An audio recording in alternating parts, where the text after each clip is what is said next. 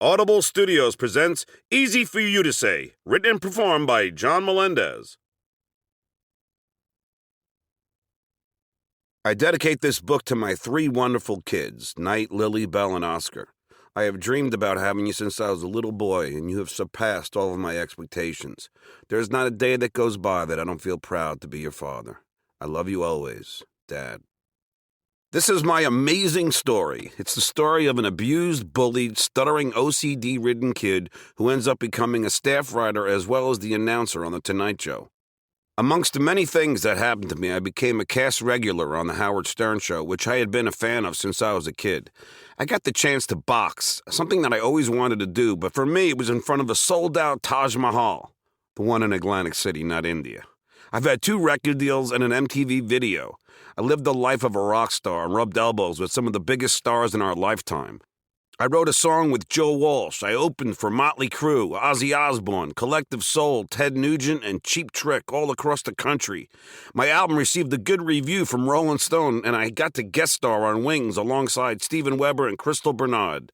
I got to be in movies and work alongside Ashton Kutcher, Sean William Scott, and Rodney Dangerfield. As a big fan of National Lampoon, I got to write and star alongside Scandal's Bellamy Young in one of their movies. I have been lucky enough to direct stars such as Quentin Tarantino, Jack Black, Hugh Laurie, Charlie Sheen, and Gordon Ramsay. I've hung out with the Kardashians on a regular basis. Okay, it all can't be good. I've toured the country with my comedy tour. I had the opportunity to be the head writer of the Kareem Abdul-Jabbar roast. I got to fly in Donald Trump's helicopter, Howard Stern's chartered private jet, and Jay Leno's private casino jet. Heck, I was writing for Jay when he performed at the White House Correspondents' Dinner, and one of my video jokes even made President Obama laugh. My prank on his successor didn't exactly get the same reaction. Still, the most important part was being a father to my 3 wonderful kids, Knight, Lily, Belle, and Oscar. How could this kid from the lower-class, middle-class Long Island neighborhood of North Massapequa have achieved so much? It is because of the mantra that I have always told myself: believe in yourself and never accept the word can't. Never let anybody tell you that you are not good enough to do something, and most importantly, overcome your fears. Don't allow the naysayers and the doubting voice in your head to take control of your mind. We can all be anything that we want to. It just takes hard work, belief, perseverance, and a little bit of luck. And one final note before we get rolling here. Much of what I've written in this book about the Howard Stern Show is how I experienced things and how I felt at the time I was there. The truth is that I will always love Howard, Robin, Jackie, Fred, Gary, Billy, Ronnie, Scott, KC, and Artie. We had a lot of great times and unfortunately some bad ones as well. Anyway, here's my crazy story. Enjoy. The Howard Stern Show, the early years. At the end of my high school years, I started listening to the Howard Stern Show on NBC Radio. The dude told it like it was, and I was immediately a fan. I was a 17-year-old who still hadn't gotten laid, so I masturbated all the time. I even tried banging a Noxzema jar and nearly burned my penis off. I thought I was crazy. Not for trying to bang a jar of Noxzema, but for masturbating. I would ask my friends if they masturbated, and they would say, "No, of course not." I felt like an outcast. Because in my Catholic upbringing, I would mark on my calendar how many days that I would do it each month and try to keep it down to like 8 rubs a month. But if I went over, I felt so guilty, like I was sinning so much and giving in to the devil. Anyway, I started listening to Howard Stern, and he talked about waxing the carrot all the time. I thought, wow, I'm not the only one. Little did I know that my friends were full of shit. Those motherfuckers were beaten off so much that they lost feeling in their right hands. I'd listened to Stern while driving for Wholesale Tire, this tire warehouse where I worked off and on since I was 13 and through college, when my mom picked me up from the train that I took to NYU. I'd listen to him when I drove to my job selling housewares at Sears or when I was counting electronic parts at Standard Radio. I listened to him, Jackie, Gary, Robin, and Fred all the time. See, I was a huge Mad Magazine fan. And this show had the same irreverence. In fact, one of the ways my dad would get me to go to church with him every Sunday was that after Mass, he'd take me to the candy store where I'd get 1 package of candy and 1 Mad. I couldn't wait until the latest edition came out. The Stern Show reminded me of just that, Mad Magazine. I had no idea what anybody looked like on the show. In fact, I thought Robin was this thin white chick with long blonde hair. I finally got to see a picture of her in college, and I was shocked. She had brown hair. She looked like nothing I had imagined. I used to always listen to Boy Gary, as they called him, argue with Howard, and I was like, Gary, man, shut the fuck up. Why are you trying to win a fight that is unwinnable? I felt bad for him. I mean, he seemed somewhat normal. When I was stuttering my way through NYU, I became friends with this wannabe stand-up comedian named Mitch Fertel. He and I became good friends. He was interning for Howard, and his dad wasn't happy about the lack of pay. So I asked Mitch to hook me up with an interview if he ever decided to leave. And thank God he got into a major car accident, and I got the job. By the way, it's never been proven that I cut the brake line. Mitch was fine, but he didn't have a way to drive it anymore, and his dad had had enough of him working for free. Mitch didn't really like doing the celebrity interviews anyway because he felt that they were hurtful. The show needed a new guy with a total lack of conscience. Hello? Mitch mentioned me as a potential replacement, and after hearing that I stuttered, Howard wanted to hire me sight unseen. Little did he know that my job of interviewing celebrities was what I'd been perfectly groomed for since birth. My 5th grade teacher wrote in my report card to my parents the following: John tends to ask outrageous and penetrating questions in class and stutters when excited. This teacher unknowingly wrote my resume for my future job. In 6th grade, they had this assembly for all the boys on human sexuality. They put all of our dads in the seats behind us. All the other boys had questions but were too afraid to ask, so they would write them down and hand their questions to me, and I would then raise my hand and blurt out, how many holes does a girl have? If the fastest sperm gets to the egg, then why are there so many fat kids in the world? What is the clitoris and where do we find it? To this day, I still don't know the answer to the last one. I'd heard Mitch do the interviews when I used to drive into Sears, and I think to myself, this job would be perfect for me. I had done a good job interning at Polygram in the video department, and Gary got a good recommendation from my boss, and Mitch set up the interview for me.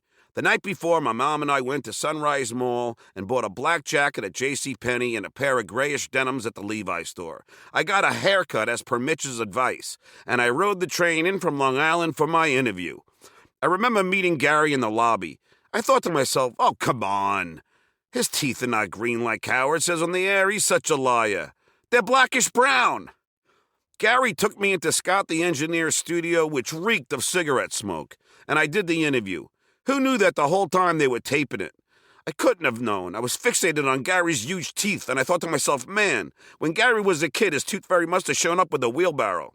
Well, Gary called me a week later when I was working at my friend Kevin Kalinowski's video store and told me I got the job. I was ecstatic. I remember my first day. Mitch started showing me around. I remember seeing Robin, who came in limping with a foot cast on, and I was like, oh my God, this is the Robin Quivers who I listened to for so many years. Mitch instructed me that it was up to me to park her car, a gray Saab with a standard transmission. I met Howard in his office. I was like, what a thrill. This was the dude that made me feel okay about stroking a sausage, which also got me a little worried when I shook his hand. I made him laugh for the first time when we were talking about my parking Robin's car. He asked me if I knew how to drive a clutch, and I said, yes, of course. That's easy. The gas pedal's on the left, right? He laughed, Robin laughed, and I felt at ease. I kind of got the feeling that he liked me from that moment. Little did I know that I should have done what Mitch did to avoid the extra work and said I didn't know how to drive a clutch, but I was too eager to please. I saw Jackie the Joke Man Martling from the back standing down the hallway. I thought to myself, hey, he's not as fat as Howard always says on the air. Man, Howard likes to exaggerate.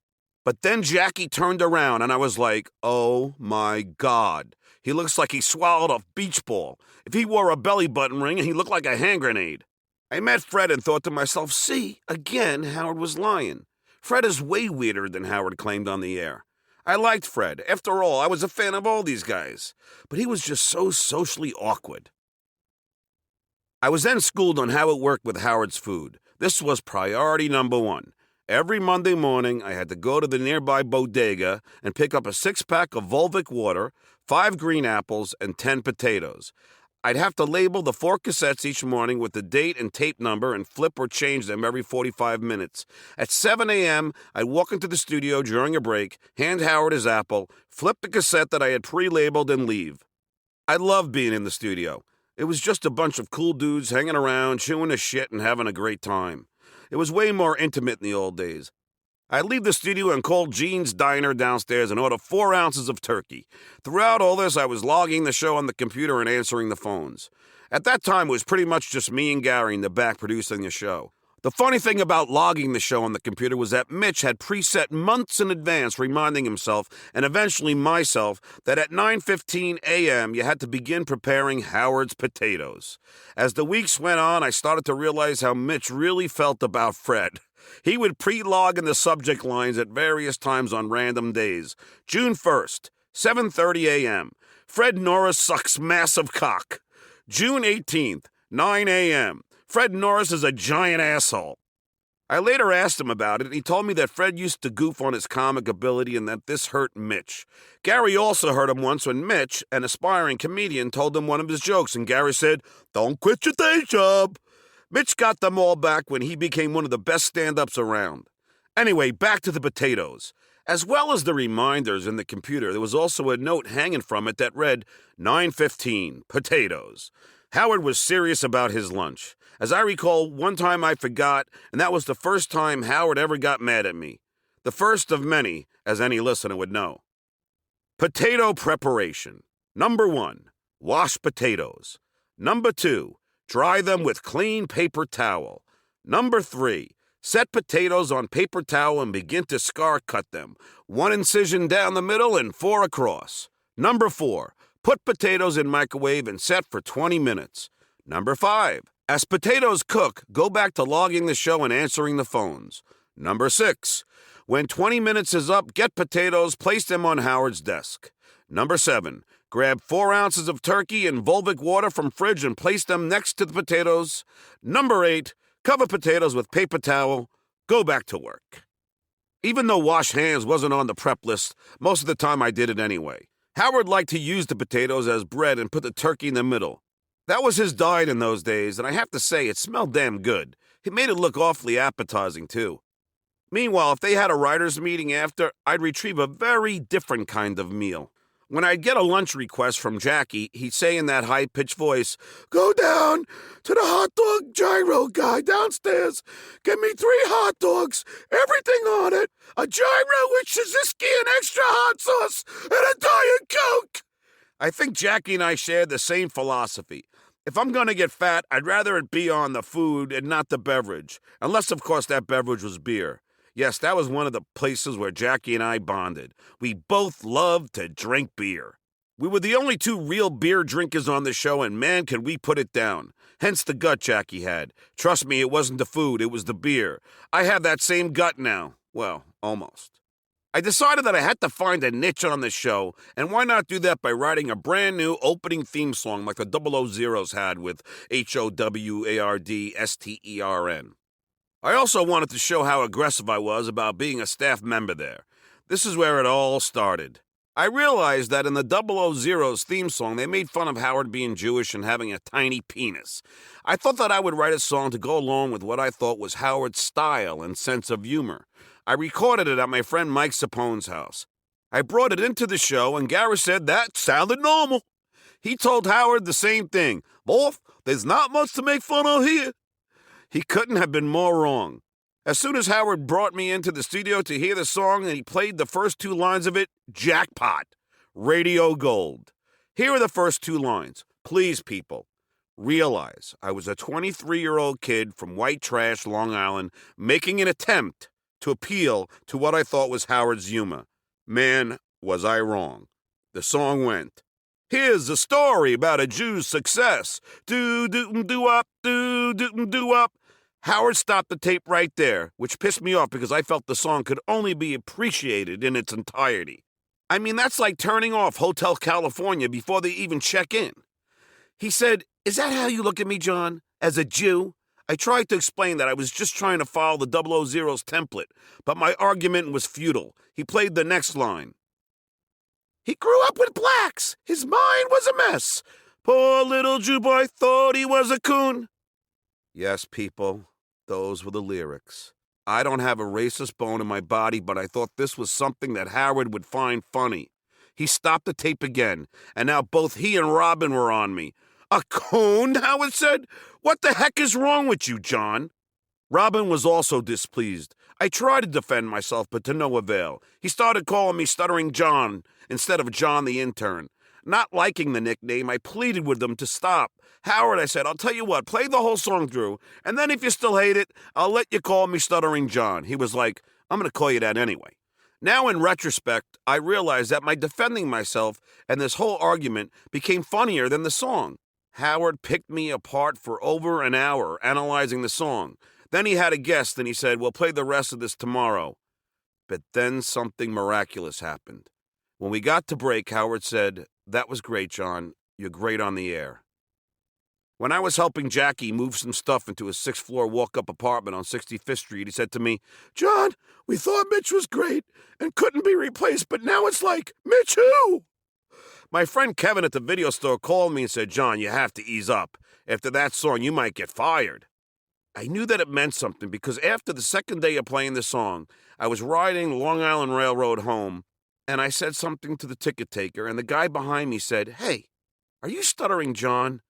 I was like, yeah, how do you know? He said, I recognized the voice. Wow, I couldn't believe it. All my life, I wanted to be famous. Could this really be happening? Here's the whole song. Here's a story about a Jew's success. Do-do-do-up, do-do-do-up. He grew up with blacks. His mind was a mess. Poor little Jew boy thought he was a coon. After dancing the horror, he had nowhere to go. Do-do-do-up, do-do-do-up. Who would have thought he'd be king of radio? Hail to King Howard. Howard is the king. Howard, Howard, Howard Stern. Tie Scott Muni to a pole, light a match, and watch him burn. I mean, let's face it, Scott Muni's throat is a mess. Soupy Sales needs an enema, and Scott Shannon wears a dress. Well, Howard said we'll see ya to NBC. Do-do-do-up, do-do-do-up. It seemed they got jealous of his popularity.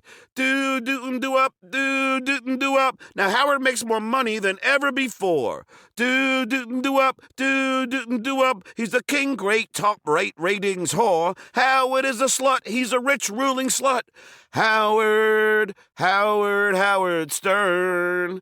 Tie Scott Muni to a pole, light a match, and watch him burn. I mean, let's face it, Scott Muni's throat is a mess. Soupy Sales needs an enema, and Scott Shannon wears a dress. That was the song, recorded in my friend Mike Sapone's basement. That was the song that made them forget about Mitch and realize they had this ambitious, stuttering gold mine at their fingertips. Getting to work each morning was tough. I had to get up at 3 a.m. and catch the 3:57 train leaving Massapequa. Many times I would just miss the train and end up racing it down Sunrise Highway, trying to get far enough ahead so I could park at a station and run up the stairs to the platform to get on the train. One night they held a Halloween costume party at Spit in Levittown. First prize was $500 and I owed my friend Jiggs $350 for a rental car we took to Florida. So I got some chicken wire, a lampshade, and paper mache, and I made myself a giant penis costume. I applied shaving cream from an aerosol can to the hole on top of the costume and proceeded to hand out condoms. I won first prize and drove home with the costume proudly displayed on top of my car. It fell off due to the wind and some guy pulled up and asked me for it. And I told him no way. I brought it home, slept for a half hour, and took the train to work. After the Stern Show, Meg Griffin, who was the DJ on the air following Howard, heard that I won a costume contest.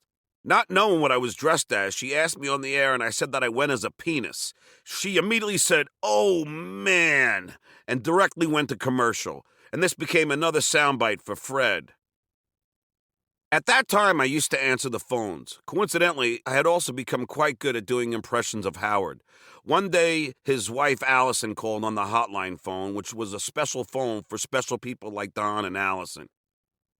I answered the phone as Howard, and Allison started telling me some private shit. I immediately said, "Allison, this is John," and then handed the phone to Howard. That was the first time Howard scolded me, but I can't say I blame him. The moment that would change my life forever finally came when Howard called me into the studio off the air and asked if I wanted to do a few celebrity interviews. This was the moment I was waiting for. I mean, next to masturbating, this is the thing I was most qualified for. I knew I could do this. I said, yes, I would love to. My first assignments were Danny Glover and fellow stutterer Carly Simon. You'd think that because Carly was a fellow stutterer, it would have made it easier for me, but it didn't. I stuttered throughout the whole interview. I forget now what the questions were, but Carly was so nice. Danny Glover, on the other hand, wasn't as easy. He kept getting irritated, saying that he was there at D'Agostino's picketing that they stopped putting pesticides on grapes. He said that he only wanted to talk about grapes. So then, thinking on my feet, I started putting grapes in every question. Danny, do you greatly feel that Mike Tyson should be caged? He kept getting irritated, but it was funny. With all of my stuttering, I thought I had failed. Little did I know how wrong I was. Howard played it on the air and loved it. They all laughed their asses off in the studio. It turns out that for the first time in my life, the stutter became a plus. It appeared to be a sign of innocence, which won sympathy from my victims and made my offensive questions somewhat less offensive. I started to get very popular. Apparently, the blend of being fearless and humble while stuttering was a perfect mixture. I never felt that bad doing the interviews because I was doing a comedy bit. I would always say, big fan, most of the time because, well, I was. I would always ask for a handshake or a hug after an interview to let them know that I was just messing around and it was all good. Years later, when I was asking my general manager, Tom Chiasano, and program director, Stephen Kingston, for a raise, Steve said, well, Howard created you. And I said, no. Years and years of bad parenting created me. I started doing more and more interviews. One of my next assignments was to interview Ringo Starr at a press conference. You have to understand, the Beatles were and are my favorite band of all time. They're the reason I ever picked up a guitar in the first place. I was very apprehensive about doing the interview and asked Gary if he thought it would kill my chances of ever getting a record deal. He said no. It might have been the first time he had ever been right in the whole time I was at the Stern Show. Just kidding. Well, maybe not. I nervously attended the press conference. I stepped up to the microphone, sweating like crazy. I said, Ringo, now since Murray the K is gone, who's the fifth Beatle? Ringo responded, you are. I didn't even know who the fuck Murray the K was. This also helped me in some interviews as I was too young to know this shit. Heck, I spent the last 10 years of my life just trying to get laid. Then I asked the embarrassing question. The atomic bomb was about to drop directly on Ringo's head. I asked, Ringo, what did you do with the money? He said, what money? I said, the money your mom gave you for singing lessons. Boom! Wham! Pow! I could almost see the Batman cards filling my mind. Ringo paused, the crowd gasped, and then Ringo responded, I bought fishing chips. I left convinced that I had just killed my chances of ever getting a record deal, but I hoped that Howard would be happy. He was. They played it on the air and laughed their asses off. Jackie, a big Beatles fan as well, gasped in disbelief. I loved making all of them laugh. Look, I'm not saying that it was easy for me to be insulting, but I knew what would be good for the show and would please Howard. A few weeks later, I got my first unofficial mention in Rolling Stone regarding the Ringo press conference.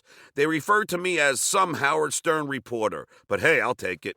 More and more interviews followed, and the press started mentioning my name in their articles. I would show up everywhere and wait for hours, all night, just to get a few. Why? More interviews meant more airtime. More airtime meant more popularity, and more popularity meant more of me as a fixture on the show that I had been a fan of for years. My mantra, work hard, harder than the rest, and the rewards will follow. Stay focused on the prize, which for me at that time was more airtime. I once waited 13 hours for an interview with Chevy Chase. 13 hours! That's how hungry I was. I would then bring the tapes back to the station and sleep on the floor next to Mel Karmazon's office because there was a nicer rug in there and he had air conditioning. I was getting more and more airtime, but I was dead broke. I had worked for free for 2 whole years and I was 10 grand in debt from borrowing from my parents. Twice even, Howard gave me a check for $1,000 because he knew I was hurting. I remember interviewing Fred Gwynne from the Munsters. He was showing his artwork at an exhibit. I brought my friend, bass player Abe Hopper, with me. We got there in Manhattan, and the hottest publicist blonde chick I had ever seen greeted me. In a brief conversation, she informed me that I was not to ask questions about the Munsters or Car 54, Where Are You? I promised her that I wouldn't. I lied. She then escorted me over to Fred Gwynne, and I nervously began my interview. You have to remember, the publicist stood right next to me, and I had to ask some pretty fucked up questions. Funny, but fucked up. I asked a long string of Munsters questions, much to the publicist's chagrin. How long did it take you to get off that green makeup? How's Lily? Do you sign your paintings Fred Gwynne or Herman Munster? Finally, Fred got a little annoyed when I asked him, "Oh, did Vincent van Gogh ever dress up like Frankenstein?" He responded, "John, I'm going to make believe I didn't hear that question." Then he gave that famous Herman Munster laugh. He wasn't thrilled, the publicist wasn't thrilled, but Howard sure was. It became mine and Howard's favorite interview. Just the discomfort factor alone was hilarious. Fred was a good sport. I liked him a lot, especially for having the patience to deal with me. I interviewed Walter Cronkite. I used the word friggin' in a sentence, and he scolded me for like 2 minutes on what has happened to American journalists when they use an asinine word like friggin'. I was just happy to be called a journalist. Tommy Lasorda was promoting Slim Fast, and I asked him, "How much do you want to bet that Pete Rose is gambling again?" He got pissed, scolded me, and left. Kevin McMahon, my producer and friend, would always hide during my interviews because he didn't want to kill his chances of ever working in the entertainment business again. I didn't care at the time. Heck, I was working with my radio idol. I interviewed Tommy Lasorda again on a different occasion while in disguise. He was on a dais while eating a turkey leg, and I pissed him off again by asking him, "Are you pissed those stupid freaking Canadians keep on winning the World Series?" He started saying something like, "Who you calling stupid? They're not stupid." Meanwhile, the whole time he was spitting turkey leg bits all over me. I even got Tommy a third time in Times Square at a book signing. There were no other reporters around. I was in disguise, suit, hair slicked back, fake glasses, and the publicist was happy that someone had actually come to cover the event. After all, this was New York. There weren't that many Dodger fans here. So she gladly escorted the crew and me backstage where I had a one-on-one interview with Tommy as he was signing pictures. I started out with softball questions. "Tommy, what would you want on your tombstone?" Tommy replied with some long-winded answer that he must have given before. Then came the atomic bombs. "Tommy, now that you're fat again, are you going to give the money back to Slim Fast?" Tommy turned and looked at me angrily. "I'm not fat. What kind of question is that? I'm not fat. Next question." I responded, "Tommy, since you sit on the bench a lot, do your roids bleed?" Tommy angrily replied, "What are you, a wise guy or something?" The publicist said, "That's it." Tommy said, "Yeah, get out of here." The crew and I were escorted out, although this time not so gracefully as when we were brought in. 3 times I got this guy. How could he analyze baseball players when he can't even recognize the same jackass that keeps asking him these dopey questions? As nervous as I was doing these interviews, I was starting to enjoy them in an odd way. I mean, after all, these celebrities had had their asses kissed for so long. It was about time someone cut them down to size, and that someone was me, hero of the stupid. As I was named by an envious Robin Quivers as we were walking past 600 Madison Avenue, the then home of K-Rock, and a few construction workers started yelling my name, recognizing me but not her. She said, "You see, John, you're the hero of the stupid." The name didn't bother me. Hey, at least I was hero of something, and I came from a lower-income working-class family. To this day, people who want to trash me will call me hero of the stupid, but they don't seem to realize that I wear it as a badge of honor. If Robin believed that the working-class man represented stupidity, then so be it. I was a working-class man and damn proud of it.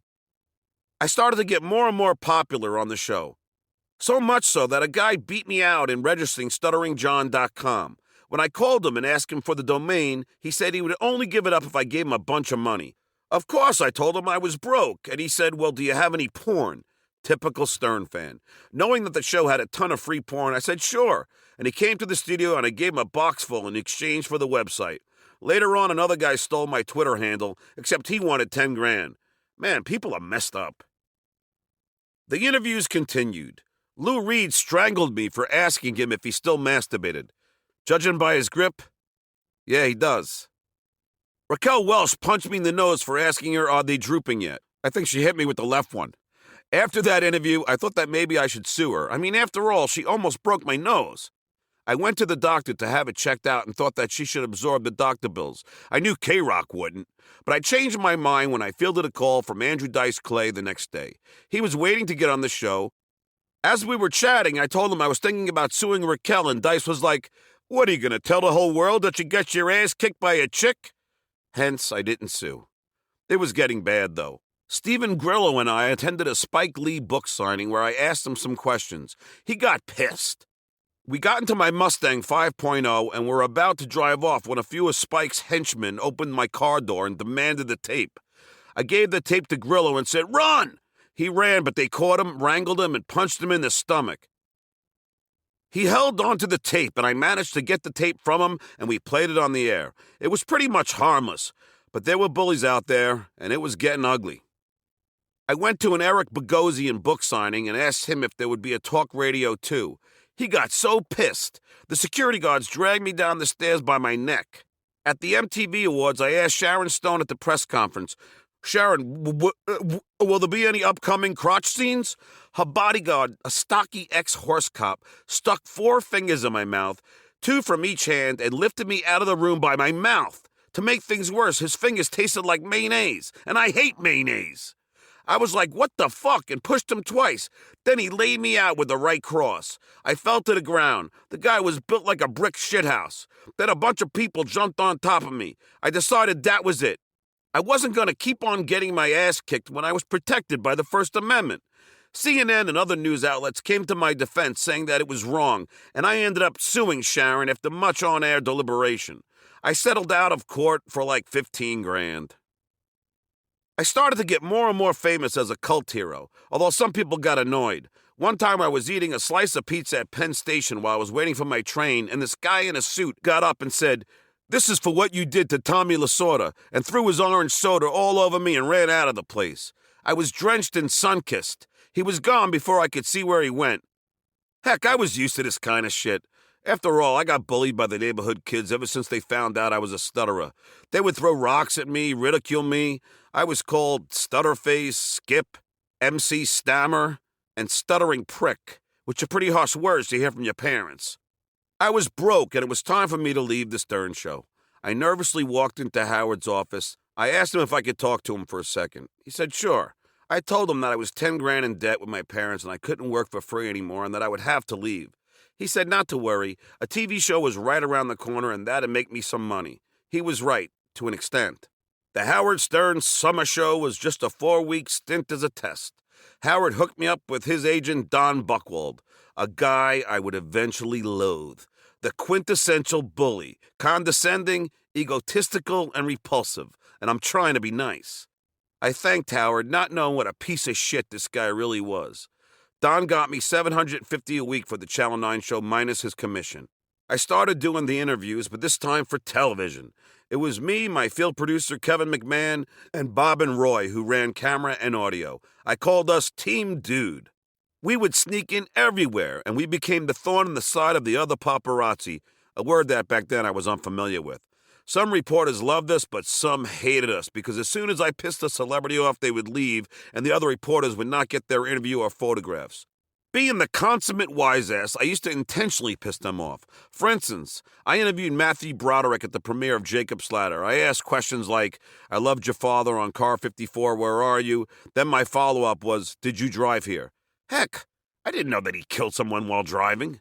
Ignorance for me was bliss. That same night, there was some downtime, and all of the paparazzi were waiting at the entrance. So I decided that it would be funny to walk to the corner and pretend that I saw Madonna exiting her limo to get into the side entrance. I was like, "Hey guys, there's Madonna, let's interview her." I had my crew shooting around the corner as all of these hungry paparazzi came running, only to find me laughing my ass off as my crew shot them rounding the corner, showing their dismay and disapproval. I interviewed the late, great Joan Rivers. She had the best response. God bless her soul. I said, "Joan, do you think ugly people should be allowed to have children?" And without missing a beat, she said, "No, and I told your parents that." That was the same Leona Helmsley event where I cornered Imelda Marcos and kept stuttering while asking her, "Imelda, when you fought in front of company, do you blame the family dog?" She looked frightened. She looked like a scared cat trying to become invisible in the corner while warding off a stuttering Siberian husky. I asked the Dalai Lama, "Do people go up to you and say hello, Dolly?" He laughed, but Richard Gere, who worshipped the guy and was hosting the event, was not happy. He kept trying to thwart my questions, saying, "These are very odd questions." Later on, I tried interviewing Gere, and he just said, "You're crazy, man." I had to hand it to Jackie and Fred for writing the bulk of these amazing questions. I snuck into the Jennifer Flowers press conference after she was in the National Enquirer or Star magazine for saying that she had an affair with then Democratic nominee Bill Clinton. I screamed, "Jennifer, did Governor Clinton wear a condom?" The crowd laughed. Jennifer's lawyer was not amused. "It's a social issue," I improvised, and the crowd laughed again. So I screamed, "Jennifer, was there ever a threesome?" Jennifer's lawyer said he would put a stop to the press conference if there were any more questions of that nature. I followed with, "Jennifer, will you be sleeping with any other presidential candidates?" The crowd roared, and even Jennifer smiled and laughed. The press conference ended, and a reporter came up to me and asked me, "Who are you?" I said, "Stuttering John." At least that's what they call me. That interview put me on the map. Heck, even the McLaughlin report was defending my question, referring to me as Mr. Melendez. Wow, that's impressive, I thought. The New York Post said I single-handedly saved the nomination for Bill by making a mockery of the press conference. They even came out with an article saying that Bill Clinton feared me more than his opponents. I asked ZZ Top at a press conference, "Does Sinead O'Connor give you a boner?" They were like, "Who's Sinead O'Connor?" And later, "Yeah, what's a boner?" I laughed my ass off. One morning we were in the studio and I was going over the questions for columnist Liz Smith with Howard and the gang. Andrew Dice Clay happened to be a guest, so he was in the studio. He asked me to ask Liz Smith, "Why you such a fat cow?" I looked at Howard. He said, "Sure." I did the interview and asked her the question. I said, "Liz, why are you such a fat cow?" She laughed and said, "I don't know, I just think it's a great way to be." That was an interview that I felt so bad about that the next time she was appearing somewhere, I asked Howard if I could just go there and apologize. He agreed, so I went there and apologized, and she accepted. We taped the whole thing and played it on the air. We went to a celebrity softball game in Central Park, and we struck Channel 9 show gold. The first up was Roy Scheider. You have to understand, Jaws is my favorite movie, and I love Roy Scheider. As we were trying to go interview him, the event's publicist came over and tried to stop me. I tried to reason with them, and the camera crew shot the whole thing. They did brilliant work, because while we were arguing with the publicist, they would pan over to Roy, and he just stood there calmly, patiently waiting while watching this debacle. I kept explaining to them that I knew more about Roy's career than they did. Finally, they allowed me to interview him, and I asked him boring, what's he up to kind of questions, and he was like, "Come on, get to the real stuff." So I began with these questions. Me. Are you a Jew, Roy? Roy. That won't do. Me. Do you smoke pot? Roy. That won't do either. Me. Do you worship Satan? Roy. That won't do either. He finally was like, "Time's up," and walked away from me. Then I asked Phil Donahue if he thought Oprah would eat until she explodes. He said, "That's not funny." Finally, I got to John Amos from Good Times, and I knew the question, so I immediately started stuttering. It may have something to do with the fact that he was holding a humongous softball bat. So I began, do you think Two Live Crew are talented or just another bunch of troublesome blacks? He cut me off and said, "How the fuck did you get this job with a speech impediment? That's what I want to know." Then he started making fun of my stuttering while I just laughed. I asked former presidential candidate Walter Mondale about his running mate. "Walter, were you afraid how it would have been when Geraldine Ferrara got cramps in the office?" I think he laughed. I accidentally stuttered and spit on famous disc jockey Allison Steele's face while asking her if she still used tampons. And I felt bad, not for the question, but for the loogie I hocked in her face. I got punched by Morton Downey Jr. for asking him when he got his warts removed if he saved them in a pickle jar. Ray Romano's manager, Rory Rosegarden, later described me when I was on the phone with him seeking management as being a professional asshole. Howard read a review of the Channel 9 show that pretty much trashed everything, but they said they liked me. A stuttering star was born, but that would soon become bittersweet. My Channel 9 love affair. At this time, I started hitting on the talent booker for the Channel 9 show, Karen. She was a cute Jersey girl with a pretty face, killer body, and a good sense of humor. I was in love. I confided my sentiments to Robin Quivers, and she would help me through the game. I asked Karen out so many times that Channel 9 producer Dan Foreman pulled me aside at the end of the first season and told me that I had to stop. But I was persistent. Moderately handsome and a fun personality is all I had, and I wanted this girl like no other. She turned me down more times than a ringtone in a library. But again, my mantra is always, there is no such thing as can't. I finally got her to come to my band's gig in Jersey, and after the gig, she invited me over to her friend's house where I slept in the same pull-out bed with her. No sex or anything, but I felt her beginning to break. I finally got her to agree to go to a Broadway show with me. I don't know why, but I chose Phantom of the Opera. I thought it was a scary show, not a bunch of people singing opera. Damn, I hated opera. They should have given me some kind of clue, maybe in the title. But nonetheless, Karen agreed. Robin took me to her favorite store and helped me find a nice outfit for the show.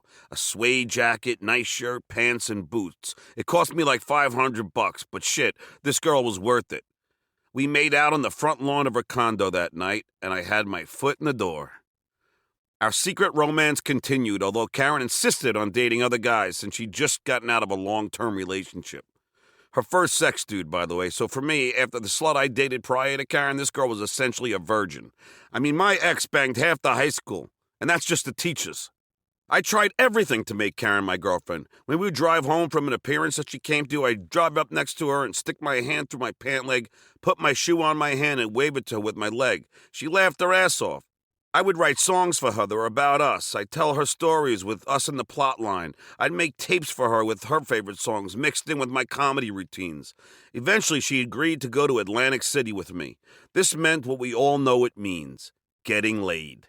Not so fast, though. My Mustang broke down about 5 miles outside of Atlantic City. But we finally had it towed and checked in. We started fooling around, and she demanded I put on a condom, which I didn't have. So I had to get dressed, walk downstairs, find a store that sold condoms, and finally return to the bedroom. I put the condom on and immediate shrinkage to flaccidity occurred. I was so embarrassed. I went down on her for like half an hour praying that my dick would rise. It did just enough, but the sex was lackluster to say the least. Shit, I had performance anxiety. Oh great, now my penis was stuttering. What a freaking loser I thought I was. When I got home, I beat my dick for an hour. Finally, I got a second chance. She was off working for the afternoon, and I fantasized about her wearing a skirt, and I would bang her while she wore the skirt with no underwear. Voila! It worked. We never had a problem with sex again, and man, was it fun. We finally became boyfriend and girlfriend, but she swore me to secrecy. The only person I trusted enough to tell was Robin, who felt she was betraying Howard by not telling him. But she kept her secret. When Karen and I would leave the Channel 9 studio, I had to duck down in the car because she didn't want anyone to know that we were an item. Karen was Jewish, and her parents weren't thrilled that she was in love with a long-haired Catholic Puerto Rican with a stutter, and her dad forced me to wear my hair in a ponytail whenever I was in the house. Karen agreed that at the beginning of our second season at the Channel 9 show, she would come on the Stern Show and announce our relationship. At the time, I had told Baba Booey I was dating a girl named Barbara, so he had no idea. I finally introduced Barbara to Howard and the gang on the air, and it made a great segment. Gary's jaw dropped, and he was like, "Wait, John, this is not Barbara. This is Karen." And I was like, "Yeah, Gary, they are the same." Howard didn't believe it and made us make out to prove it, which we did. Gary was like, "John, I have a newfound respect for you." Robin admitted to Howard that she felt bad keeping the secret from him, but she had promised. I think he understood. Karen and I continued our love affair for about a year.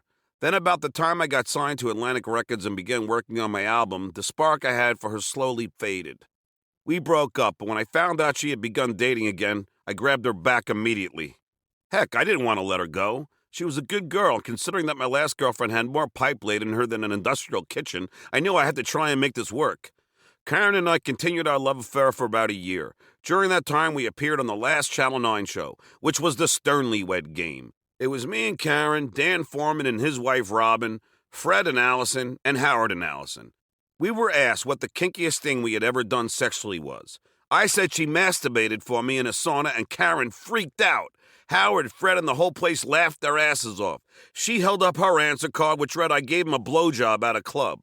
After the show, she was crying outside of the studio building, and I knew I had to console her. It turns out she was worried about what her family would think. I was like, well, why is it better for them to hear that you gave a blowjob at a club? What was so evil about masturbation? She finally got over it. There was a second segment, which they never aired, featuring me and Steve Guttenberg.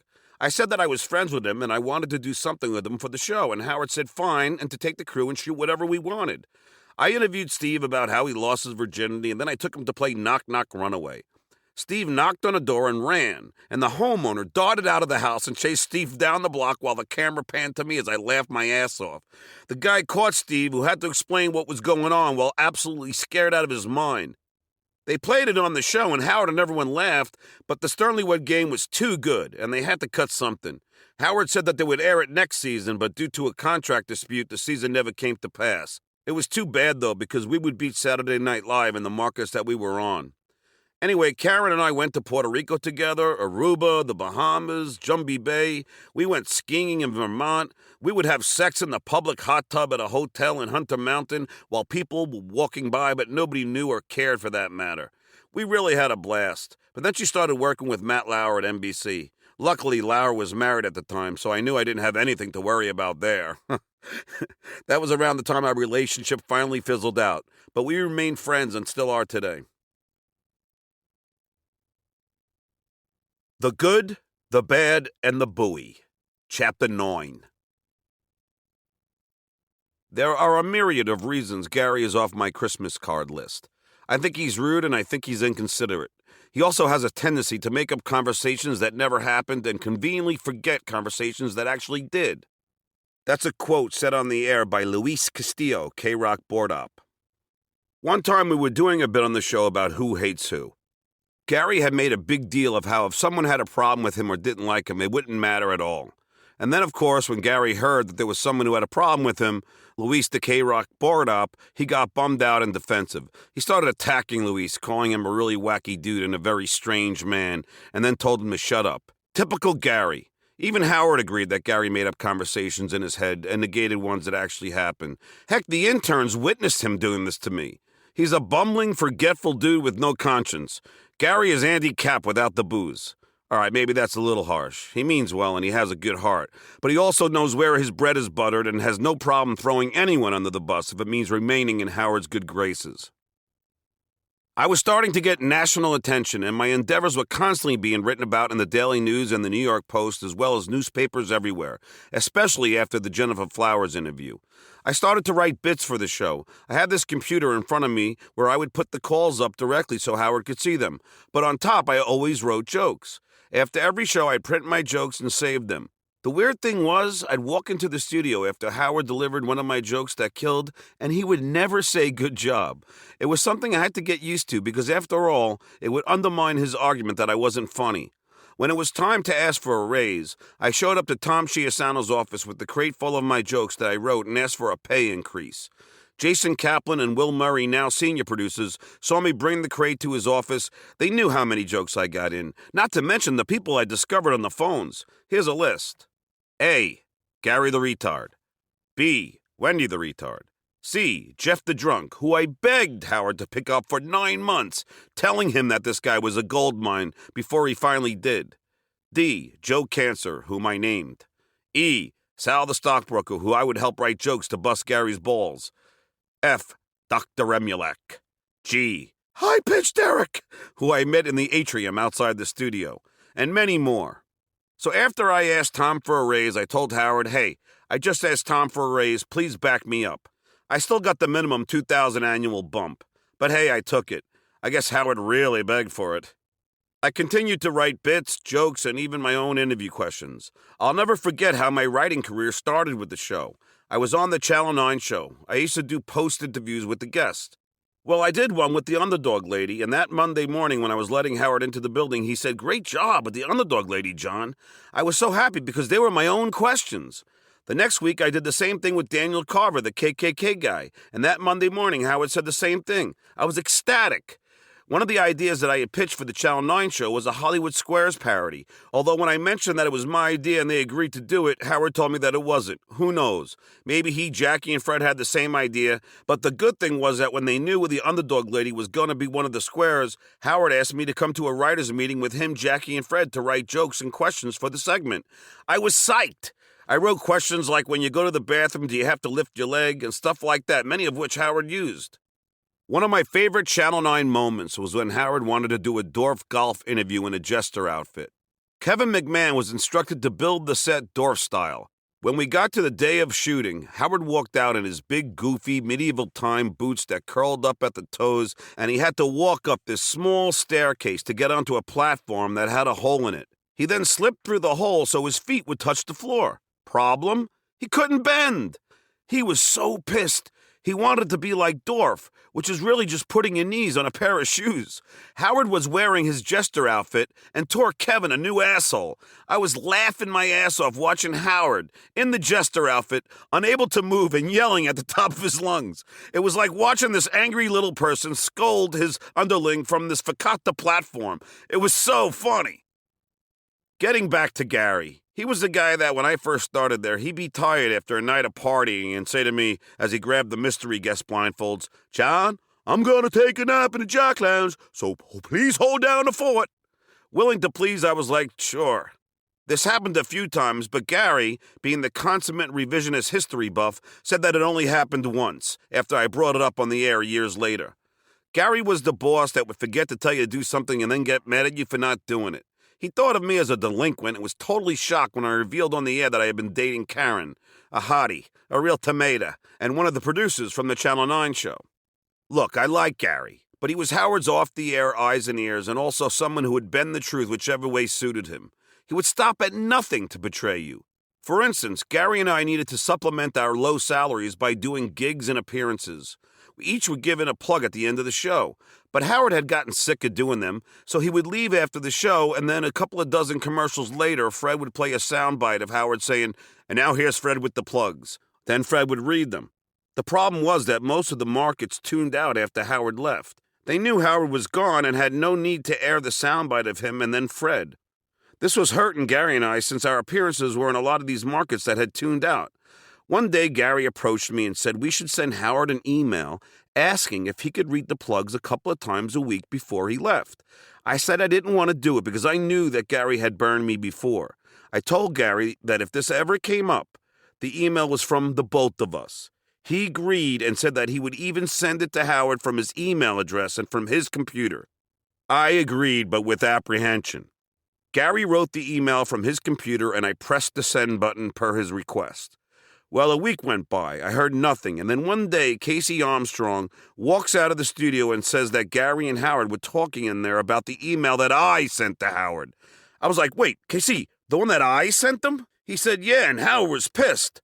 I asked Casey if Gary had told Howard that it was from the both of us, and Casey said Gary acted as if it were just from me. He never admitted any involvement. When Gary exited the studio, I confronted him and said, "How could you, Gary, after you promised me you wouldn't?" He started getting mad at me for making such a big deal out of it. I said, "Gary, we had a deal and you promised."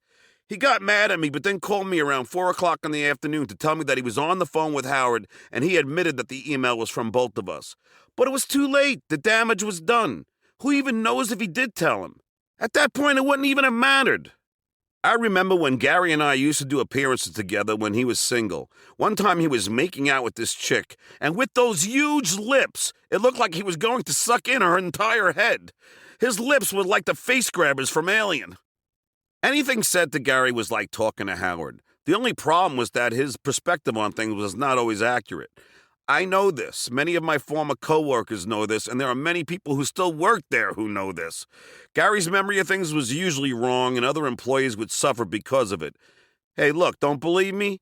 This is a guy who couldn't even remember the name of his favorite animated character. He screwed up the name of an animation cell that he wanted. It was of Baba Louie, and Gary said Baba Booey, and thus his nickname was born. So I started to mess with him. I would pull pranks on him, goof on him in the studio, write bits about him with fellow intern and friend Mike Navarra. See, Mike knew the ins and outs of the buoy as well. The bit was a self-help audio tape called Gary Dell'Abate's I Don't Work for a Living, and it was all about how Gary would sleep in the Jock Lounge, bumble things up, delegate any job that Howard wanted him to do, and how every other week he was on a new diet. Gary started to get jealous that Howard liked me. Look, Gary's a nice guy. He just knows where his bread is buttered. I liked him but disliked him too. I even played Shower the People with a whole choir that I put together for his wedding. I loved his wife and visited her in the hospital when their son Jackson was born. But hey, he threw me under the bus way too many times and it pissed me off. So I looked for funny ways to get my revenge. Once we were in the studio and Gary was planning to take the Gary puppet to an appearance he had in New Jersey. Jackie said when Gary left the studio, "Hey Howard, we should rig it so the Gary puppet will break." I chimed in, "Guys, how about I just steal it?" Howard said, "John, do you think you can pull that off?" I said, "Absolutely." He said, "Do it." So that Saturday at the appearance, I had my girlfriend's girlfriend and guy friend drive me to the appearance. I had the owner show Gary around the place while the puppet sat near Gary's picture signing table. I had the dude I was with run into the store, grab the puppet, and then get back to the car. He did, and we drove away laughing our asses off. Poor Baba Booey. I called Howard, and he and I never laughed so hard. We were picturing just how Gary's head must have been exploding and how many times per second he was licking his lips and grinding his teeth. God knew there was plenty of fake enamel to grind. Gary always tied his shoelaces really tight, and I could almost picture the circulation getting cut off from his feet and the blood rushing right up to his lips. Gary called me, was like, "John, don't lie to me, but did you steal the puppet, or do you know if Howard knows who did?" I was like, "Gary, no, man. I'm at my girlfriend's mom's house." Then I went into a story about a problem I was having with Tom or something, just to make believe I was so disinterested in his plight. Sure, it was mean, but I knew it was radio gold. He was like, "John, what am I gonna do?" I was like, "Gary, are you sure it's not still at the store?" "No, I check everywhere." "Gary, man, just take a deep breath. I'm sure we can get the guy to build us another one and everything will be fine." He was like, "Howard's gonna kill me." Howard and I laughed like crazy. This went on all weekend, and that Monday morning, Gary got the wrath. Howard played it brilliantly, and Gary bought it hook, line, and sinker. People started calling up. One guy called in saying that he had the puppet and he was holding it hostage, and then he put the puppet on and was like, "Wolf, I need your help. I'm scared." Finally, we gave in and told him after an hour. Revenge was sweet. This was my payback to Gary for all of the times he treated me like shit. Man, was Gary pissed at me, but I had scored many points with Howard, and this bond would eventually lead to me hanging out with Howard away from the show, which annoyed the crap out of Gary. Here's a short list of the pranks I pulled on Gary and the rest of the staff. A. The Scott Salem phone scam. Scott, the engineer's wife, used to call him incessantly in his smoke-filled studio and yell at him. So one day I taped the 2 buttons down that the phone rests on and asked an intern to call him in the studio in 5 minutes. I told Jackie and Billy what I was up to and joined me in Scott's studio. We went down there and Scott was stressed as usual.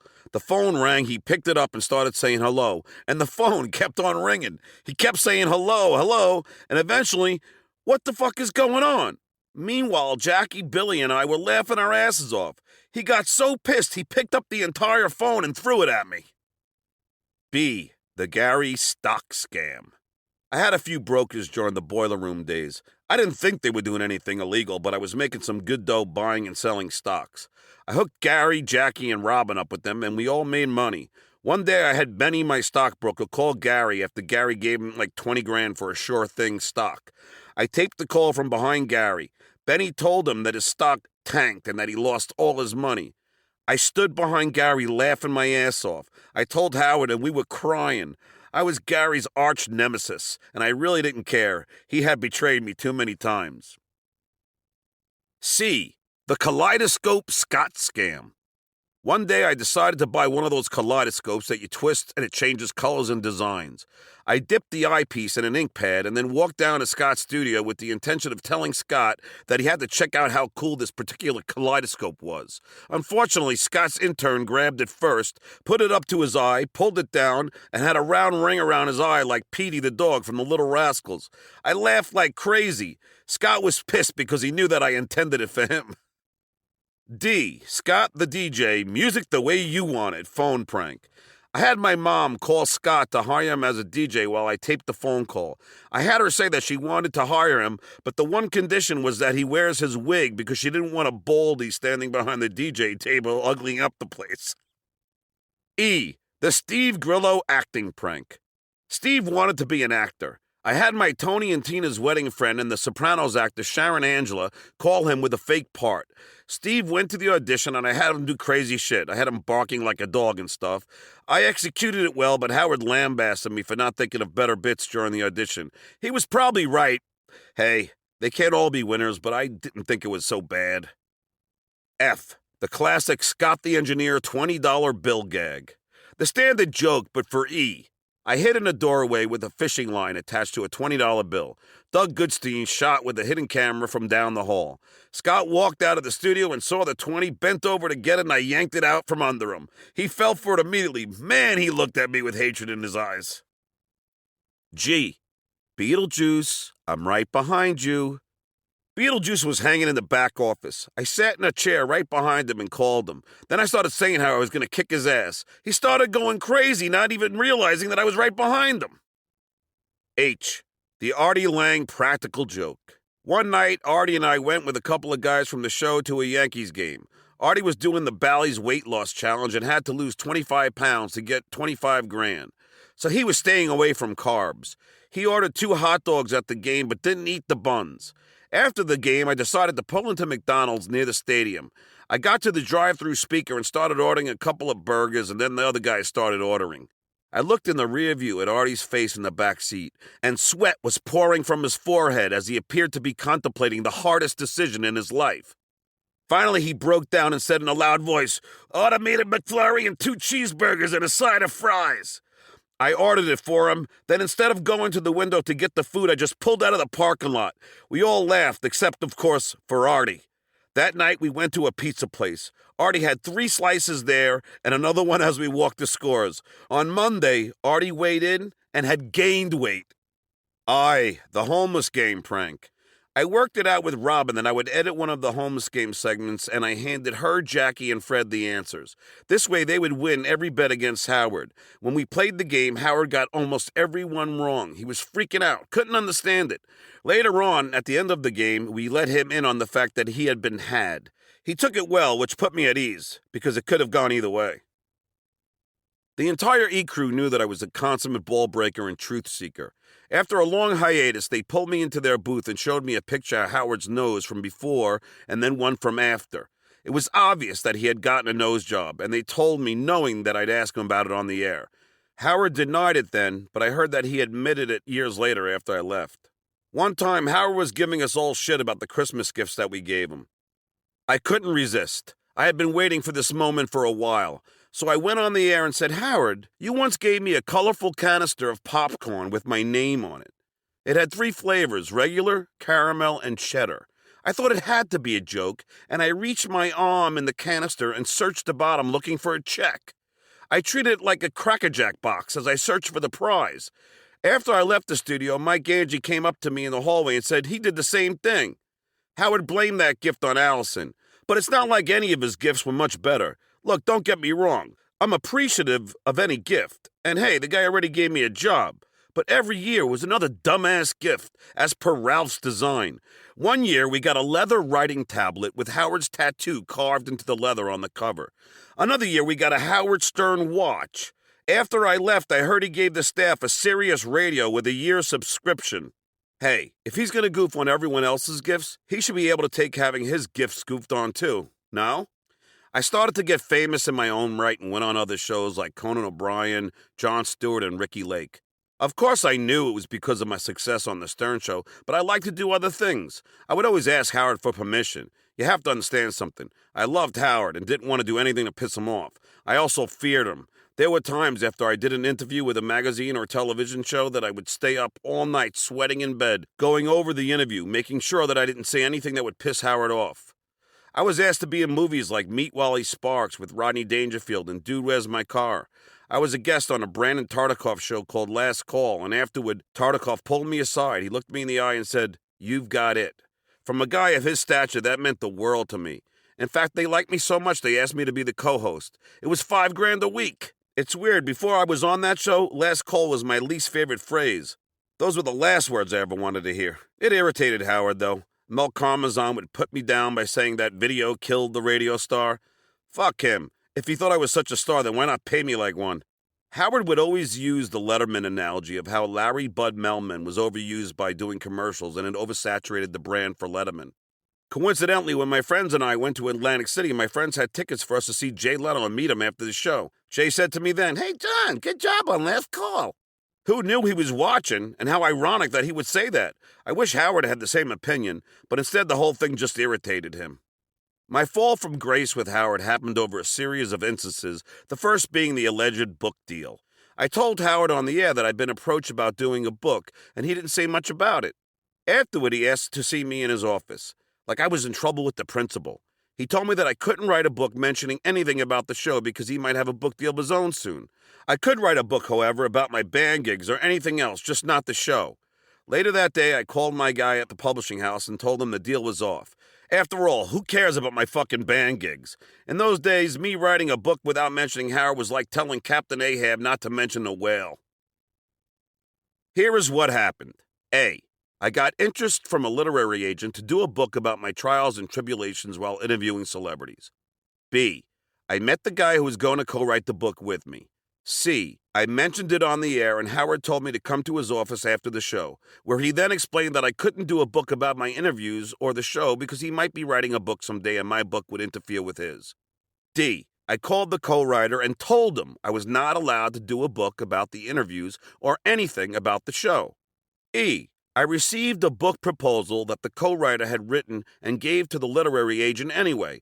It was exactly what I told him I couldn't do as per Howard's request. I was shocked.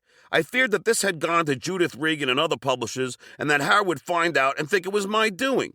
F. I called the co-writer and got his voicemail and said, "What the fuck are you doing? I already told you that I couldn't do this." G. In a state of panic, I called Robin to tell her what this asshole did. But instead of being understanding, she scolded me. She was very angry with me. In retrospect, I'm guessing she already knew and had talked to Howard about it. H. That Monday morning, Howard ripped me a new asshole about how I tried to write the book behind his back, which is so silly. Like, really? I would do that after he told me I couldn't? Did he think I was purposely trying to lose my job? That Monday after the show, the co-writer called me to apologize. He totally admitted that I told him I couldn't do the book, but that he went against my wishes, and he felt bad.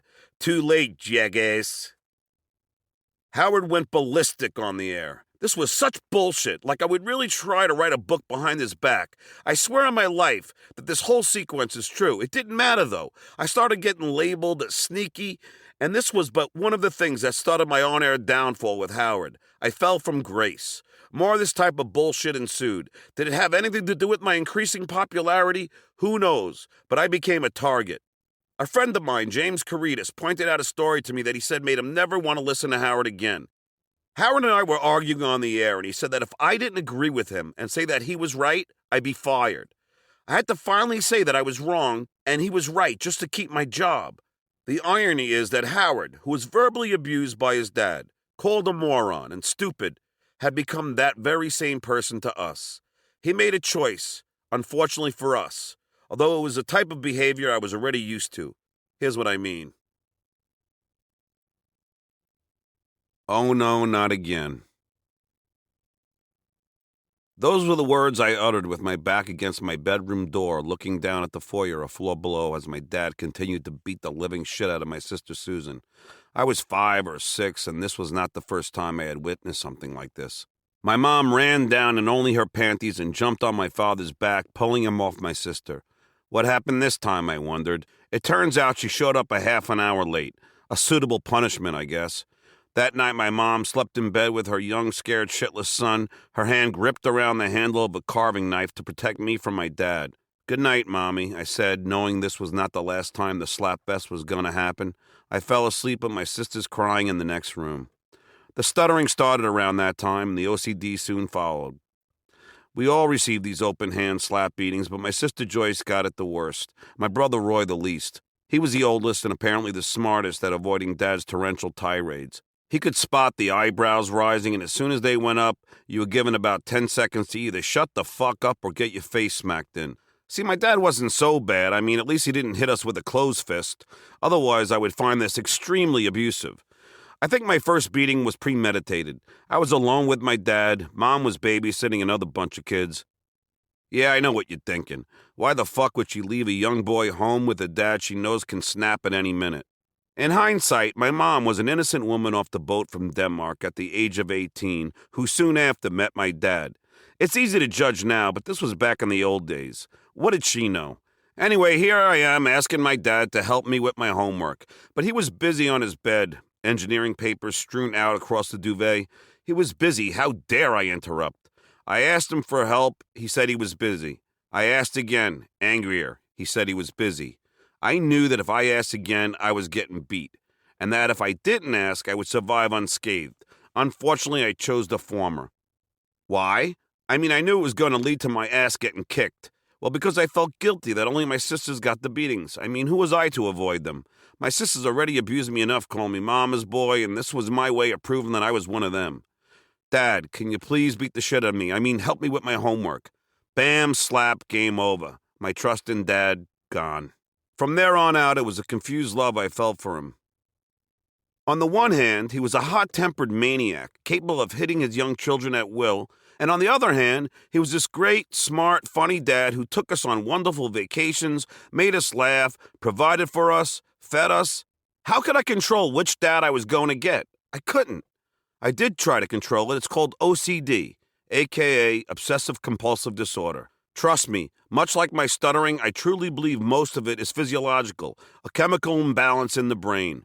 But this abuse was not fucking helping. My other two beatings were not premeditated, however.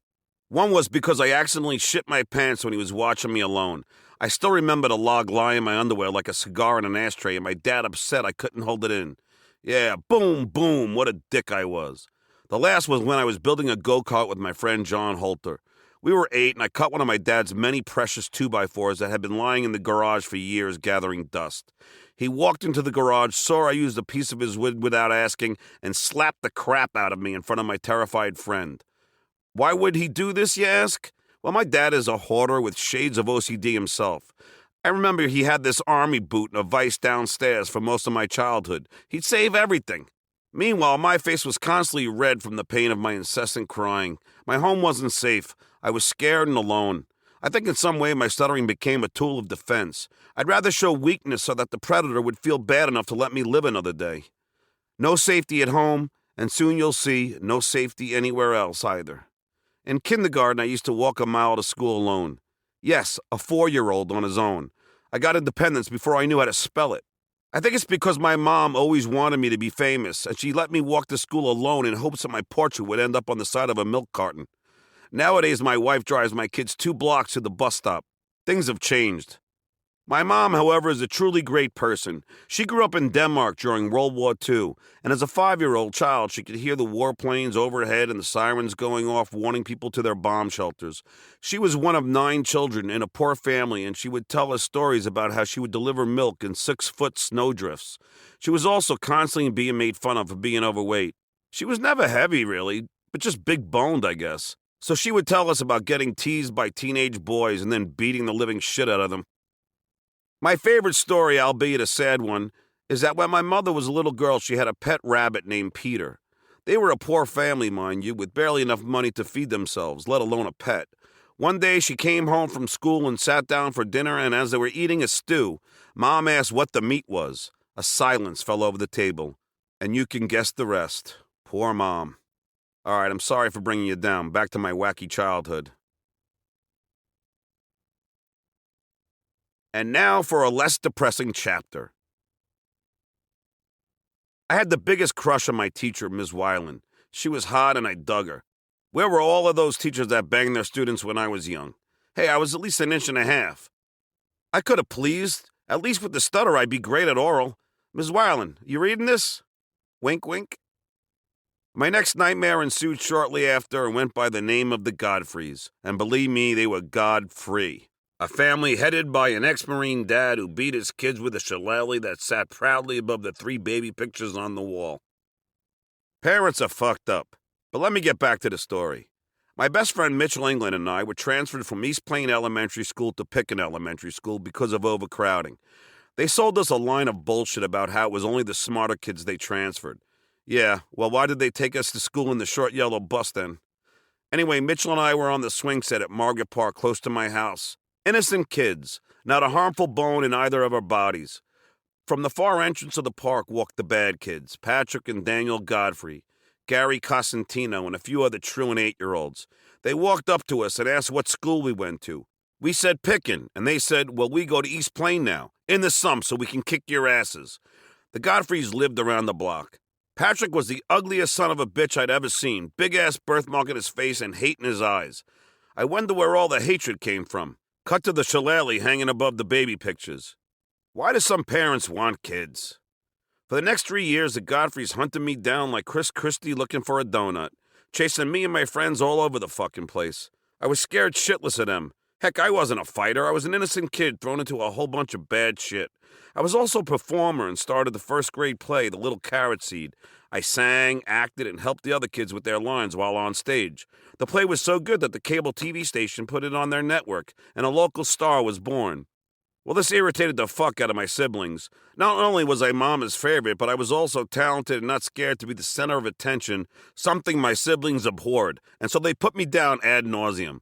Although when Susan was around her friends, she would have me sing the Little Carrot Seed song. She hated me one moment and was proud of me the next. In their eyes, I was an asshole. How dare I get all the attention? How dare Mom protect me from Dad and not them? I mean, who the fuck was I? I guess I needed an outlet, so I wrote stories. I got an 8mm camera and shot movies. Performing was my passion. It was also my curse. For 3 years, my friends and I were in what we called the war with the Godfrey gang. Once Patrick chased me over a mile down William Road to the main thoroughfare, Hicksville Road.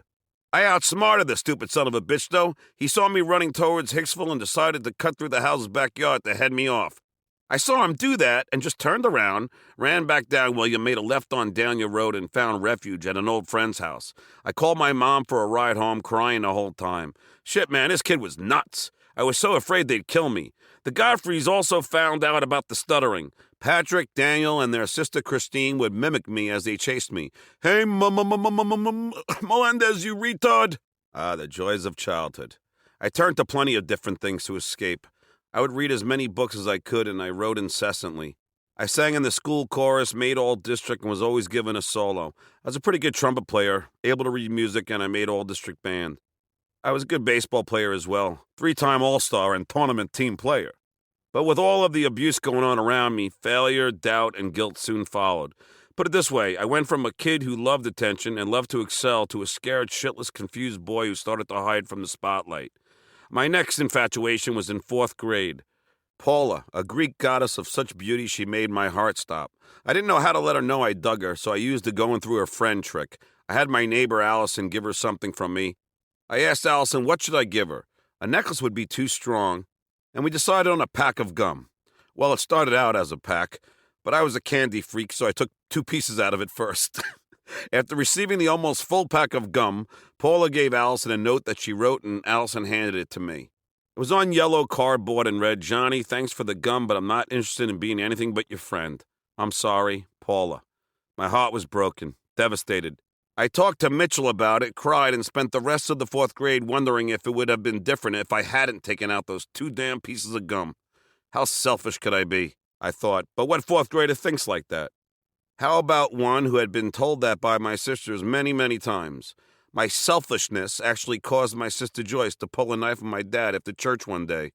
Oh yeah, my dad is a staunch Catholic. Go figure. As I said, he would bribe us into going to church by taking us to the candy store after Mass. I got my pack of grape now and laters and a Mad magazine, and they got their candy. By the time we got home, they finished their candy, and I, being the saver, still had mine. I was down to like 5 pieces, and they each asked me for one in our kitchen. Fuck no, I thought. Well, I was 9, so it might have been heck no. Eventually, I decided to cut one in half. Hey, man, I was saving them. It wasn't my fault my sisters didn't know how to candy manage. This was sugar capital to me. Look, even the title says now and later. Have some now, save some for later. It's on the fucking wrapper. Anyway, my sister started calling me selfish and a brat, and my dad overheard them needling me and came to my defense. Only his eyebrows were raised, and Susan knew to run out of the fucking room.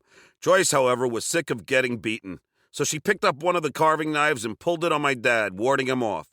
Yeah, you want to stab me? He screamed. Go ahead, stab me. She finally dropped it, and he beat the shit out of her. I cried watching this, knowing that it was all my fault, that I should have just given her the damn now and later. Why was I so fucking selfish? Feelings of guilt ensued. By the time I was in 5th grade, Joyce was on drugs. She would run away over and over again, getting beat up every time she came home. Susan couldn't wait to leave for college, and they both resented my mother for not leaving my father. They also resented me because I received the most protection, something they would throw in my face on numerous occasions. At this time, I was excelling in baseball. By my 2nd year, I was on the All-Star team. I would have made it the first year if not for 4 strikeouts in one game after I witnessed Joyce getting her ass kicked by my father in front of my Aunt Delia, who barely reacted and did nothing. She was my father's sister, and this must have been the norm in the old Melendez household when they were kids. My first baseball manager was Mr. K. He showed up at my house and asked me to show my talents. I was 7. I fielded a few balls and told him that I wanted to play shortstop. He asked why, and I told him because that's the position that gets the most action. I knew this from watching the Yankees and Mets play as a kid. My dad was a Mets fan, my mom was a Yankees fan. I was a Yankees fan. I wonder why. I was a great fielder, an incredible hitter, yet I missed the 4th spot for the All-Star team by a fraction in batting average. Mr. K pulled me aside to tell me how great of a fielder and hitter I was, but that my friend Peter Diaco had a slightly better batting average. Why? Those fucking 4 strikeouts, that's why. The beatings must have had an emotional impact on me that I wasn't even aware of. I cried like crazy the rest of that game. I remember fielding a ground ball and flipping the ball to second for the force with tears in my eyes. I couldn't handle the rejection. I felt slighted. I went home with my teammate John Cosgrove, and as his mom drove, I cried. He said, "Don't worry about it," thinking he was going to make the All-Star team. The whole time, I'm thinking to myself, no, you idiot, you ain't making it either. It's Larry, the Carey brothers, and Peter. I didn't have the heart to tell him, though. I let him dream another day. In retrospect, he probably would have been better off if I had told him then instead of waiting to write it in a book. Anyway, the following 2 years, I made the All-Star teams, even when it was only the top 3 players. I was good, but the shit was about to hit the fan. I was in the school all-district band as a trumpet player in 2nd, 3rd, and 4th grade. I finally quit after the Godfreys told me that trumpet playing would screw up my lips. My private instructor at the time was this guy named Frank Fico, and he had these weird thin lips that curved up and down.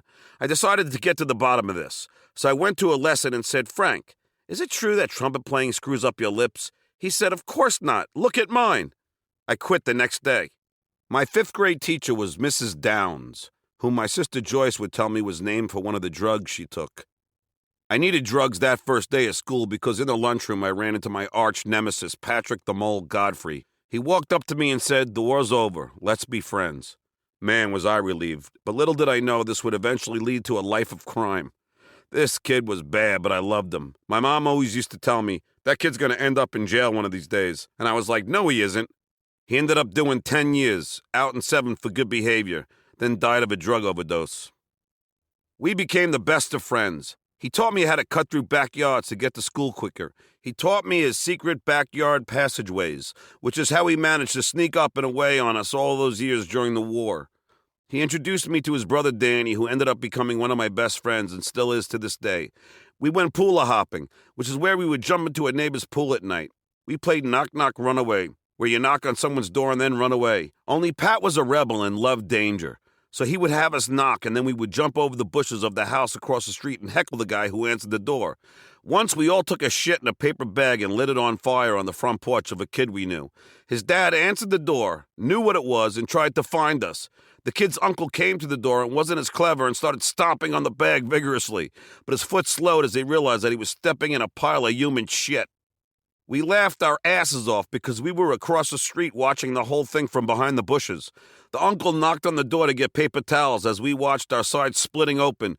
We started to chant, "Weep, wow," the sound effect from the moving cake from the Little Rascals, our favorite show. We were juvenile delinquents and received our first JD cards when we were 10. At the beach, I would tap a girl on the shoulder and Patrick and Danny would untie their top. Pat and I were fast enough to not get caught by the police, but Danny would always get caught. At field day, I finished in first place in the 400-yard dash, winning the blue ribbon, and Patrick came in second. We had to be fast. People chased us all the time. Life became a mischievous adventure. Patrick would come over my house with Danny and say, "You want to get chased?" And I'd say, "Sure." We would walk 2.5 miles to the mall. When we saw older kids playing with their skateboards, we would yell, "Hey, assholes!" And they would chase us. And then Danny would get caught and punched. That slow, fat bastard. We would call and order pizza when Pat's parents weren't home and hide on the roof, egging the pizza delivery boy when he showed up. We would call people whose paperboy was a kid we knew, disguise our voices to sound adult, and tell them that we were from Newsday and that their paperboy was complaining that his tip wasn't big enough. They would be like, "That damn kid, from now on, he'll get no tip." We were assholes. We would collect on my friend's paper route. We'd say, "Yeah, sorry, ma'am, John Holt is sick," and ask us to collect for him. Then we'd go to the Pizza Cove and blow the money on pizza, pinball, and video games. After a night of truancy, I would feel so guilty. I'd jog home from Pat's house, stopping in front of the statue of the Mother Mary, and I would pray and beg God for his forgiveness. I was never a bad kid before. What had the Godfreys done to me? I knew all of this was wrong, but it was exciting. We also did good things, though. We participated in the March of Dimes 20-mile walk twice, although the second time, Pat had the idea that we could cut through Grumman and cut off a few miles, but we ended up getting chased and Danny tore the bottom of his pants because a fat fuck had trouble climbing a fence. We would Christmas carol for the poor. Some of our greatest scams were calling people, telling them we were from the phone company and that they should not pick up the phone if they received a call within the next 10 minutes because we were having technical issues and someone working on the phone would receive a severe electric shock. We would then call back with a recording of us screaming with electric sound effects in the background. Some people believed us and actually did not pick up. In the winter, we would skitch, which is where you grab the bumper of someone's car at a stop sign and then get a free ride all through the snowy streets of the neighborhood. But in usual fashion, my mom caught me. See, I had this corn on my toe. It was the beginning of an endless list of foot problems, most of them being trying to remove them from my mouth. My mom used to drag me to a specialist to zap the corn with some Dr. Frankenstein-like electric current. It hurt like hell, and he would bandage it up with gauze. I got home one afternoon and decided to go skitching with the Godfreys.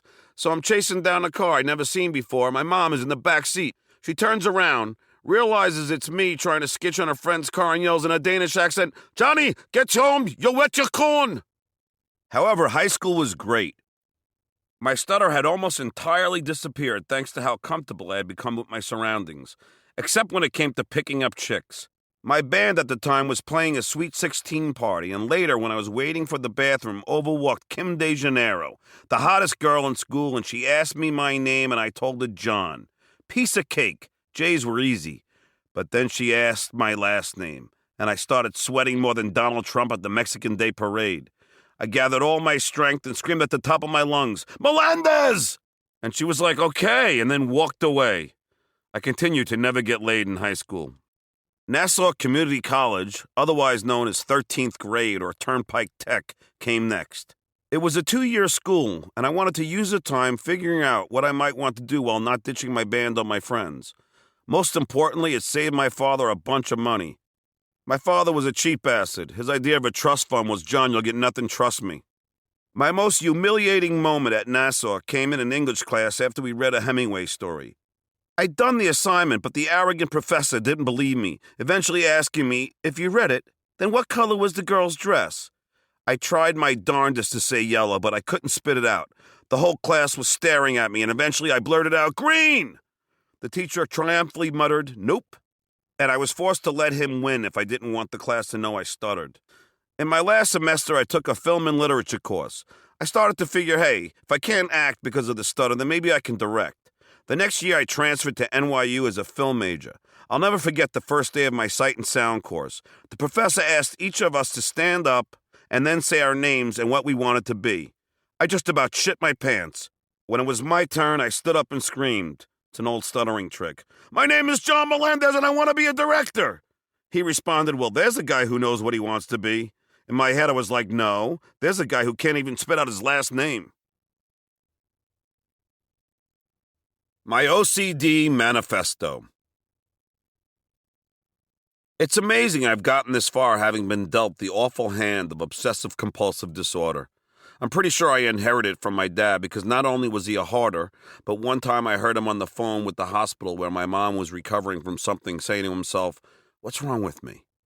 It started at an early age. I remember being at the beach and lifting my hands so that they wouldn't touch the sand. When I was in my 3rd season of Little League, I had socks that lost the strength in their elastic and kept falling down. So when I was at bat, I kept trying to pull them up with each foot rubbing the back of each calf, grabbing a hold of the sock and pulling up. I got a bunch of hits, and this soon became a ritual. One time, 2 of my friends and I took mescaline, a form of acid, and went to Action Park, a water park in New Jersey. We had a great time, laughed our asses off, but coming down was a bitch. When I got home, I poured myself a glass of orange juice and started to put the glass in the fridge and keep the carton. Suddenly it struck. As I went to put the carton in and take the glass out, I had a random thought in my head that I hoped my mother died. Totally scared of the thought, I had to take the orange juice carton out of the fridge and put it back in, only this time saying in my head that I wish my mother wouldn't die. I was unaware of what this was, but it slowly started to manifest into a thing that occupied my mind 100% of the time. That was the start of it, but it hit in full force after I graduated high school and had sex for the first time with my girlfriend, who we'll call Ginger. She cheated on me nonstop but would never admit it. This left me devastated, crying all the time, and realizing that she lied to me about it left me crawling in my head for comfort. Around this time in college, I took a math course called Logic, Sets, and Numbers. It taught me how x added to negative x equaled 0. This taught my fucked up OCD brain that if I had a bad thought, I immediately had to undo it with a good one. By the time I started the Stern Show, I was at full-blown OCD levels. I finally sought a free therapist after taking a psychology course in college and realized exactly what I was suffering from. He prescribed Anafranil for me, but it only left me feeling nauseated. I was on my own, a short, stuttering, OCD-ridden Puerto Rican with long hair and smelly feet, which, by the way, is my new Match.com bio. At the Stern Show, I would obsess over everything I did there. Whether it was labeling the tapes or fixing Howard's potatoes, I was a mess. I would always scar-cut his potatoes 4 times each. Whenever Robin would do a new story about AIDS, I would have to type it and untype it in the computer several times just to ensure that I didn't contract it. I was thoroughly OCD about AIDS ever since I contracted genital warts and crabs. The crabs were from when I was dating Ginger. Since she cheated so much, I would cheat to get her back. Plus, I was 19 and horny as shit. Look, Ginger wasn't that bright. One night at band practice in our family room, I was scratching my balls like crazy. I finally said something, and Bruce, my drummer, asked if I had banged some girl. I said yes, and he told me that a friend of ours banged her also, and he got crabs. After band practice, I went upstairs to pee and looked down and saw shellfish crawling from my pubes. I quickly pulled up my underwear, borrowed my dad's car, and rushed to the drugstore to get the crab ointment. I went in the shower and applied the solution while screaming my ass off. I hate bugs! The next day, Ginger was over, and after getting out of the shower, I was in the bathroom waiting with the crab ointment in my hand. When she walked out of the shower, I grabbed her crotch and spread the lotion all over her pubes. She asked what I was doing, and I told her not to worry about it. She never asked again. Like I said, she wasn't very bright. I also received genital warts from this girl I stooped in Seaside Heights, New Jersey. There's a reason the nickname for Seaside Heights is Sleeside Heights. This girl even let me talk her into blowing my sexually deprived friend Jiggs. She even blew me while Jiggs went down on her, but then our friends opened the motel door and a paint chip fell from the ceiling and went into my mouth and I swallowed it, and I spent the next half hour choking. And let me tell you, choking and stuttering at the same time ain't as much fun as it sounds. The next morning I woke up and she was gone, along with my silver ring that my friend Axel made. The worst thing about genital warts is that the doctor douses your balls and penis in vinegar to find them. I felt like a Cobb salad. Then he sticks a needle in your dick and testicles to numb the warts and then cuts them off. It was more painful than my Billy Crystal interview. I also thought I had AIDS because my band had played a gig in Philly and I had met this hot blonde. The following weekend, I took her to Atlantic City and we had sex like 4 times. The last time, though, she bled all over me. I was sure I had AIDS. I was also very obsessive about becoming a star in my own right, so when Howard would tell me I was untalented, it struck an OCD nerve in my head. If I walked into the office and had a thought that I wouldn't be successful, I would have to walk out and then back in thinking I would be. I was in my own prison and still am to this day. Alcohol eased the obsessions as well as curtailed the stuttering, so it became a wonder drug to me. College was the worst. Writing essays, I would constantly have to type something, then erase it, and then type it again if I'd had a bad thought. If, God forbid, I had a bad thought while I touched the doorknob, I immediately had to touch the doorknob again and undo the thought. I was and still am trapped in a living hell. Once I was having sex with my wife, Susanna, and thought about one of her ex-boyfriends while pulling out and found myself traumatized, especially because 2 months later we found out that she was pregnant. Thankfully, we concluded that she got pregnant when we were having sex in Atlantic City. Who knew that Howard was going through the same thing? To this day, however, I don't believe he is cured. After he wrote his book, Miss America, which had chapters on his OCD, he claimed he was cured one day after having an epiphany. Most therapists, if not all, say that is just impossible. In fact, after the book came out, we were all talking in the studio and he was constantly touching and obsessing on one part of the Son of the Beach poster hanging on his bathroom door. Look, OCD people can spot each other dead on. It's easy if you're also suffering from the disorder. I remember being backstage at a David Lee Roth concert and him saying to me, "So you're a C too." He spotted it right away. Here's a typical day for me. I wake up, get out of bed, and allow myself 4 footsteps to the toilet. I pee and pull my underpants up. Although, if I have a bad thought, I'll have to pull them down again until it equals 3 times. 3 is my favorite number. Then I count the footsteps back to my bed, and when I have a good thought in my head, I jump back into bed. I then grab my computer with 4 fingers and place it on my lap. I go down once to the menu bar and then one more time and then click on Safari. I check my AOL mail. Yes, I still have AOL. It matches my Crocs. And if you make fun of me for it, I'll delete you from my MySpace account. Then I'll go to Huffington Post, CNN, then Twitter. I'll then go to my 3 Facebook accounts. If I play a game of backgammon, I'll have to play 3 more. Before I'm done with Facebook, I'll have to visit all of the accounts 4 times, breaking up each cycle with Twitter. After I do that, I can get on with the various other sites I visit, like MLB, NFL, Yahoo, and Dogshed. If I have a bad thought while exiting Facebook, I have to go back 6 more times to each account, totaling 10 times. The reason being, it has to be an even number. 6 is no good because it's the devil's number. 8 won't work because anything after would be 9, and 9 begins with an N, which negates everything. The whole time, 99.9% of my brain knows this is all bullshit. But there is that very small percentage of doubt, and so why not do it if it eases the mind? Then I go to my notes and begin writing my affirmations. Again, going down to the menu bar and then up and then down once again and clicking on notes.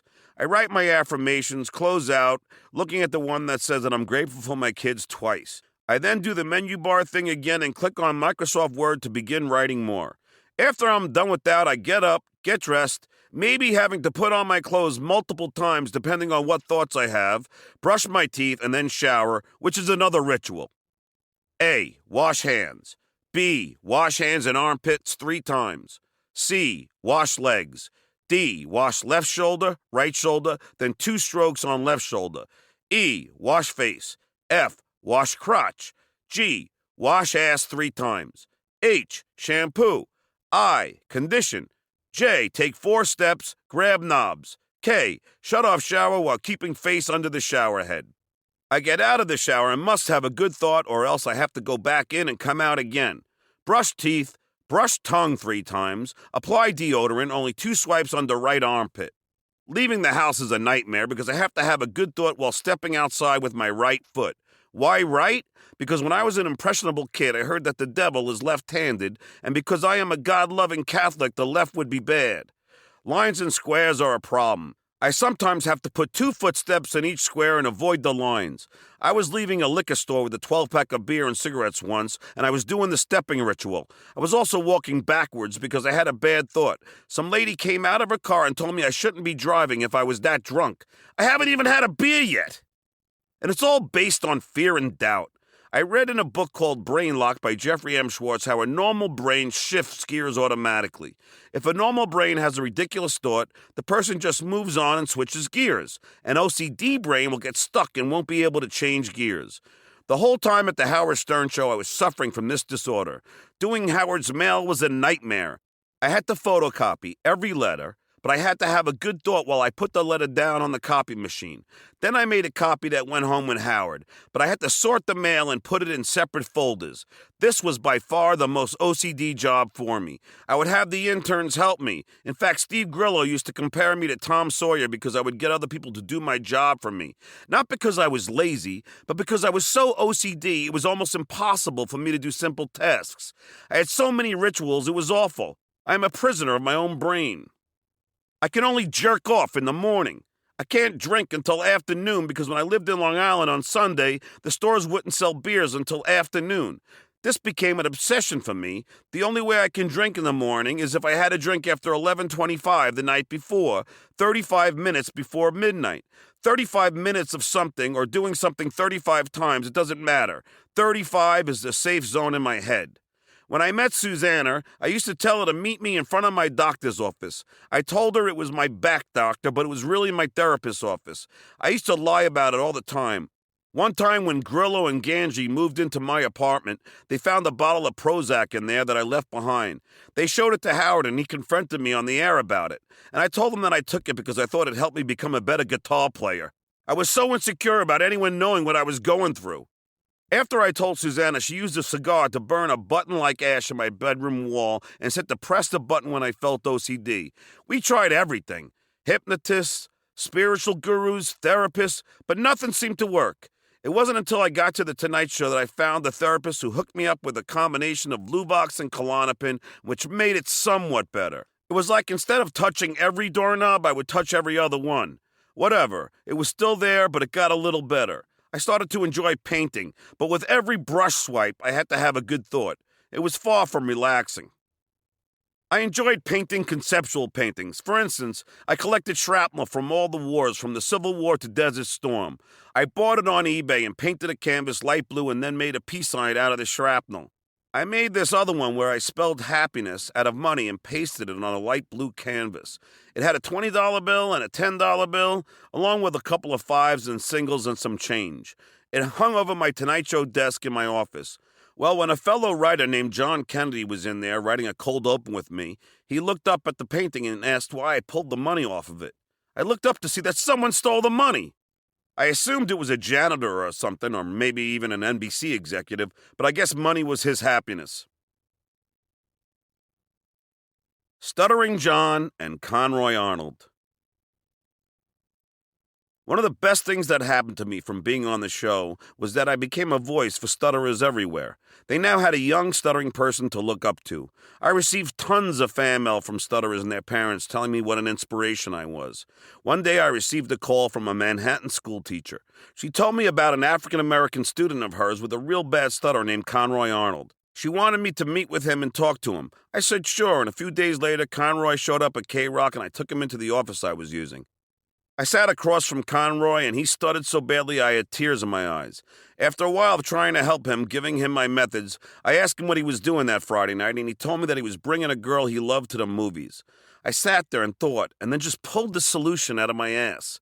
I told Conroy to bring a notebook and pen to the movies. I explained to him that this way, if he couldn't speak to her, he could just write it down, allowing him at the very least a chance to communicate.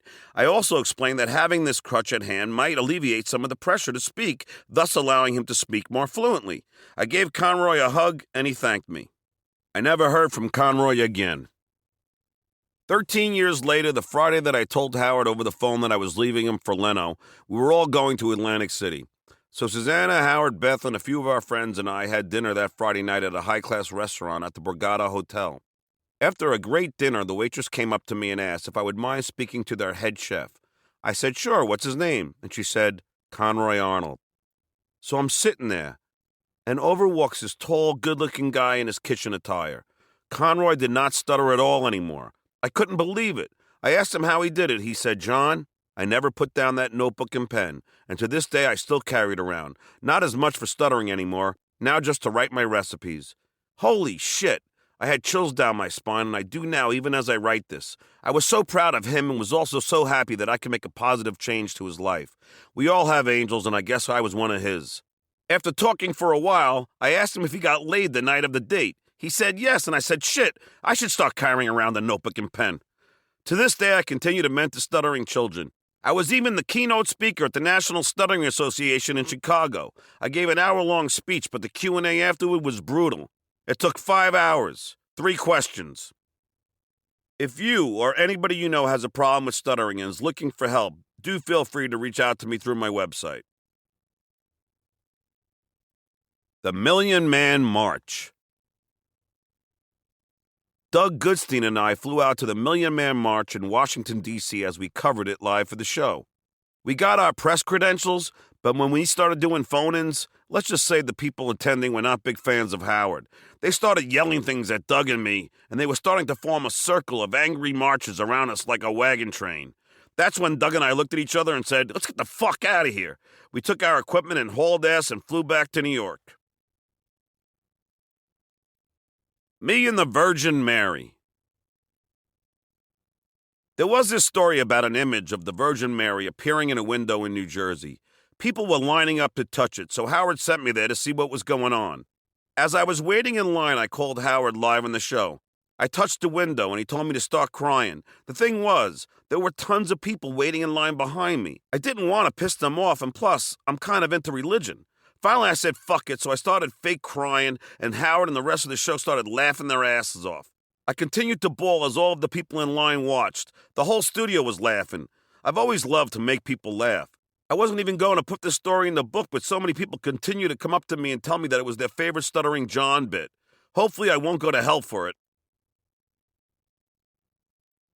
Goodbye to Billy West and me, temporarily. I got a call from Don Buchwald, who was no longer representing me. He explained that we were about to be doing a show for E and that my salary would be $200 a week, about $10,000 a year. I said okay because what else was I going to say? I called my lawyer, Larry Shire, and he said fine, but please just ask them to send or fax me a copy of the contract so I can review it before you sign it. A few days later, one of Don's henchmen, Richard Bosch, came into the building, and I met with him in the Jock Lounge next to Gary's office. He handed me the contract, and I assured him that I would sign it, but asked if it's okay that he just fax it to my lawyer. He said yes, and took the contract back, and I was off the E-show. After 3 weeks, I walked down to Howard's office and asked if I could talk to him. Almost crying, I apologized for asking Richard to send the contract to my lawyer. Howard said, "Yeah, John, just do what we tell you to do, and stop listening to Jackie. He's nothing but a troublemaker." I guess this started when Bubba Backstabber and I talked with Jackie in the Jock Lounge. The truth was that we were all upset with our salaries. Jackie was making around $25,000 a year, and I think Gary around $15,000. We were all expressing our disappointment, and Jackie might have made a joke saying, "Let's all just say no, there's strength in numbers." But I didn't take him seriously. He was just lamenting like we all were. But somehow Gary went back to Howard with this and blamed it on Jackie. He told him something like Jackie was trying to get us to go against Howard. But this was all bullshit. Billy left at this time because the E-show was non-union and Billy was in like 3 unions, AFTRA, SAG, and I think another one. His agent told him that he can get thrown out of the unions for working below the union rate, which is what the show was paying him. Billy told me that Howard called him at home, and when Billy answered the phone, Howard said, "Hey, big shot." Then Howard said he couldn't understand why Billy wouldn't do the show. Billy said that it went against his unions and that he could get thrown out. Then, believe it or not, Howard said something like, "Well, why don't you just do it until you get caught?" Billy said no. It's hard to believe that a multi-millionaire superstar would tell a lower-paid member of the show to break his union agreement. Well, Billy stayed for a little while longer, but then got into a negotiation over money with Tom and decided to get the heck out of there.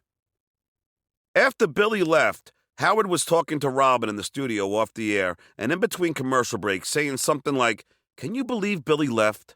What does he think he's going to do? Doesn't he realize that the only reason he gets voiceover work is because people hear him on this show?" I remember that conversation like it was yesterday. I thought to myself, wow, is Howard that big of a megalomaniac? Is anybody worth anything to him outside of the show? Shit, Billy went on to voice Bugs Bunny, and that's just the tip of the iceberg. I love Billy. He was a riot to hang out with in Scott's studio, and I knew that the show and I would miss him. This would soon become a trend.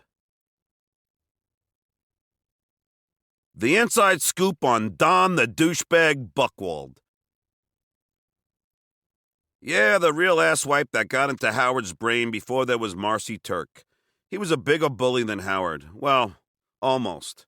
If you are a Star Wars fan, think of Howard and Don as the Sith. Buchwald was the evil emperor.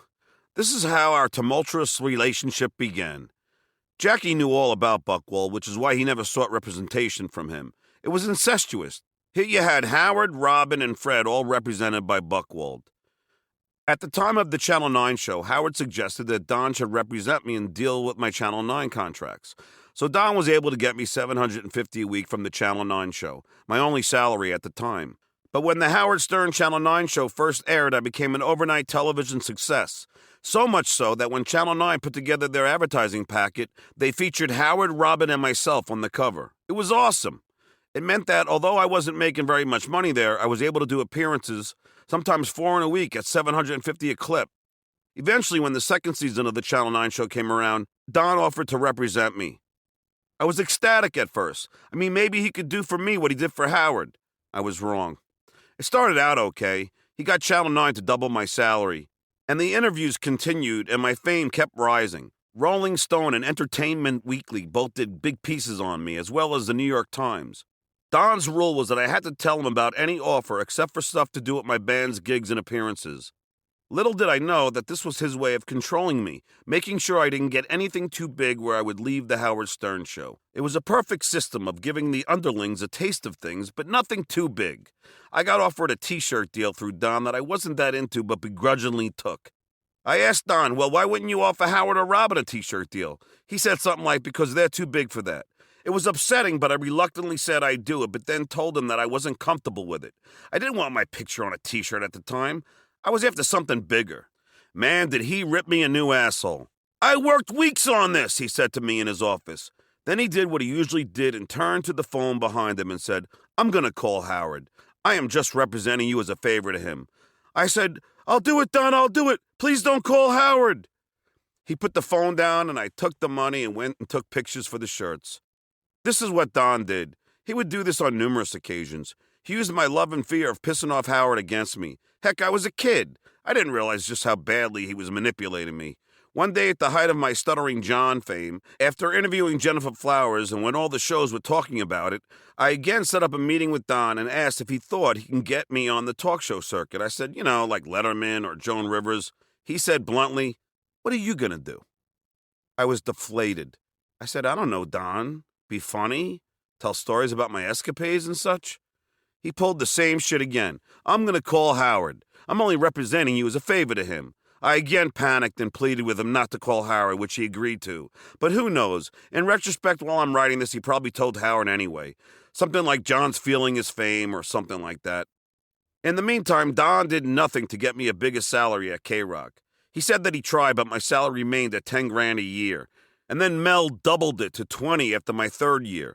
So in the 3 or 4 years I was there, I made $30,000 gross. But again, I wasn't complaining. I could always leave, but I wasn't ready to do that just yet. I had to wait for a bigger offer to come around. So now I knew two things. Don didn't really want to represent me, and he saw no value in me.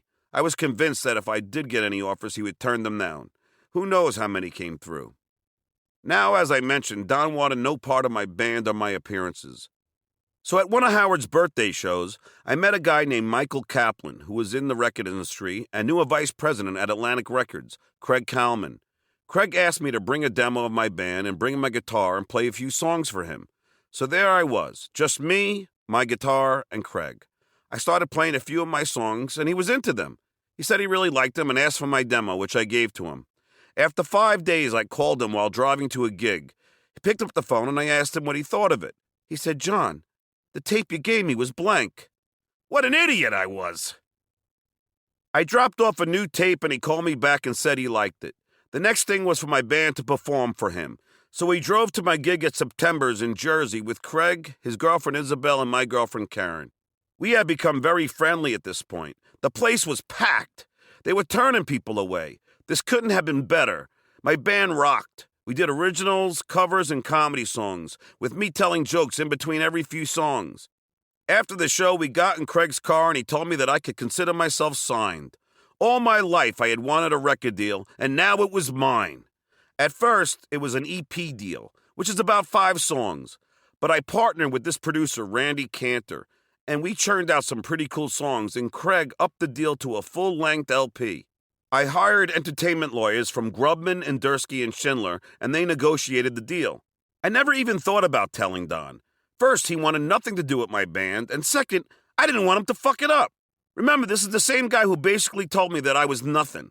Why would anyone in his or her right mind trust this bully to negotiate a deal for their band? The day I was about to sign the contract, I got cold feet and thought I might as well tell Don as a courtesy before I signed it. I went to his office and he screamed at the top of his lungs and circled around my chair like a hawk, scoping out its prey. I pleaded with him, saying, Don, you wanted nothing to do with my band. I haven't signed anything yet. He screamed at me some more. I said I was sorry and I left. I tried calling him a couple of times, but he wouldn't return any of my phone calls. I talked to Gary about it, and he wondered how this could possibly be a big deal to Don. I finally said fuck it and signed the deal the next day. Don and I rarely spoke after that. I sent him a letter apologizing, but I really didn't feel that bad. When Benji Bronk and I started contributing to the show's writing on a daily basis, and our e-contracts came around for renewal, we both asked Scott Einziger for writing credits on the show. Scott approached Don and asked him about it, and Don's response was, well, we don't want to give them full-fledged writing credits because then they're going to want more money. So let's phrase it like this. Some written materials were contributed by John Melendez and Benji Bronk. Scott couldn't believe how low Don would go, but he had to comply. This was just the world of the firm, and you took what they gave you and asked for no more, or else you faced the wrath of Buchwald and Howard. Jackie used to say that Howard and Don would split the pie, give Robin and Fred a slice, and then let the rest of us fight over the crumbs. Jackie was right. We all knew he was, but if we rebelled, we'd be abused. Don listed himself as a consultant, yet the guy didn't have a funny bone in his body. He would come to the creative meetings and blurt out some unfunny bit that was so bad it made us all uncomfortable. I didn't even feel Howard cringing. The guy was a dolt that latched on to Howard and ran with it. The last scumbag move by Don and Howard was when we were about to shoot the video for my single, I'll Talk My Way Out of It, and I asked Howard if he would make a cameo in it. He said flat out that he had to think about it, and the next day explained to me that he couldn't be in it because one day he might want to do some business with MTV and this would dilute it. Are you fucking kidding me? This guy acted like such a douche to me. I'm sure he asked Don, and Don wanted nothing more than for me to fail. So here I had Sting, Gene Simmons, Gilbert Gottfried, Jackie, Gary, and Nuno Bettencourt, but no Howard. Fuck, even Sting did it, but no fucking Howard. It was like when everyone on the show came to my wedding except for Howard and Fred, of course, even though it was in the Hamptons, where he coincidentally commutes from now. I used to get a call every morning from this guy on a payphone in God knows where saying that he couldn't believe that Howard wasn't coming to my wedding. I tried putting him through, but Howard never picked up the call. It turned out to be Benji. So when he started with us, I was happy that he knew what a dick Howard could be even before working there. I'm sure Don made that decision about the video. I swear, I used to fantasize about getting a voodoo doll of Don made up on the off chance that that stupid thing might actually work. Now, of course, I know they don't actually work, but it sure helped me sleep better at night. This guy was and is the ultimate bully, and the only way to silence a bully is to outbully him, which I was in no position to do. I just had to grin and take it, all the while knowing that I had to get out of this place. Well, that's my chapter on Don. I regret ever meeting him. Joe Walsh and me. I don't like you either. Craig Kalman asked me whom I wanted to write with, so I said one of my idols, Joe Walsh. Atlantic flew me out to California, and I went to Joe Walsh's house in the hills to write a song. I was ecstatic. This was like a dream come true. I arrived at Joe's house, and he invited me up to his living room. He had a mic set up on a stand, and he had some music tracks of his new songs on his audio equipment. Joe stood in his living room and sang a couple of songs, just him. It was the first show I'd ever been to where the main act offered me a beer between songs. I couldn't believe it. I had my own personal concert performed by Joe Walsh. Later that night, Rick, the bass player, a few other guys, and Joe's girlfriend came over, and Joe and I started working on the song while drinking beers, snorting coke, and smoking pot. Joe came up with the title, I Don't Like You Either. We started writing lyrics like, I don't like my ex-wife's lawyer, and I don't like paying for my pot. We wrote all night while playing pool. I went to my hotel that night and drove back to Joe's house the next morning to record the song. When I pulled up, Joe came out looking pretty disheveled. I said, Joe, do you have the lyrics? He said, oh yeah, I'll be right back. He went back in his house and then walked out 5 minutes later and said that he couldn't find them. Thank God I had a pretty good memory. I remembered most of them, and I wrote the lyrics down in the studio.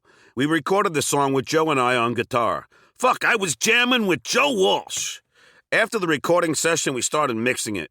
Joe left for like 3 hours with his girlfriend, and when they came back, they were both wearing train engineer caps. Joe told us that he just bought a train car.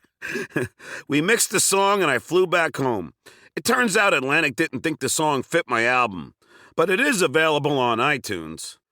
One time I wrote a song for my album with Mark Hudson of Hudson Brothers fame. He was Kate Hudson's uncle. He also was responsible for writing Living on the Edge for Aerosmith. He was staying at the Trump Plaza, and we got stoned and wrote this song called If I Had a Say, which made the album. He would tell me stories and told me one about how he was doing a show with the cast of The Brady Bunch. He had heard some things about Florence Henderson. After a rehearsal, Florence came into Mark's dressing room and asked him if he had heard about her. He said yes, and she asked him what he'd heard, and he told her he'd heard she gave great helmet washings, which is what he called blowjobs. She said that that was true and proceeded to blow him right then and there. Mr. Brady didn't know what he was missing.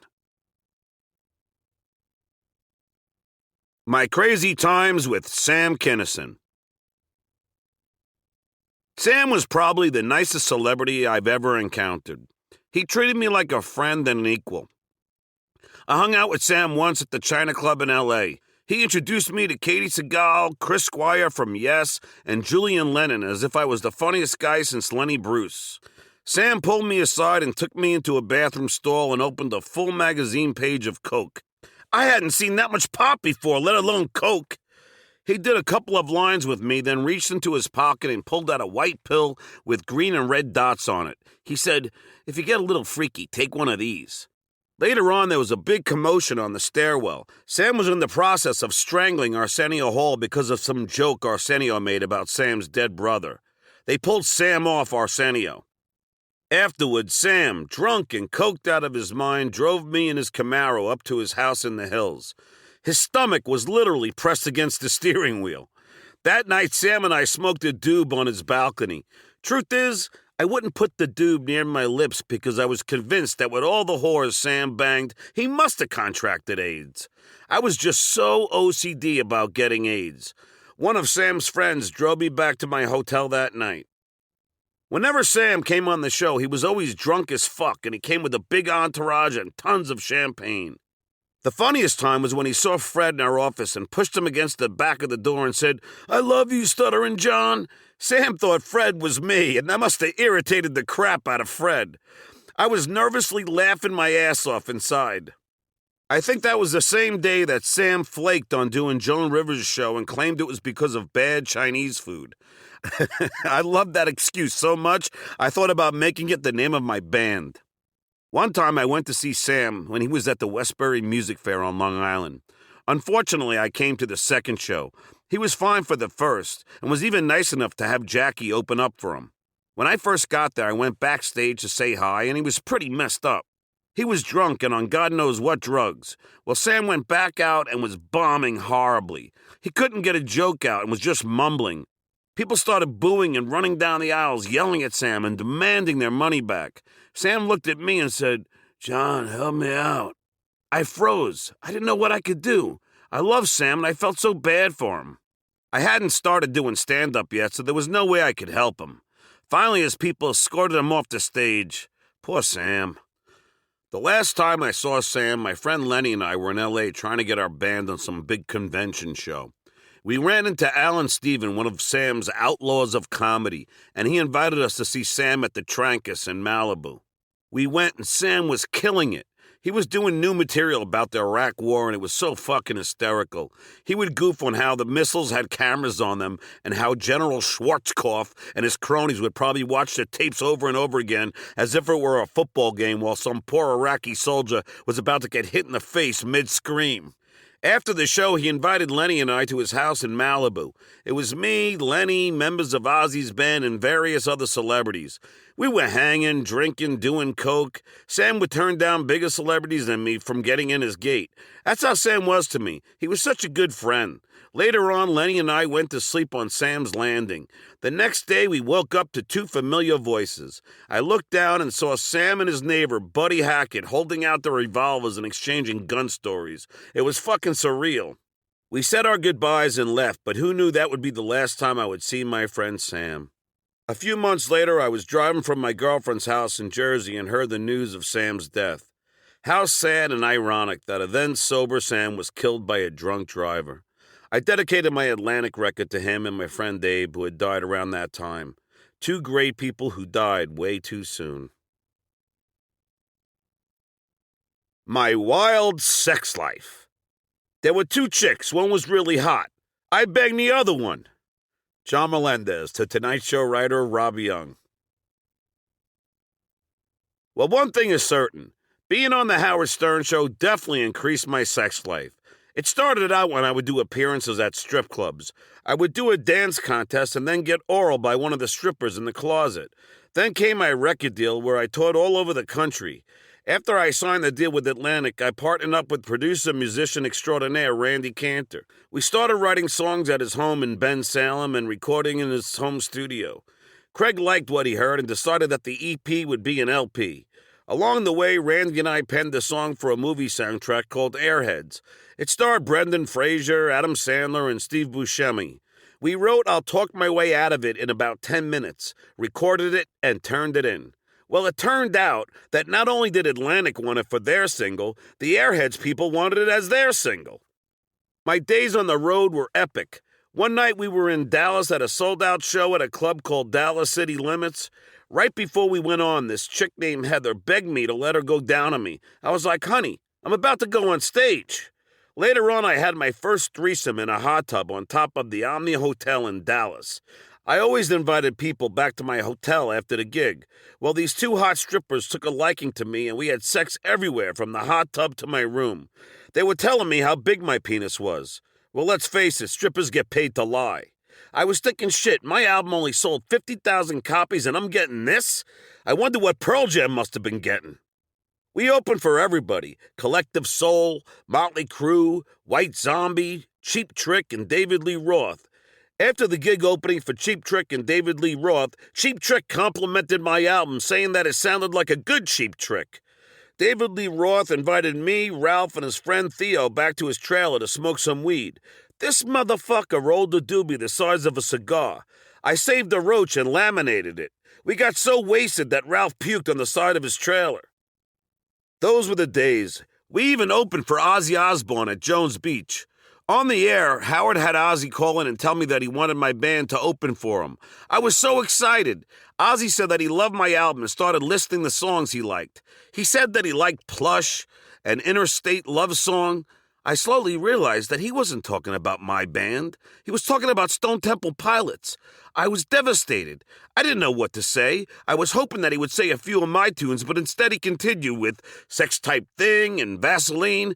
Finally, I was like, Ozzy, that's Stone Temple Pilots. That's not my band.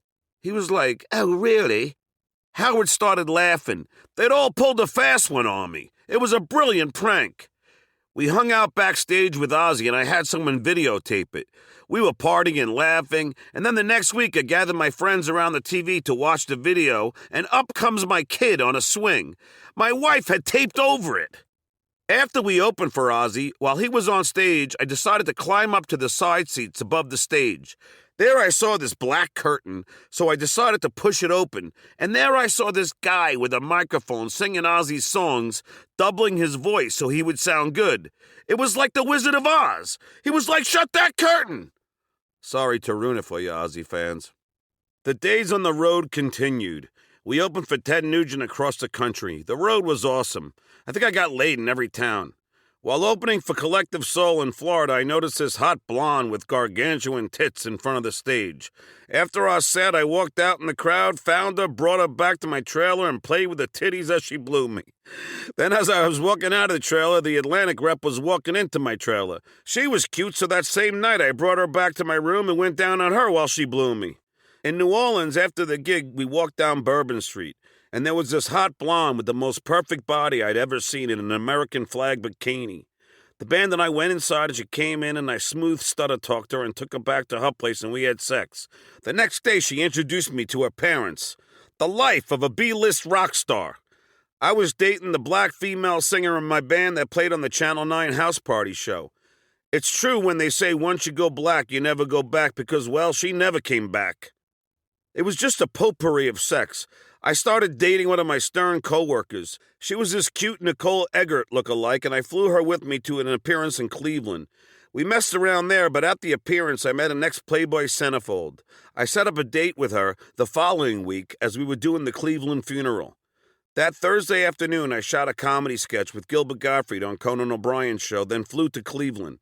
The Playmate picked me up, and on the way, she told me that her boyfriend said it was okay if she banged me. We went to the bar and ate spicy buffalo wings. That night, we went back to the hotel and she started blowing me while sticking the tip of her finger in my ass. I wasn't going to refuse, and then we had full-blown sex. Shit, I was banging a centerfold. After sex, we went to sleep, but I overslept. I got dressed without showering and rushed to the funeral.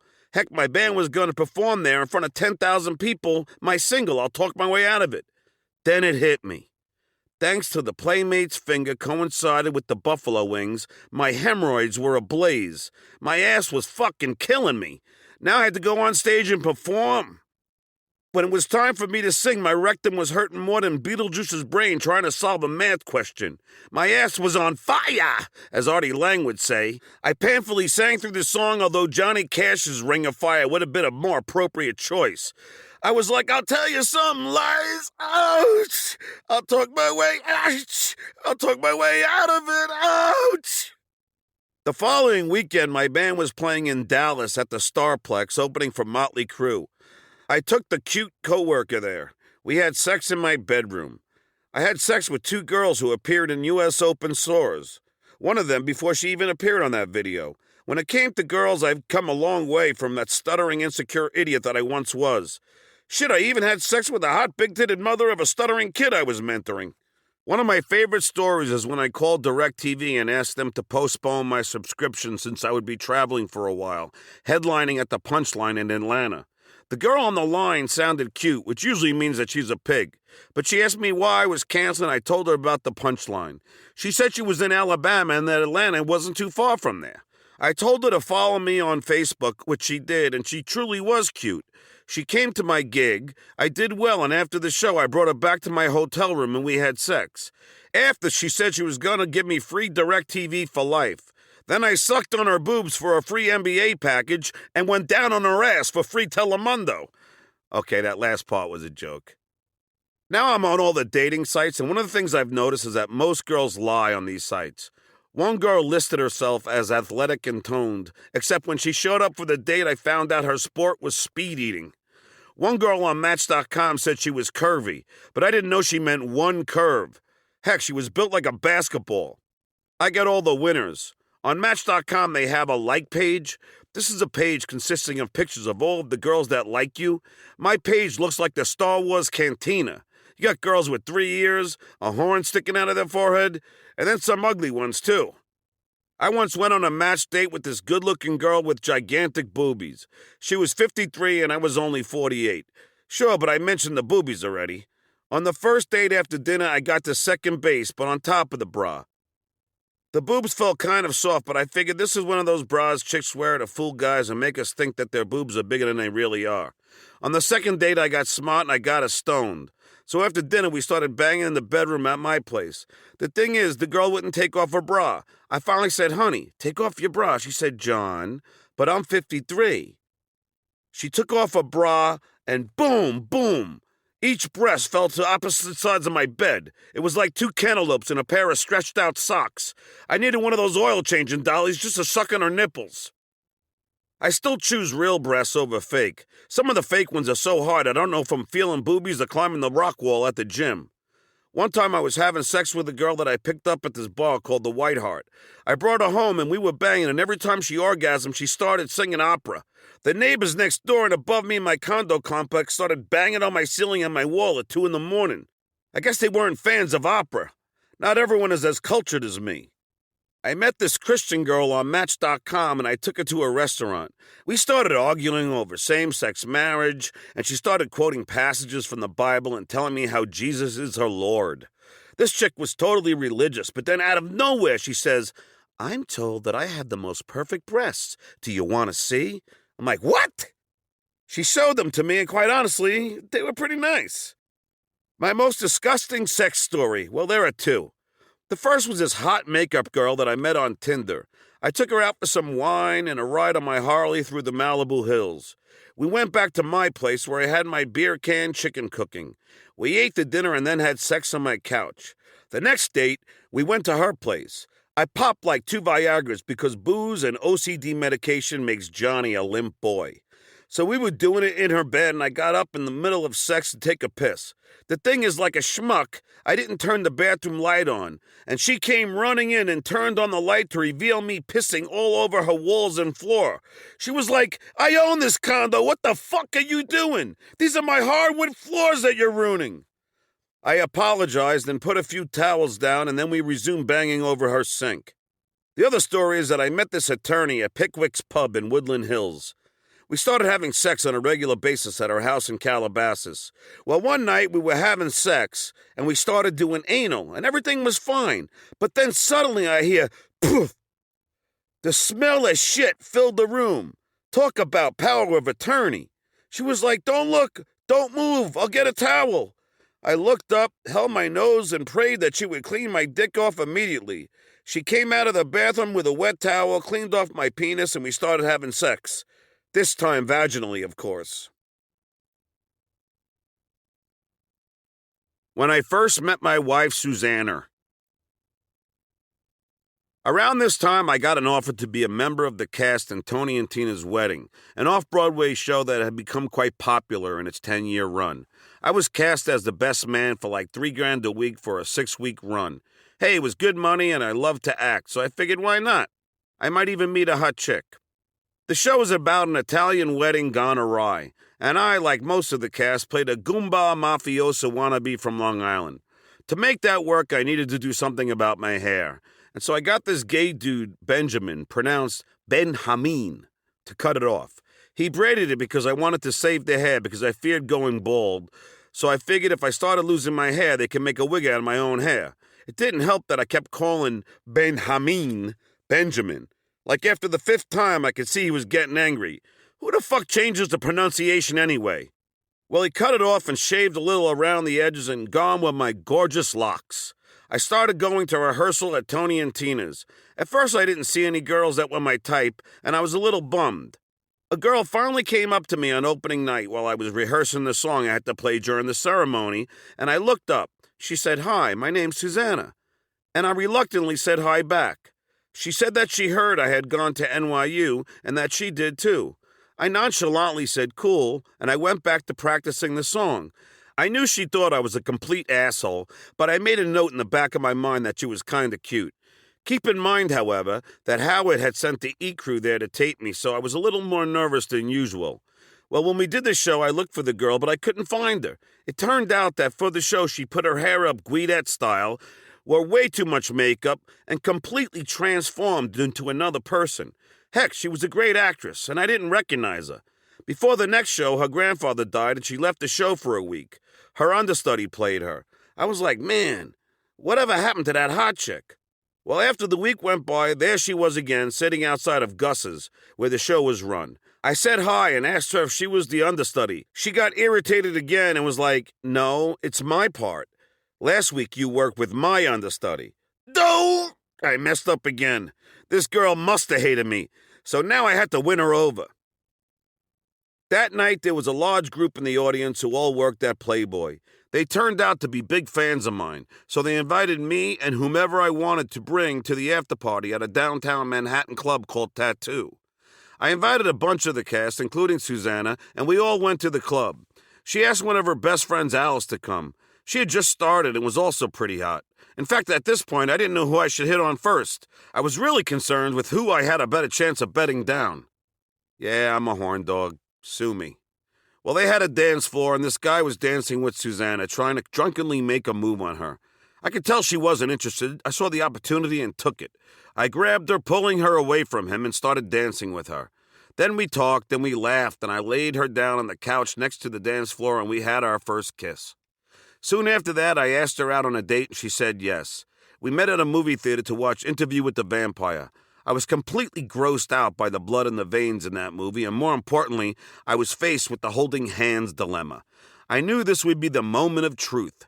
If I went to hold her hand and she seemed not into it, then I knew she was not into me. On the other hand, if she willingly held it, it meant things were looking good. I reached out and she didn't pull away. Yeah! Then the final test. If I rubbed my thumb along her hand and she rubbed back, she was definitely into me. She did! After the movie, we walked out and she hailed a cab. I begged her to come home with me, but she refused. I thought that was a good thing. After all, I wanted a girl who would not be that easy. We continued to do the show, and one day she agreed to come with me to get my new headshots done. We went to the photographer's downtown apartment, and he started taking pictures of me in all different poses. We took a picture together for kicks, but who knew this would be the beginning of a very long love affair, that eventually we'd get married. As we walked from the photographer's office, we started talking about past things we'd done. I told her that I had a song in Airhead starring Steve Buscemi, Adam Sandler, and Brendan Fraser. She told me that she went to NYU with Adam Sandler. I asked her if they dated, and she said yes, but it was to get back at her former boyfriend who cheated on her. Heck, it could have been worse, I guess. She could have said that she dated Rob Schneider. I asked her who was funnier, Adam or me, and she said I was. She must have really wanted to date me. See, I thought this could be a deal breaker. I always said that I didn't want to date someone who had been with a celebrity that was bigger than me, which probably rules out 3/4 of the population, but whatever. I knew this would become an obsession if I didn't end this, but at the same time, I really liked this girl. We were friends, and soon enough, we were finished with the show, and I asked her to come home with me. We had sex, and she started coming over regularly. We dated for a little bit, but then as my stint ended, we went back to our previous relationships. Around this time, we had a few days off from the show.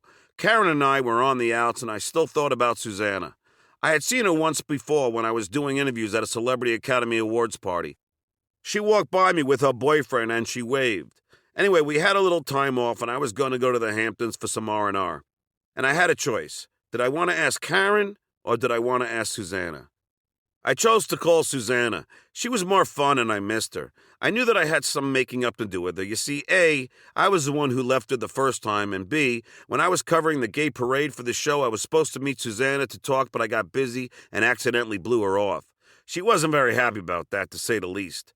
I rode my bike down to the Tony and Tina space on top of Gus's and waited for Susanna to walk from the church. I sat on my bike across the street. When she came out, she saw me. I waved, and she waved back and smiled. I came back that night and apologized and convinced her to come home with me.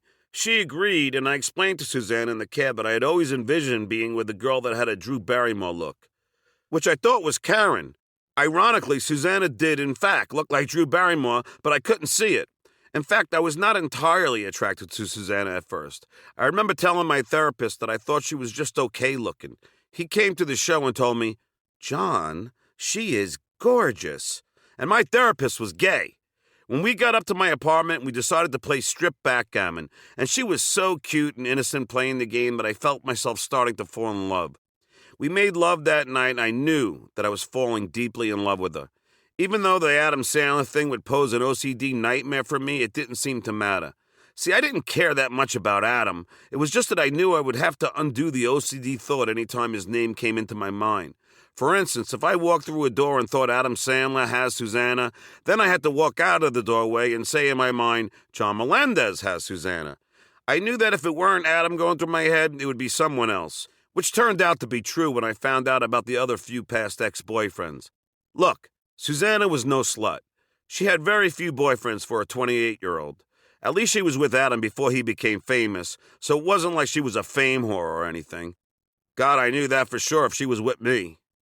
I told Susanna I really had to get out of the Howard Stern show because I just couldn't take Howard putting me down all the time. I called her that night and asked her to come to the Hamptons with me, and she said yes. We went to the Hamptons and stayed at some hotel. We had great sex in the jacuzzi and really had a fantastic time. We played backgammon on the beach until the tide swooped in and ruined the game. This is how brainwashed I had become from Howard. I knew I was in love with Susanna, but the Adam Sandler thing was a problem for my OCD mind. And also, Susanna had a birthmark on her face like Allison, Howard's wife, and I thought Howard would say I was trying to be like him. To give you an idea, when I used to walk in with Howard in the morning, he once said to me, "John, I wish I had it as easy as you." In my mind, I was like, yeah, right. I have extreme OCD. It never dawned on me what he was referring to until he was coming out with his second book, which was all about his battle with OCD. Then I got it.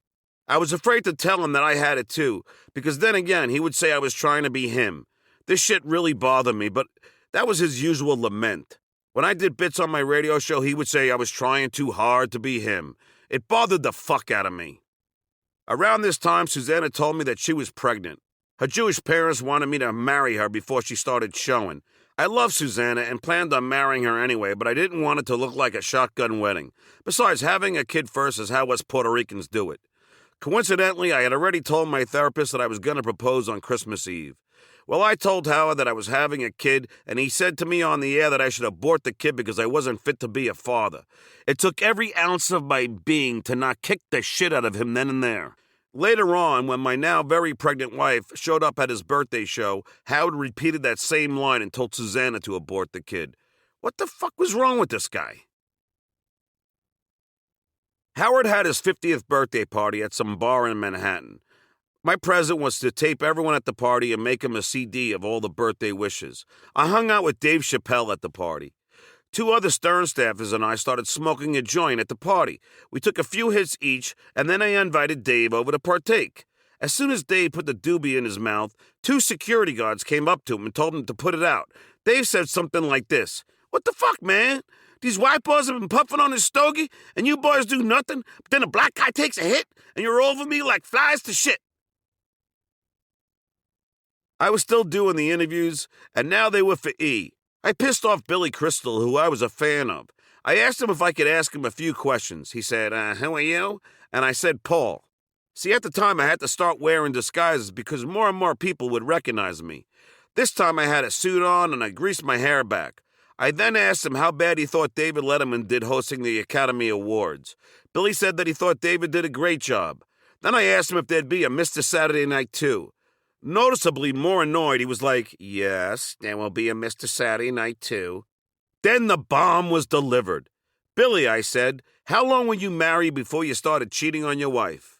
He blew up and eventually said, "And you could take this tape to Howard and shove it right up Howard's stupid fucking ass." "But Billy, we're big fans of yours," I replied. He was like, "Yeah, right, and now you all go on a show and laugh, but it's not fun. It's not fun." Whoa, that was tough. That response became an impression fans did for years. It was modified in a way and became "it's not fun and it's not funny." I would try every disguise in the book. I'd dress up in a fake mustache, fake teeth, greased hair, glasses, suit, and tie. I considered putting in Gary teeth, but I would have lost 30 IQ points and dislocated my jaw. Ralph Sorella had a friend at SNL that did the makeup there, and we had some interviews to do that night at the Essence Awards, so I went to the SNL studios at 30 Rock and had this guy give me a prosthetic nose, a prosthetic chin, teeth, mustache, and glasses. I wore a suit and tie. The whole procedure took like 3 hours. Then we walked up to the red carpet at Madison Square Garden, and a cop guarding the red carpet saw me and said, "Hi, John." Whoa! All of that for nothing. I still managed to interview people, but it was getting harder and harder to pull it off. I knew I had to find another niche on the show if I planned on keeping my steady stream of airtime going, so I consciously decided to take my ball busting into the studio. You don't understand. When I was a kid, my friends and I would hang out at the handball courts in high school, each illegally buy a six-pack and eventually form a circle and one by one rip each other a new asshole. From yo mama jokes to things more personal, everyone and everything was fair game. After years of that, I became an expert. I would look somebody up and down like the Terminator. I'd make mental notes of their clothes, their shoes, their haircut, and then hold on to that information. And as soon as they threw a zinger my way, I would pounce. After 5 years, Howard started to beat me up on a regular basis on the air. It hurt, and I had to get out of there. I didn't want to relive all of this abuse that I ingested from my dad, siblings, and the neighborhood bullies. I was experiencing the same feeling that I did with my father. One day he's great, the next day he's beating the shit out of you. People would ask me if Howard was a nice guy off the air, and I'd say, yes, he's a great guy off the air. They'd say, oh, so on the air is all an act? And I would tell them, no, off the air is all an act. See, you have to understand, I really looked up to Howard. I loved him. He was my radio idol, and I am very sensitive. So when he would beat me up on the air, it truly, truly hurt. I always wanted to please him. Part of the reason I busted Gary, Fred, and Jackie's balls on the air was to make Howard laugh. We would go out to dinner all the time. I honestly thought of him as a friend. Only on the air, he was such a prick sometimes that I didn't know which Howard was the real one. I remember leaving the studio one day feeling so bad after Howard had laid into me saying things about how I'm not talented, I'm not funny, I'm an ingrate, and the only reason I'm on the show is because I stutter. He said the only time I'm funny is when I'd stutter. I almost cried right there in the studio. I went home and wrote a song called I Don't Know, about my depression due to his abuse. I actually recorded it in Scott's studio with Scott producing. These kinds of beatings weren't only thrown my way. Fred told me that one of his songs on his album was a song about Howard. It was called Don't Talk Down to Me. Gary once told me that at one point, Fred was so fed up with Howard's abuse that he wanted to leave the show and audition for Saturday Night Live. I didn't only want to do radio. I wanted to do television, movies, and stand-up comedy. One time on the air, Howard said he liked me the least because I always wanted to do outside things. Later on, a show producer that still works there pulled me aside and said, "Isn't it weird that Howard looks down on ambition?" Around this time, I took a pregnant Susanna to see The Cable Guy starring Jim Carrey. She started complaining about being in pain. I was like, come on, honey, the movie isn't that bad. And she was like, no, John, I think I'm going to have the baby. We left the theater and laid down in my bed as I timed her contractions. I was exhausted, but she wanted me to stay awake. I tried to order the Bridges of Madison County, but instead accidentally ordered the Three Tenors. I'm not sure which I anticipated would be more boring, but I had to order the Bridges of Madison County while timing her contractions. And I started dozing. Man, was that movie a fucking sleeping pill. The contractions started getting closer as I started getting closer to putting a gun to my head from the stupid fucking movie. So we got up and took a cab to NYU Hospital to give birth to our first child. Months before, I had made a tape of all of Susanna's friends telling her to push and wishing her well. I played the tape over Jeff Beck's guitar shop. Hey, I was in love with Jeff Beck. Nah, I love Susanna. I wanted the birth to be extra special. Her friend Alice started grabbing her leg and telling her to push, and I was like, hey, Alice, no offense, but this is between me and my wife, so scram. She apologized and left, and we prepared for the birth. I called into my afternoon radio show during the labor, which of course Howard told me he had done first. I told him on the air that if it weren't for him, I wouldn't know how to breathe. A line Gary once repeated, because let's face it, Gary couldn't write his own material if Rodney Dangerfield rose from the grave to help him.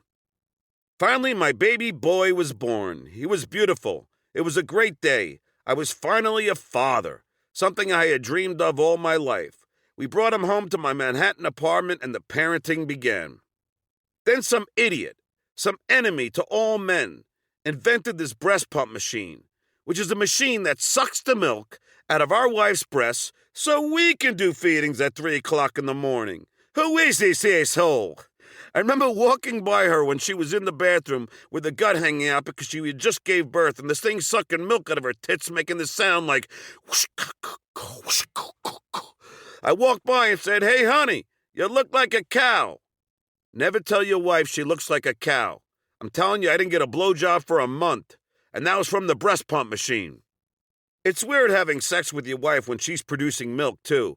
We were having sex, and I was on the bottom, and she was on top, and milk squirted out of her breast right into my face. And that's not good, because I'm lactose intolerant. My wife's breasts were huge, but every time I squeezed them, I felt like I was juicing an orange. I was exhausted. No, not from the sex, but for doing these late-night feedings. Suzanne and I would take turns, and one night I was on our couch, which thank God was low to the ground and was on the carpet, and I was so tired from the early stern hours that I fell asleep lying down on the couch next to my kid. And when I woke up 2 hours later, my kid had fallen off the couch and was sleeping on the floor. Maybe Howard was right about me not being fit to be a father. My son was fine, though. Hey, parenting is a work in progress. I knew I had to get away from the show and told Susanna that. Howard is a good guy sometimes, but like most of us, he has his faults. Once he sent down an edict allowing only the on-air staff to drink the free water that was provided by Poland Spring, a show sponsor. No interns or off-air personnel were any longer allowed to drink the free water.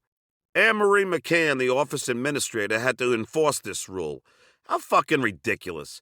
Howard's logic was that he didn't want to take advantage of his sponsors. Okay, Howard, I can understand that, but then why not reach into your wallet and buy a case of water, you cheap fuck? I had auditioned for the show Wings. The producers told me that my audition was the only one they laughed at, and so I got the part as a guest star on the show. I was so happy, and Howard begrudgingly let me do it, but not before mentioning that they wanted him first and they were using me. Before the show aired, Howard refused to read the on-air commercials that NBC was paying for. He would go to the live read, see what it was for, and then refuse to read it and tell Fred to play the pre-recorded commercials. How fucking petty. When Robin got the Fresh Prince of Bel-Air, he was all over that, but me, how dare I? 6 months later, we were in the studio off the air, and Howard said, John, I saw your episode of Wings. You were really good. In my head, I was like, 6 months too late, don't you think? Me and Crystal Bernard. When I guest starred on Wings at the end of rehearsal, Crystal Bernard asked me to come into her dressing room. I did, and she sat across from me, looked me deep in my eyes, and said in a soft, sexy southern voice, Now what's a cute guy like you doing married? She was hitting on me, and it took every ounce of my being to turn her down, because I wanted to be faithful. Now that I'm divorced, I regret not hitting that. Just kidding. Down goes Chiasano. Tom was an avid golfer. He and his father were the top golfers at his country club in Pelham, New York. One day on the air, I challenged Tom to a hole of golf. I sucked at golf, but my plan was to get into his head. Robin bet Tom $1,000 that I would beat him, and the bet was on. Look, I'm not saying that I get lucky, but I do. Plus, I'm an avid competitor. I beat Jackie and Gary at racquetball. I destroyed Ganji and his brother in tennis while playing them at the same time. I made mincemeat of Robert on the tennis court. So why not take down Tom? The date was set, and the E-Camera guys drove out with me to Pelham Country Club. It was a nice sunny day. I started drinking beer. There were plaques all over the walls of the club of Tom and his father winning all kinds of golfing accolades. There were trophies that Tom and his dad received. All of the people at the club knew Tom and of his golfing prowess. I looked into the E-Camera and said that I would beat Tom by getting into his head. We hit a practice hole and Tom annihilated me. But now came the real thing. We started the hole. It was a par 3. I hit a decent shot, but on the next shot, I hit the fucking E-Guy's camera. I demanded a reshoot, and Tom accepted. The next shot, I made it right onto the green. I couldn't believe it. Neither could Tom. Meanwhile, every time Tom took a shot, I kept saying, "Bee-ba-billy-boo." It was an old Little Rascals reference when they were golfing. They had a chimpanzee that broke all the clubs and kept saying, "Bee-ba-billy-boo." Richie Wilson, our E-cameraman and friend, was laughing his ass off. We were on the green. I hit one near the hole, setting myself up to make a 10-foot putt to win. Tom choked and hit it over the green. All I needed was to make this putt, and the victory was mine. I concentrated and made the putt, much to Tom's chagrin. I ran around the hole like a lunatic, celebrating my victory while Tom looked on in despair. While we drove back in his golf cart, I kept yelling to all of his golf buddies, saying how I beat him. Tom looked straight ahead and said, "This is the worst day of my life. I'm glad I could help, Tom." Back to Susanna. I flew Susanna and my son Knight out to L.A. for pilot season in hopes that Susanna could fulfill her dream of getting a TV show. She auditioned for a pilot called New Jersey and quickly became the first choice for the lead in the eyes of Danny Zucker, the writer, and Robbie Benson, the director. I was ecstatic. She had an agent and would get $30,000 just for the pilot. I was already thinking of how I would spend that money on a BMW. Danny was a friend of mine, but he had no idea Susanna was my wife. He finally found out before Susanna's last audition and called me to tell me how great she was. The part was between 2 girls, but she was still their number 1 choice. All she had to do was audition for Warren Littlefield and a few other NBC execs. I was so happy for her and couldn't wait for my car. She called me after the audition and she wasn't very happy. She didn't think that it went well. I was worried, and sure enough, later on it turned out that Warren wanted a Drew Barrymore type. Geez, man, Susanna looked like Drew Barrymore. The fuck was wrong with him? Susanna was devastated. She felt she was getting older and that she had to score something soon. I wanted to cheer her up and profusely pounded away at the computer writing our love story. I flew out to stay with her and Knight for the weekend and handed Susanna the script that I wrote for her to star in. She was so appreciative, and it cheered her up. It was a role she was perfect for, unless Drew Barrymore wanted it. When Susanna got back from Los Angeles, we decided it was time to have another kid. We rented a small studio apartment in a rent-controlled building that I got through a friend I met at an appearance. We needed to spend time there since I was close to financing my film and we would have to shoot it in Manhattan if I got it. Susanna was about to start ovulating, so as I drove over the Bayville Bridge towards Manhattan, I knew I had to try and impregnate her that night. I purposely hadn't masturbated, so I was ready, looking for another child, which I had always wanted. We got into the apartment on 14th Street and made love that night, and I unleashed my poison, and a month later we found out that Susanna was pregnant. My Puerto Rican and Danish sperm was pretty potent, and Lily Bell Melendez was born on December 7th of that year. Around this time, I gave Knight a yellow Labrador puppy named Gunter as a birthday gift. We were in this tiny Manhattan apartment, and around 3 in the morning, the dog had to take a shit. So I go down to 14th Street in my pajamas, the dog shits, and I pick it up. Then he shits again, and I rummage through the garbage to find something to pick it up with. We lived across the street from this happening Manhattan nightclub that had just opened called Spa. So while I'm picking it up, I look, and Derek Jeter and his buddy go walking past me, and Derek says, "I hope there's some hot girls here." Of course, he's picking up women, and I'm picking up dog shit. Meanwhile, Howard, Beth, Suzanne, and I would go out all the time. Former E! Show executive producer Scott Einziger used to join us with his wife Maya, but then he left to produce other television shows, and he did a show called Are You Hot? Howard not only sued the network, but he also sued Scott personally. Yet another person who ultimately left the show on bad terms. Even in Scott's last week, Howard beat him up on the air, talking about how this was the only job he could possibly do. Then Scott went on to win an Emmy for producing The Amazing Race. I still had fun with Howard, though. Once Howard, Susanna, Beth, Ozzy, and Sharon Osbourne and I were all having dinner at Nobu in Manhattan. Well, at one point, Ozzy went to the bathroom. Keep in mind that the bathrooms at Nobu had an Ocean Wave soundtrack playing on the speakers. I'm guessing to help people relax or pee faster. Anyway, Ozzy's in the bathroom for a while, and then finally returns and says in his barely coherent Ozzy voice, "Where is the fucking ocean?" I pulled the chair up to the window in the bathroom and kept looking out, but I couldn't see any ocean. I kept hearing it, but I couldn't see it. We all laughed our asses off. We were like, "Ozzy, that was a fucking tape recording." Those were the good times spent with Howard, but we never discussed business, and I always knew it was inevitable that the wheel would spin, as Gary and I would say, when we had no guests booked, and it would eventually land on me. Meaning the verbal on-air beatings would come soon enough, so I might as well enjoy the nice Howard, just like I had with my father. Enjoy the good aspects even though the bad was around the corner. Stuttering John takes the stage. Since I was 18, I had always wanted to do stand-up. I would write jokes and record them on my answer machine from various locations, payphones, what have you. I was constantly writing my act on my computer. When I was at NYU, I was jealous of Mitch Fertel when he told me that he was going to be a stand-up. I had always wanted to be one, but there was one problem. I stuttered. I was so afraid that I would get up there and stutter on every joke. I remember telling my therapist, the one that I saw for OCD, about this fear. I was just terrified. I was used to being on stage with the band, and I would do comedy songs and tell jokes in between songs, but the thought of getting up there, just me, no guitar, no band, scared the crap out of me.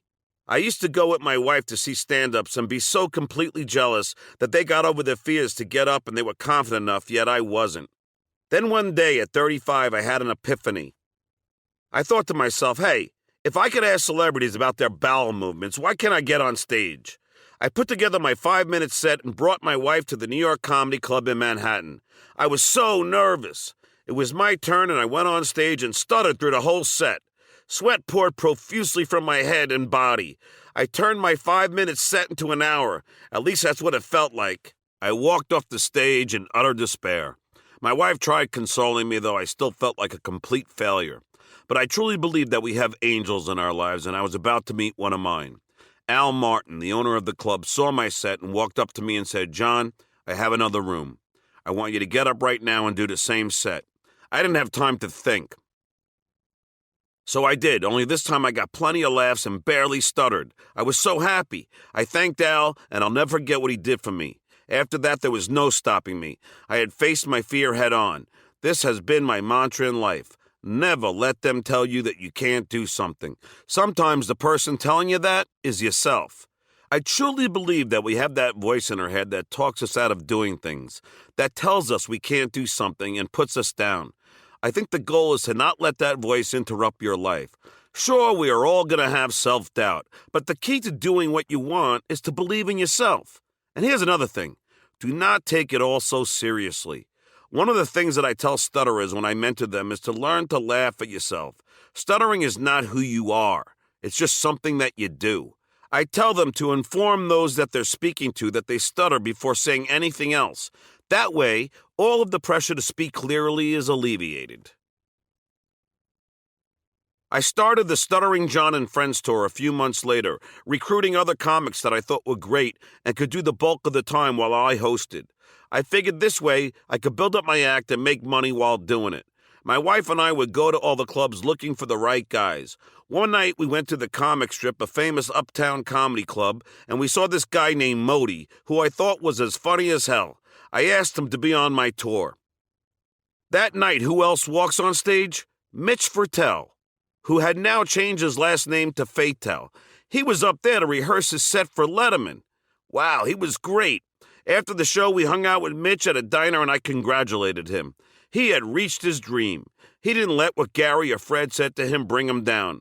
He was on Letterman a few nights later and Howard loved it. He played his set on the air and I was so proud of him, and yes, a little bit jealous.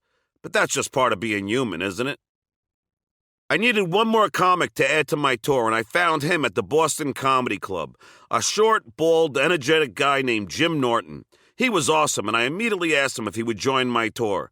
He said yes. I also added Melrose Larry Green, a Stern Show fixture. I had my tour set, so I started working on my act. I did a set at the Comic Strip where the owner, Lucian, gave me a few tips. I did a set at Caroline's on Broadway where I wrote a chunk while in the bathroom and then did it right on the stage and it killed. I kept doing the New York Comedy Club and I started getting really comfortable on the stage. The first 2 nights of my comedy tour were December 5th and 6th at Rascals Comedy Club. The first night was at the one in West Orange, New Jersey, and the second was at the Rascals on the South Shore. Well, after the show on the 6th, Melrose Larry and I decided to go have pizza at a Manhattan joint after the long ride back from Jersey. My cell phone was dead, so we just ate a few slices of pizza and I let Melrose pay. Shit, I was about to have another kid. I had already doubled up on mortgage and rent. I got home around 1 or 2 and my wife was pissed. She said she was trying to get a hold of me and that she was having contractions. I took her to the NYU hospital and the labor began. I was so freaking tired and the doctors told me to walk her around the hospital to get the dilation bigger so that the canal would be big enough to have the baby. I was so tired and drunk that I was like, Susanna, I don't want to walk anymore. She was like, if you don't walk me, I'll call my mother and have her do it. Fuck that. Her mother hated me from day one, and I think it was because I was Catholic and they were Jewish, so she probably felt guilty for killing my Lord and Savior. I don't know. Well, Susanna had a long labor, but then our beautiful baby girl was born, Lily Bell Melendez. I was so happy. The comedy tour continued, but I couldn't use Jim Norton anymore. He started working on the Opie and Anthony show, and they would goof on Howard. I feared Howard's wrath, so I asked him if I should still use Jim, and he said that he'd rather I not. I talked to Jim, and he suggested I use his old roommate, Jim Florentine. I was like, Jim Florentine? You mean Jammin' Jim? The guy that used to open for my band and who had like one good joke? That Jim? Norton said that he was really good now, so I went to see him and he was funny, so I added him to the tour. The only thing about Jim was that this crazy dude, Vinny Mazzio Jr., that booked us, told me that Florentine would badmouth me behind my back all the time. I confronted him about it, but he denied it. Later on, I had my doubts, but that's another story. I toured all over the country, making sometimes up to $15,000 a weekend. Modi used to joke with me and say that he couldn't believe that I was learning to do stand-up in front of 3,000 people a weekend. My 5 minutes soon became 15, and then thanks to hard work, I finally got it up to an hour. Modi and Jim used to compliment me on how natural I was on stage. They would say that it seemed like I had been doing it for years, which in a sense was true since I was the class clown since elementary school. Private Parts. After publishing his best-selling book, Private Parts, Howard signed a movie deal. The writer and producer interviewed all of us, but it turned out that I wasn't going to be in the main frame of the movie. The story was only up until the time Howard left NBC, and I was a few years after that, so as dejected as I was, I understood. They told me to come down to the last scene in the movie at Bryant Park where ACD was to play and hang in the crowd and maybe I'd get in a shot. When I came to the casting office at the shoot, the producer said, "Oh, hi there.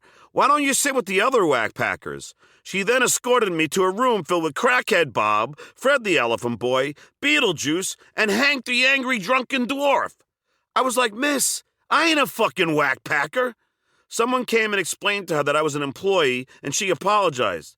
But man, talk about adding insult to injury. It was bad enough that I wasn't in the movie, but now this?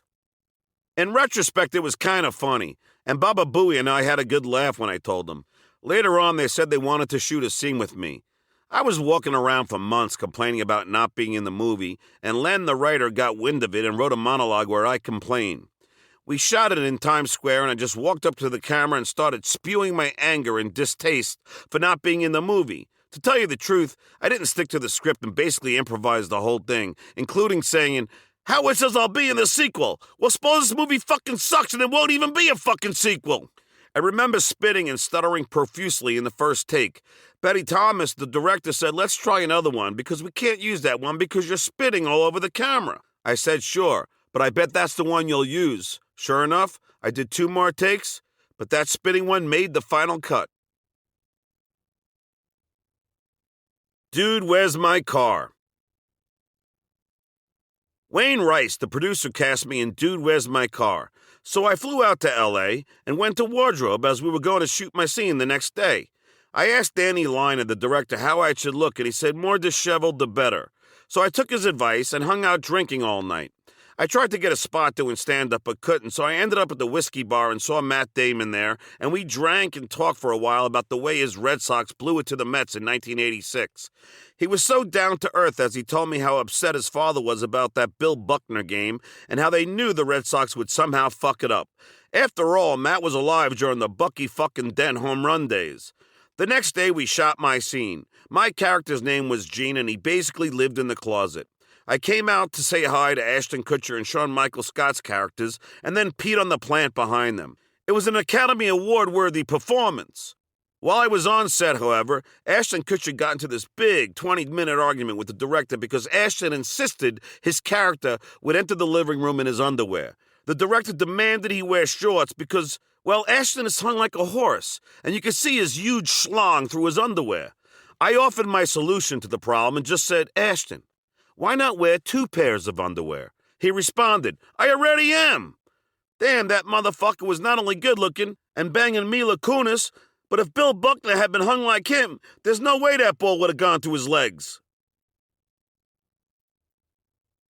The Flunky versus the Junkie. My wife and I were watching celebrity boxing in our tiny Manhattan apartment, and it had like Danny Bonaducci fighting Barry Williams. It said they got paid $30,000 to do it, and I was like, why would they agree to do that for such little money? The next morning, I was on the air with Howard, and we started talking about the show, and I said that I couldn't believe they would box for such little money. Howard asked, why, John? How much would you want to do it? I said I would have to make at least $100,000. A few minutes later, Crazy Cabby called in to challenge me. You have to understand, Cabby was always jealous of my relationship with Howard. He would have loved to be going out to dinner with Howard and sleeping over at his house like I did. Howard asked me if I would fight him. For $100,000? Sure, I said. Keep in mind, Cabby was 6'2", 260 pounds, and an ex-Army lunatic. Tom Chiasano came in the studio and explained that there would be no way he could raise that kind of money to put on a fight. What a moron he was for saying that. One of the higher-ups at K-Rock complained to me later asking why Tom would let his advertisers know he was unable to raise that kind of money. Many people started calling and demanding that the fight happen. Tom was cornered, and he finally acquiesced and said he had to talk to the sales staff to see if he could make it happen. Donald Trump called in, as I recall, and said that we could do the fight at the Taj Mahal, one of his Atlantic City casinos, and just like that, the fight started to solidify. It was to be 5 rounds lasting 2 minutes each, with another 2 minutes in between for rest. I was a little nervous after all. This guy was a monster. But heck, that was a lot of money. And truth be told, I always fantasized about being a boxer. It was a dream of mine, so why not live it on someone else's dime? It was like my own little fantasy island. I got a trainer from my friend Lisa Rippey, my masseuse and acupuncturist, who I got through Jackie. Lisa got super heavyweight kickboxing champion Derek Panza to teach me how to box, and Joel Gold and Steve Weinberger trained me in endurance and weights. I trained 8 times a week, 6 days in a row with 1 day off. I would jog on Tuesdays and Thursdays and then spar those nights. It was excruciating. Derek told me that after training with him for 2 months, I'd be able to knock someone out with just a jab. In retrospect, I believed him. He taught me how to box and throw a punch correctly. I didn't know what Cabby was doing, but we were serious. I once sat in Derek's office and asked him if I can get killed during this fight. He said, "Don't worry, John. Not only are you not going to get killed, but you're going to win this fight. Derek had this plan for my first sequence of punches. After the bell rang, I was going to come up to Cabby and drop down low and give him a jab to his stomach. Then, when he dropped his hands, I'd deliver an overhand right to his face. I'd lay in bed every night going over this sequence before I fell asleep. We were both getting $100,000 for the fight, win, lose, or draw. I got paid another $7,500 for putting GoldenPalace.com on my back, and I made a deal with Trim Spa for $1,500 to say after the fight that the next time I wanted to lose weight, I wouldn't work out, I'd just take Trim Spa. I also booked my comedy tour at the Taj for the night of the fight, and that got me another $9,000. Hey, if I was going to risk my life, I might as well get paid for it. I had my mouthpiece set up by a dentist. He asked what color I wanted, and I said purple. Who knows why, but it was probably a color that I didn't have an OCD problem with. Tom Chiasano had me go to some cheap K-Rock doctor for my physical. This guy was older than the mountains. He could have been Larry King's babysitter. This guy had this disheveled examination room. When he went to take my blood, he asked me to hold his tray of medical tools. It took the motherfucker like a year to walk across the room to take my blood and another year to find a vein to shoot. This was almost as terrifying as the fight. As the morning of the fight approached, I got so incredibly anxious. Shit, this dude Cabby was a Neanderthal with not much of a brain. I'd actually say that Baba Booey was smarter than him. My wife and I were driven to the fight the day before. I did radio interviews for the affiliates on the way there, with GoldenPalace.com temporarily tattooed on my back. I was told by one of the DJs that I was a 3-1 underdog in Vegas. We finally got to Atlantic City. I jogged briefly along the boardwalk that night, and then we had dinner, where Donald Trump came to greet us at our table. Donald had been a friend of mine ever since I interviewed him in Marla Maples at the Trump Plaza in New York City during an event. I'll never forget that night because Donald asked me to come inside and asked me what my plans were for the weekend. I told him my girlfriend Susanna and I were going to Atlantic City. The next day at work, I got a call from his people comping me at the Taj, including massages. Heck, after the fight that weekend, I was flying home with my wife, Howard, and Beth in Trump's helicopter. I went to bed early the night before the fight, and I woke up the next morning. I could barely eat. Derek told me that I had to eat something, so I forced down a few bites of oatmeal and made my way downstairs to the dressing rooms. I did a warm-up with Derek punching his hands, took a piss, and got into my trunks. Howard came backstage and said I didn't have to do this. He was concerned about my well-being. It's kind of nice when I think about it. I said to him, Howard, not only am I going to go through with this fight, but I'm going to win. Donald Trump came backstage to wish me luck, and then it was time to play the waiting game. The place was packed, completely sold out. There were celebrities there like Evander Holyfield, Jillian Barberie, Don King, and Bert Sugar. We were given the 10-minute warning, and then Derek came up to me and told me that he wanted to try a new first sequence of punches. I'd been visualizing the fight plan for the last 3 months and told him no fucking way. He said okay and then informed me that we were going to walk out Mike Tyson style with our arms on each other's shoulders. Derek taped my trunks up and we were ready. We were then told they were about to lead us out and I suddenly had the urge to piss. Fuck! This always happened before I performed and usually I had to shit as well. Derek said we didn't have time to retape my trunks, so I stood above the toilet and took a piss with my shorts still on. Thank God they were made from that waterproof material or else I would have been drenched. We began to walk out Mike Tyson style, and I heard everyone commenting on me. Vinny Favale, resident Letterman employee and kiss-ass, said that I looked scared. This infuriated me and gave me some food for thought in the way of revenge. Vinny's one of those jackasses who once told me he didn't invite me to his party, but invited Gary because he liked Gary better. I walked into the ring, and they introduced legless and armless Celestine to play the national anthem on a keyboard with her tongue. After she was done with her performance, Michael Buffer introduced Cabby and I. The day of reckoning had arrived. Derek Panzer had kept it from me that Cabby's headgear had double the thickness of mine. He had sparring headgear and I had amateur boxing headgear, but since this wasn't a sanctioned fight, there was nothing my trainers could do, and Derek didn't want to freak me out. He also had planned that I would not sit between rounds. I think this was what Joe Frazier or George Foreman did to intimidate their opponents. The bell rang and I came out strong, delivering the first sequence of punches and landing them all. I kept on punching. All the angst, all the buildup had me tearing ass on this dude. But I started to lose my breath too, because A, I had a tendency to hold my breath when I punched, and B, Cabby kept laying his 260 pounds on top of me. I guess that was his strategy. Either that or the fat fuck was just too out of shape. After a slew of punches, I heard an excited Artie Lang yell, "Holy shit! Stuttering John is kicking his ass!" I liked that he said that. Of course he was also happy because he bet like 10 grand on me for the fight. One of my favorite moments was after the third round. They asked Evander Holyfield who he thought was winning the fight, and he said, "I think Stuttering Joe is winning." I guess that dude got hit in the head one too many times. People started chanting, "Cabby sucks," and then all of the naysayers like Tom Chiasano, KC, and Robin started admitting that it was I who was winning. But in the fourth round, I took a right cross from Cabby, and for a split second I said to myself, just let him hit you again and lie down. The punch hurt and I was dead tired, mostly from holding up this fat fuck for half the fight.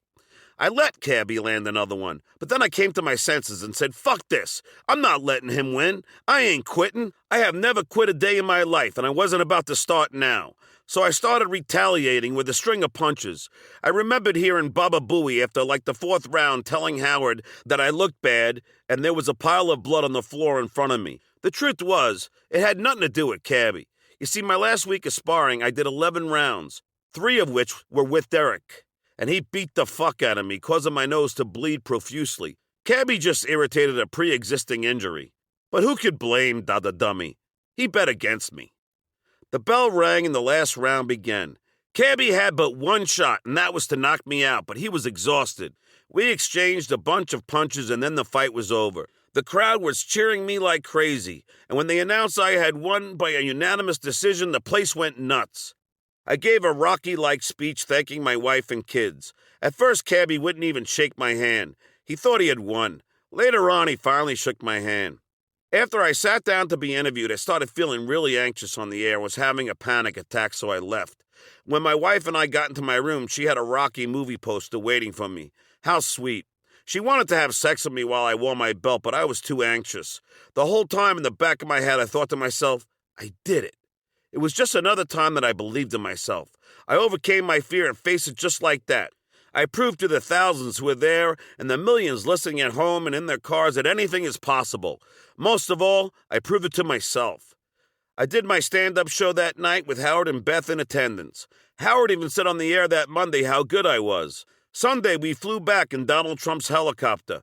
What a weekend. What an experience that I'll cherish forever. It was the experience of a lifetime. The following week on the show, I was applauded. Gary even told me that he spoke to Fran, one of the higher-ups at E, and that she said in reference to me in the fight, "See, that's a real man." That was nice of Gary to say. Jackie Martling, 922 Wine. I already talked about the first time I met Jackie. He gained some fame on Long Island due to his call-ins to Bob Buckman, the morning jock on WBAB. I used to listen while driving to Nassau Community College. He was on the air with Buckman plugging his 516-922-WINE joke line. Apparently he had like 12 answer machines in his mom's attic in East Norwich, and people could call in and hear a bunch of crappy jokes. Well, they weren't crappy. Mostly I would call the line when I was on the crapper. We didn't have cell phones then, so what the hell else was I going to do? I already read my latest edition of Mad Magazine 20 times. Anyway, I guess Jackie got the break of a lifetime by becoming a part-time member of the Howard Stern Show.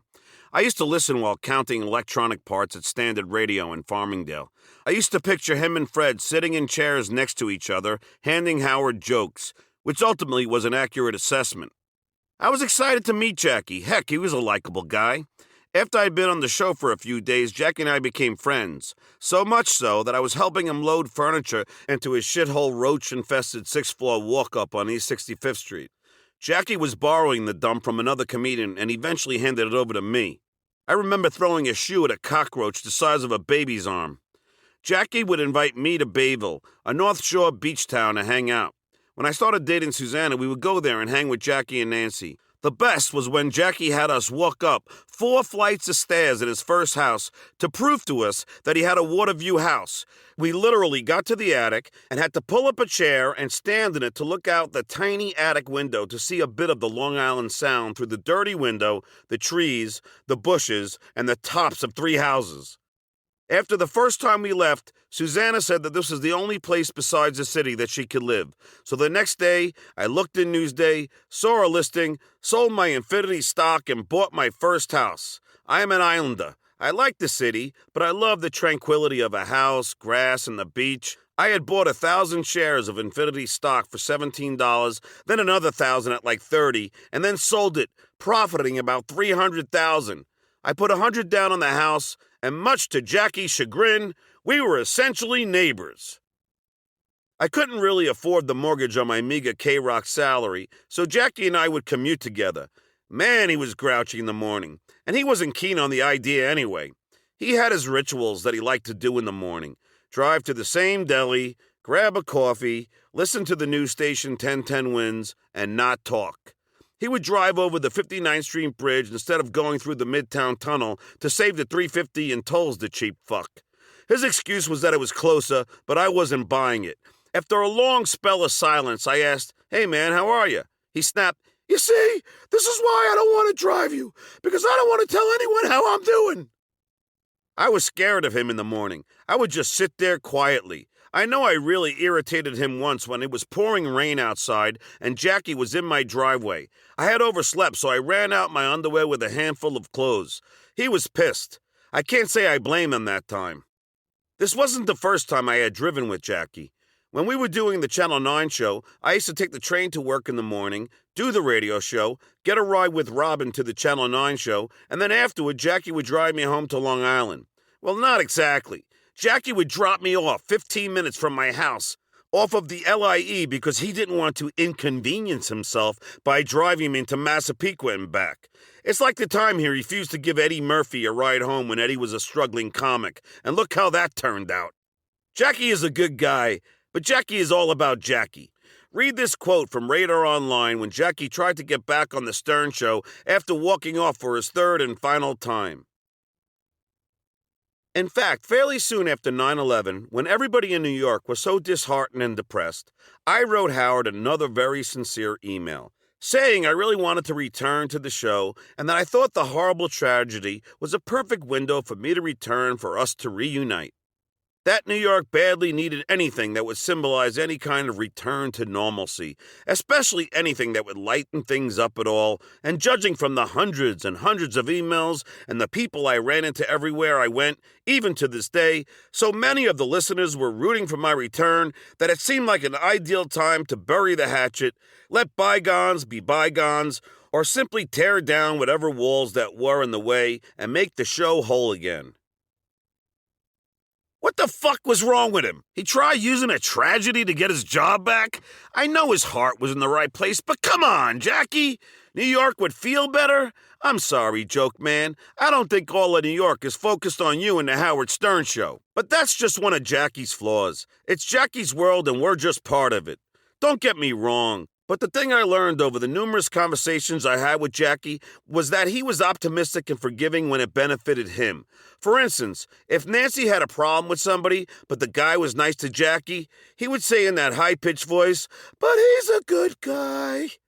All right, I digress. Jackie was one of my best friends on the show. He and I hung out together, smoked weed together. We went on trips to Cancun and Puerto Rico together. We were buds. One time before I bought the house near his, Jackie unexpectedly crashed at my place. And the next morning, I asked him if he brushed his teeth, and he said yes. I said, "Wait, you had a toothbrush with you?" And he said, "No, I used your roommate Mike's." Fucking gross. And that's fucking me saying it. I could not wait to get on the air and tell Howard, which I did, but Jackie denied it. He said he was just pulling my leg, until my roommate Mikey called in and said, "John, I just checked my toothbrush and it is wet. Jackie definitely used it." We goofed at him for a while on the air. I was developing a skill to become the resident informer and ball breaker. Breaking balls was something I did all my life, but this was a new way to reinvent myself when I was starting to get recognized too often when I did interviews. You might say, "Wow, you're a snitch," to which I would say, "But did it make great radio? Yes." I rest my case. I might not be good at a lot of things, but one thing I am good at is figuring out a way to survive. Jackie and Bowie became my incessant targets for ridicule. Gary because he was a big-tooth backstabber, and Jackie because, well, he was wacky. Put it this way, Jackie once told me that he wanted to construct an underwater pool tunnel connecting two of his neighboring houses. Granted, we were both drunk, but that motherfucker was serious. It seemed like a good idea to me at the time, thanks to the weed, but I logged it away and couldn't wait to spill this shit out on the air. I ultimately did, and we laughed our asses off. Here's a list of wacky Jackie ideas. Number 1. Consult a doctor from the penny saver and get his toenails chopped off. I always thought it would be a funny practical joke to send Jackie into an Asian nail salon to get a pedicure and watch their reaction to his nailless toes. Number 2. Become mayor of Bayville. Number 3. Build a wall separating us from Mexico. Wait, that's not his. Number 4. Create a cooking show with Bobby Flay called Boy Meets Grill. Number 5. Become a stand-up comic. Number 6. Record a music album. Number 7. Buy 5 houses. In response, one brilliant caller called into the show and said, Jackie, since you have 5 houses, shouldn't you own a hotel? Number 8. Jackie wanting to start the Jackie Martling Museum at one of his houses. Number 9. Jackie asking guests and having Grillo ask guests to sign a page of a joke he wrote when they appeared so he could one day wallpaper a room in one of his houses with all of the celebrity pages. Look, I love Jackie, I really do. He was my partner in crime in a lot of ways, but I think he made the biggest blunder in show business history. He entered it. Nah, just kidding, but that last one was the worst in my opinion. It was so backhandedly obvious a boost to his ego. I mean, let's face it, he wanted to passive-aggressively let the celebrity guests know he was the one writing the jokes. That's like me going up to Tom Cruise after his appearance on The Tonight Show and asking him to sign a script of a bit or segment that I had wrote. It was just dead wrong, and I don't blame Howard for being pissed about it. We would have to go through a strict path if we ever wanted an autograph from a guest on The Tonight Show, and the requests were few and far between. I remember asking Jay if I can get a picture with Barack Obama, and he was like, no fucking way. I felt like a dolt. Sadly, Jackie didn't seem to mind. The worst was that he got Grillo to do his bidding sometimes, which put an added pressure on his tiny brain. I'm sorry, I shouldn't have said tiny. I meant extra tiny. Put it this way, Grillo works for a lighting company now where he shows off new light bulbs, and I'm pretty sure this is the first time a light bulb has ever gone off above his head. Anyway, back to Jackie. Suzanne and I finally decided to get married. After all, we had a kid already, so we rented a house on the beach for an entire month, but then realized later on that the tide was slowly rising and we'd have no room for the wedding tents by the time the date rolled around. In our desperate search, we found another house down the block that we could rent for the day. It had a nice deck for our wedding band, the famous Nerds from New Jersey. They were friends since I did many gigs with them. Anyway, we had a beautiful day, June 28th, a sunny Saturday. We invited about 200 people. I invited Robin, Jackie, Gary, Fred, and Howard from the show. Howard didn't attend, and neither did Fred, although they gave me nice gifts. Unfortunately, Jackie came. I kid because I love, but the truth is Jackie decided to go up and jam with the Nerds, and it was cool for about 2 minutes. But then he would not get off the stage. I went up and asked him once after 10 minutes, but he refused. The people were holding their ears after drunk, pot-influenced Martling cranked the guitar up and muddled through bad lead after bad lead, as if he were playing with mittens. I finally grabbed Baba Booey and was like, Gary, this is god-awful. Please help me, get him off the stage. Gary took control and went upstairs to the upper deck and yelled to Jackie, get the fuck off the stage, you're ruining the wedding. Finally, thank God, Jackie put down the guitar and the Nerds went into their brilliant rendition of Bohemian Rhapsody to help us all forget the white trash noise we had just endured for the last 20 minutes. The funniest and worst part of the wedding was that we got married by a priest and a rabbi on the beach. I told everyone to come in shorts and bathing suits because the thing I hated most about weddings was that you had to get dressed up. Therefore, this one was to be totally casual. While the wedding party and my wife were all proceeding down the aisle, the rabbi turned to me and said, do you have the check? After the ceremony and the pictures, Mike Navarra, who was my best man, and I ran down the beach and jumped into the water while the wedding videographer was taping us. Well, the wedding ring expanded due to the cold water and my finger shrunk, and the wedding band that I paid $2,000 for slid right off.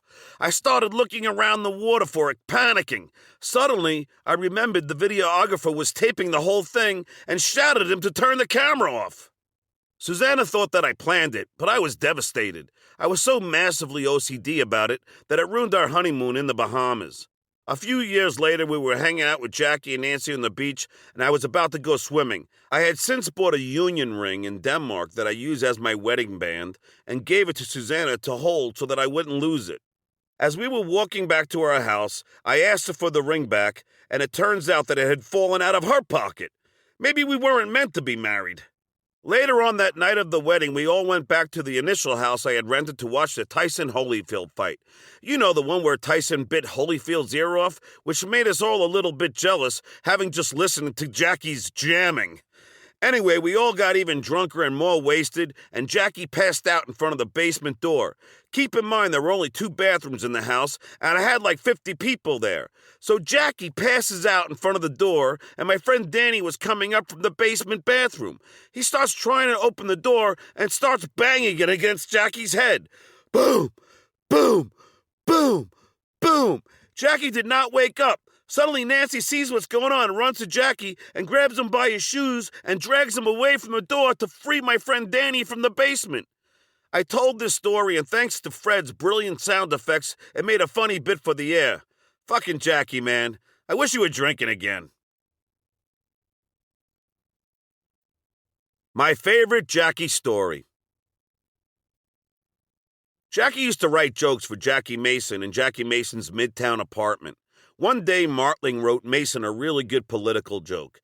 Mason said, "Did you write this, Jackie?" Martling said that he did, and Mason responded, "You, my friend, are a genius."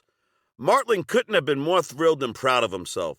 Later on, they walked into the elevator, and it had an elevator man who had to pull the cage-like door shut before you can go down to the lobby.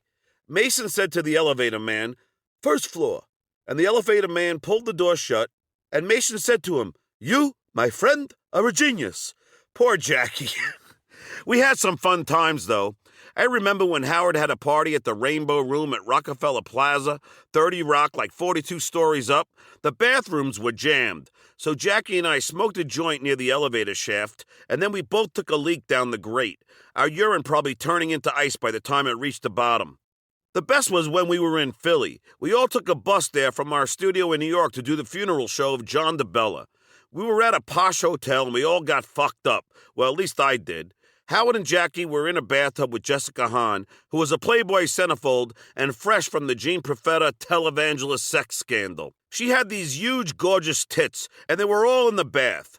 Howard called me and told me to jump in the bathtub, which I did. I came running in the room and jumped into the tub. Jessica was repulsed, and allegedly the water turned black. As we were on the bus ride home, Jackie fell asleep, so I took Jessica's lingerie and slipped it into Jackie's suitcase.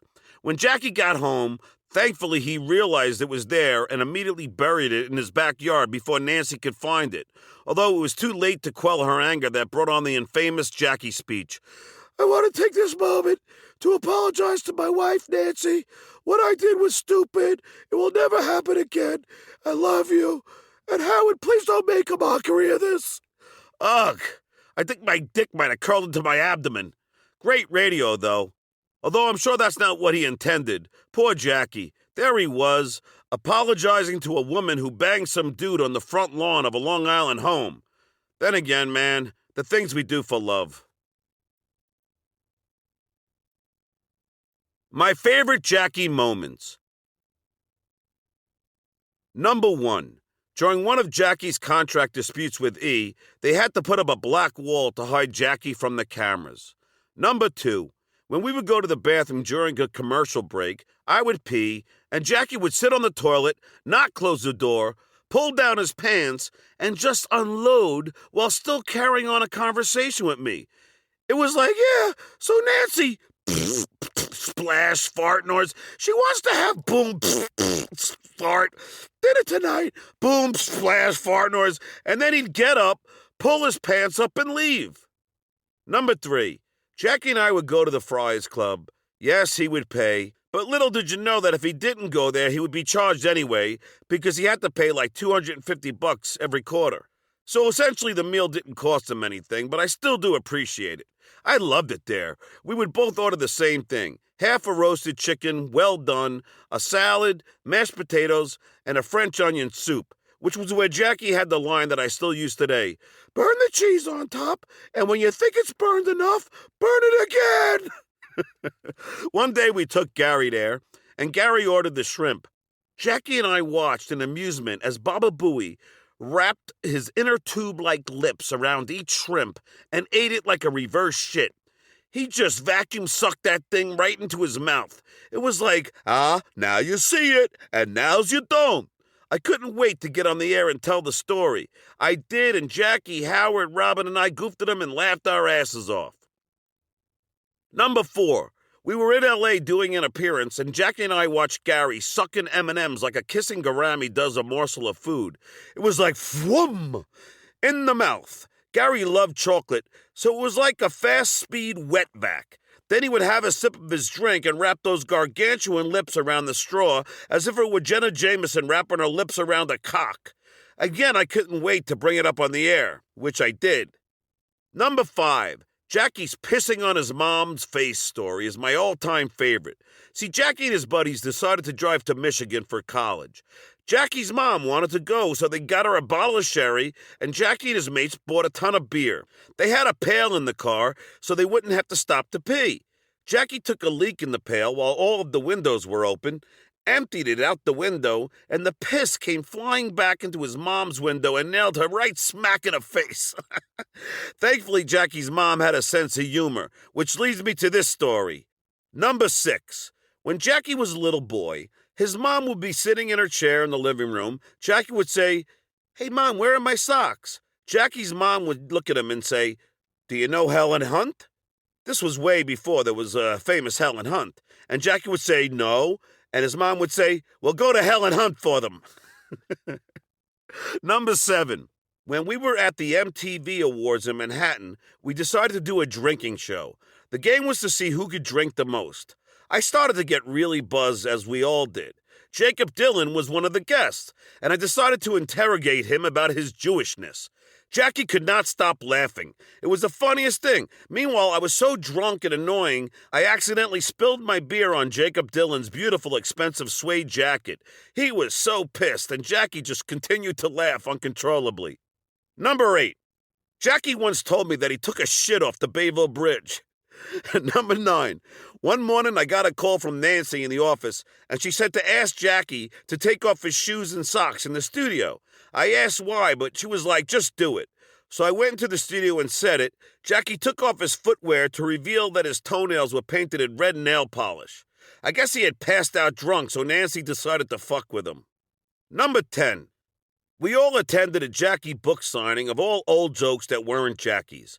The party was at Caroline's in Manhattan, and we went back to Jackie's favorite hotel room in the St. Moritz. We were hanging out in the room, drinking and getting stoned, and I asked everyone to tell their favorite Jackie story. Larry Ratso Sloman had the best one. He asked, "How funny is it that Jackie, a guy who wants everyone to know he writes Howard's jokes, put out a book of other people's jokes?" I laughed my ass off. Number 11. Howard once beat a naked woman's ass with a huge fish, and Jackie took it home, cooked it, and ate it. Number 12. I asked Jackie when we were walking into a racquetball court at the New York Health and Racquet Club why he never decided to tell his own jokes in his act. I said, "Jackie, you're a storyteller." But he said that Henny Youngman once told him that nobody wants to hear about your life. Well, no disrespect, Henny, but it's been fairly profitable for Leno, Seinfeld, Kinison, and the zillion other comics out there. Number 13. Jackie's one OCD thing about performing was that he always had to go on stage with red socks. Number 14. Jackie once was nice enough to let my family sleep at his house on the beach. It turns out his house was flea infested, and we received a combined 300 flea bites all over our bodies. Number 15. When Jackie had hemorrhoids, Nancy used to have Jackie get down on all fours, and she'd insert the Preparation H tube up Jackie's ass. Number 16. Jackie, Fred, Gary, Nancy, Billy, and V, Billy's wife, all recorded the hidden track on my Atlantic album called One Thing. It was an anti-FCC song, and at the very end, Jackie strums his guitar and does a 2-minute rendition of all of the infamous Jackie laughs. Number 17. When we went to our sexual harassment required class at K-Rock, before the teacher entered, Jackie drew a big cock on a piece of paper and taped it to the television at the front of the room. Number 18. Jackie would eat buffalo wings by inserting the whole piece in his mouth and then pulling it out with just the bone left, a la Fred Flintstone. Number 19. One time Jackie stuck his finger up the ass of a guy that mooned him and went back to eating his buffalo wings without washing his hands. Number 20. At every one of his shows, he would tell his last joke and then begin selling merchandise on stage. It was so embarrassing. I'd never seen a comedian in my life end his show and immediately turn into a snake oil salesman on stage. The final Jackie departure. I did not want this to happen. I kind of feel responsible because I was the one who hooked Jackie up with my entertainment lawyers at Grubman and Dursky and Schindler. I got them when I needed lawyers to secure my record deal, and I had 2 good attorneys there, Larry Shire and Don Kaplan. Larry was like the rock star, good-looking attorney, and Don was like the consummate nerd, with the only thing missing from his collared dress shirt being a slide rule. Anyway, Jackie wanted representation, and he asked me if I knew anybody. I suggested Larry, and Jackie fell as in love with Larry as I did. Little did I know that Larry was the catalyst in Jackie's departure. Howard, Fred, and Robin were all still represented by Don Buchwald, and Jackie didn't want any part of that. He had walked off the show due to a contract dispute twice before, but I knew this would be the last one. Why? Because I knew Howard was fed up with all of Jackie's shenanigans. There was already tension, as Howard was convinced Jackie was the rabble-rouser of the disgruntled. I knew he was at his breaking point. I remember when Jackie was considering making this fatal move, we were standing in front of the elevated doors in the lobby of 600 Madison Avenue, home of K-Rock. We awaited the elevator to go downstairs, and I said, Jackie, look, stick it out for 5 more years. Then you can retire a millionaire and never have to work again. He said no, that he'd had enough and wanted to be paid what he felt he was worth. Now, mind you, I was making $35,000 a year, and Jackie was making like $700,000. I think he wanted like $800,000, but still to me it was a lot of money either way. Why leave that? We'd all had enough of Howard's abuse, but man, you stuck it out this far, take it in the ass for 5 more years, and then live the rest of your life on the beach like Tim Robbins in The Shawshank Redemption. Jackie left the show. What a dumb move from a very bright man. Larry had convinced Jackie he would be able to get him more money, and Jackie was brainwashed. Tom Chiusano met with Jackie one last time and offered him a little bit more and told Jackie that this was their last offer. There was no more negotiating, take it or leave it. Unfortunately, Jackie left it. Larry had him convinced that he could out-negotiate Mel Karmazin, but that wasn't going to happen. Jackie was going to lose, and lose he did. He lost his job, then his wife, then his passion for drinking beer. Then his comedy gigs dried up, and his pay went way down. It was very sad. I loved Jackie. I didn't want to see him go. We all missed him. Jackie had heard that I goofed on him after the departure on the air, and I'm sure I did, but I pretty much just goofed on his decision. I watched his 5 houses become 2 after 3 went to Nancy. I liked Nancy, but at the time I always felt that she had to prove how smart she was. She always felt she was just as responsible for Jackie's success as he was, and that always annoyed me. In retrospect, at least I didn't support a guy leaving the highest paying job he can get in exchange for nothing. Everyone knows you don't leave a job until you have another one lined up. That's the first rule of business. Yeah, Nancy was a tough one. They would fight all the time, but hey, most married couples do. Yet I always felt that Nancy was jealous of Jackie's success. The 4 of us went upstate to a bed and breakfast once, and we were at a restaurant having dinner. Nancy asked Jackie for something, and Jackie said, "Yes, Your Majesty," and then opened his eyes and looked at Nancy and said, "Oh, did I say that out loud?" I laughed my ass off. Hi, my name is Fred. My name is Eric. My name is Fred Norris. Hi, my name is Fred. My name is Eric. My name is Fred Norris. What can I say? Fred is a very damaged individual, much like all of us on the Howard Stern Show. We're all just people who left one dysfunctional family for another. Howard suffered abuse from his father the same as I did, although I got my ass kicked. Howard only got put down a few times, but it was damaging nevertheless. I think, though, that Howard has always strived for his father's acceptance. It has helped him and hurt him in many ways. Robin was molested by her father. Jackie, believe it or not, didn't have many stories to tell. And Gary, from what I remember, had a crazy mother. And then there was Fred. Poor Fred.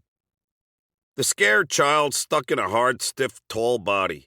Fred has always been so incredibly socially awkward that the last thing you'd want is to be stuck in a conversation with him for over 5 minutes. From what I recall, his biological dad named him Fred, but his stepfather's name was Eric, or vice versa. I just know that one of them was a drunk and abusive to poor Fred, so because of that, one time Fred changed his name to Eric, but never told us. Finally, it was revealed to us, and then all jokes ensued, because nobody knew which name to call him. I mean, he already had changed his last name from Nukas to Norris. Shit, this guy has changed his name more times than Pete Diddy. I then pulled the clips of him saying both first names and wrote a song parody to Eminem's My Name Is, that my engineer buddy Brian Kelsey produced. Howard loved it and played it for a week, but then suddenly it vanished. I mean, you figure it out. Fred played the bits, he had the files, but somehow he lost the recording. He's a character. I've always felt that Fred was envious of me. Look, there's not one of us main people in the show that didn't want to get out at one point or another, but the difference is that I got out. I got out for a brighter future. I was leaving for a better gig. Fred's head must have been spinning like Linda Blair's. I reminded him of everything that he wasn't. I was young, aggressive, and ambitious. I was not afraid of rejection. I was not afraid to fail. I was not afraid to perform. Even when Howard and I went to see Fred's band, he wouldn't sing to the audience. He literally would turn his back to the audience. I had dreams beyond the Howard Stern Show. I was the rebel. Fred wanted to get a record deal and tour the country. I did. Fred wanted to be an actor. I got to be in movies and sitcoms.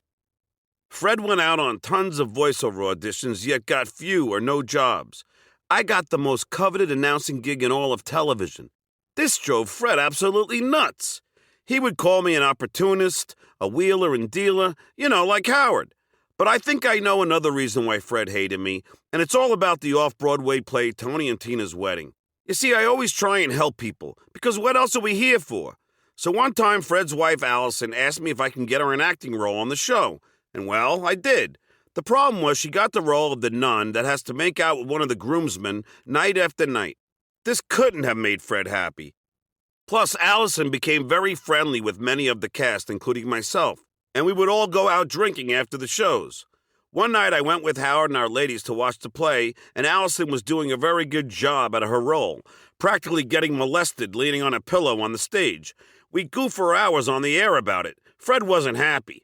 But then we brought in the actor that kisses her, Patrick Buckley, a very dear friend of mine, but more importantly, this good-looking blue-eyed Italian with a nice svelte physique.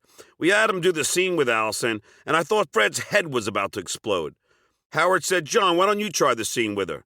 Before I even got close to her, Fred blew his top. He wasn't having any of it. Howard tried to calm him down, but Fred hated me.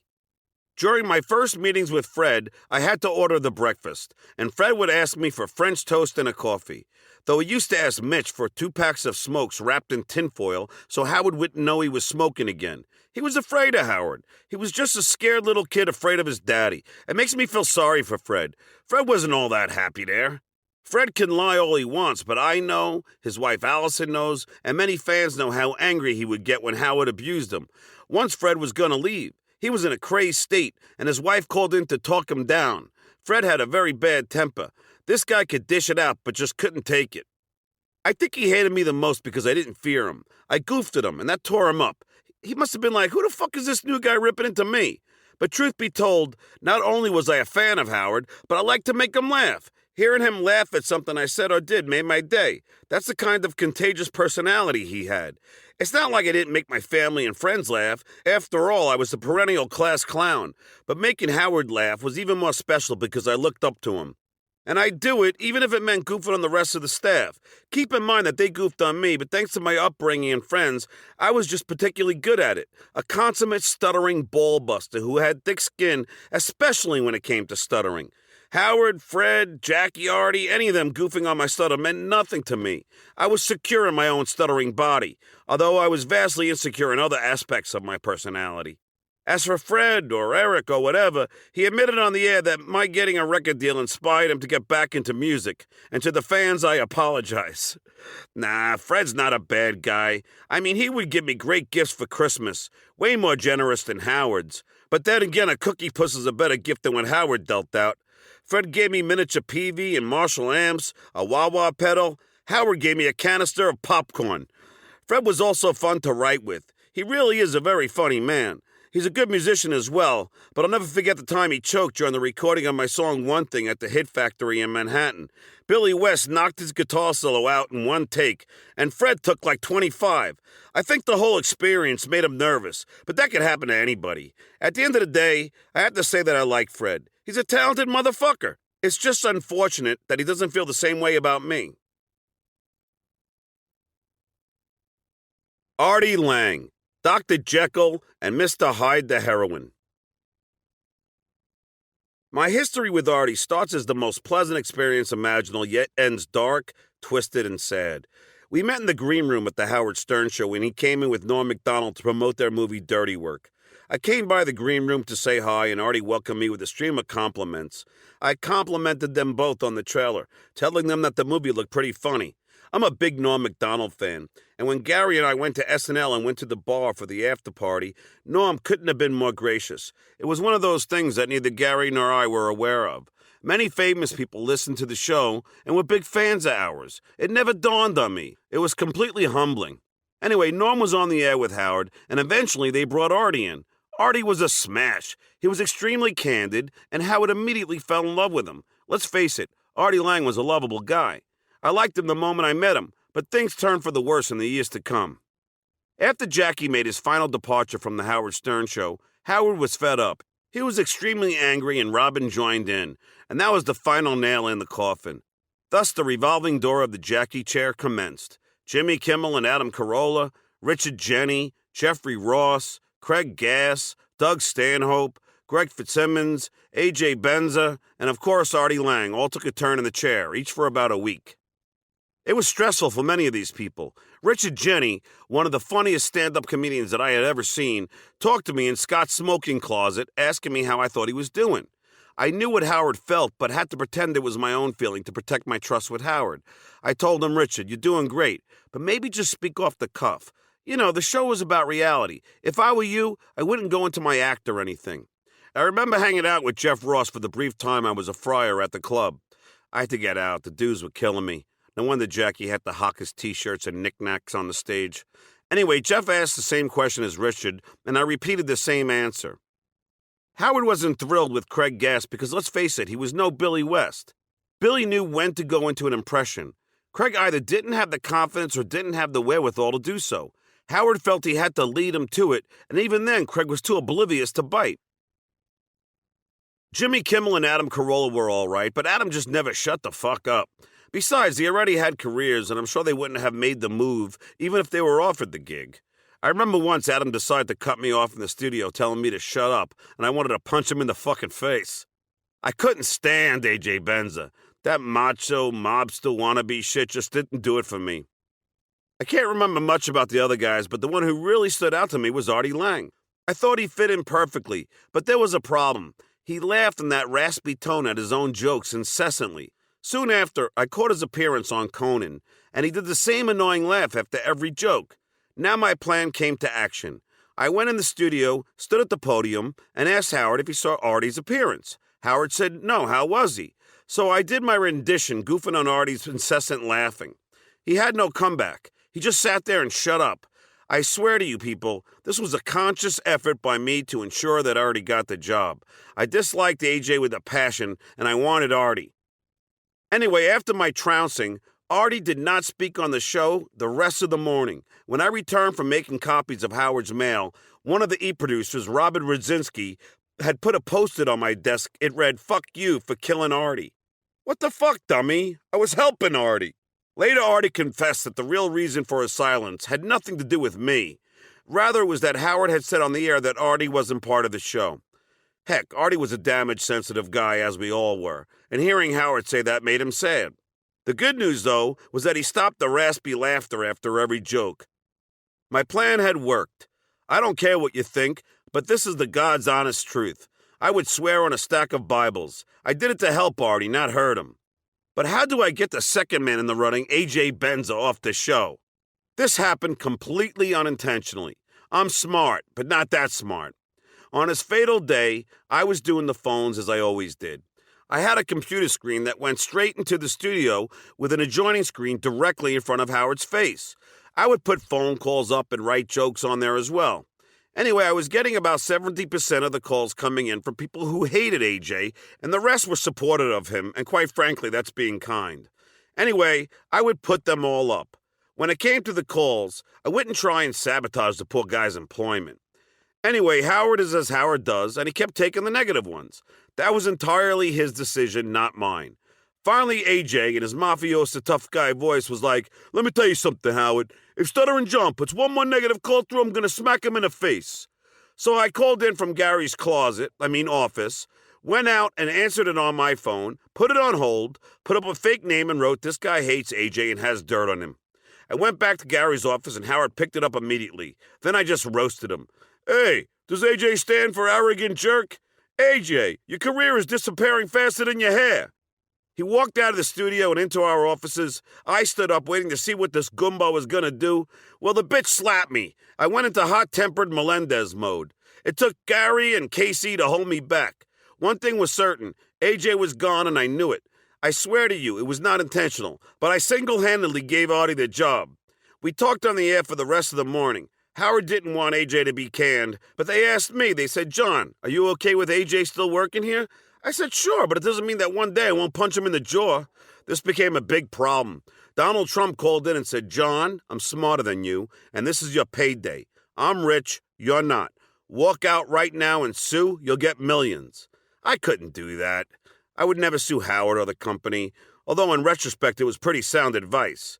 Anyway, the decision was made. AJ was out and the Jackie chair was Artie's. Artie should be giving me 10% of his earnings for that. I took a punch for that fat fuck. So the Artie years commenced. He was legendary. The perfect addition to the show. At first, Artie tried writing jokes for Howard like Jackie did, but it didn't take him long to realize that just wasn't his thing. Howard finally told him, "Just say what you want," and boy did he. It was like Jackie Who. Artie had leaped to fame so rapidly that he became the most liked on the show, even more than Howard. Look, Jackie was great, but Artie was a juggernaut. He was funny and fit right in. Jackie realized his mistake and sent Howard numerous emails asking for his job back, but it was too late. Artie had replaced him.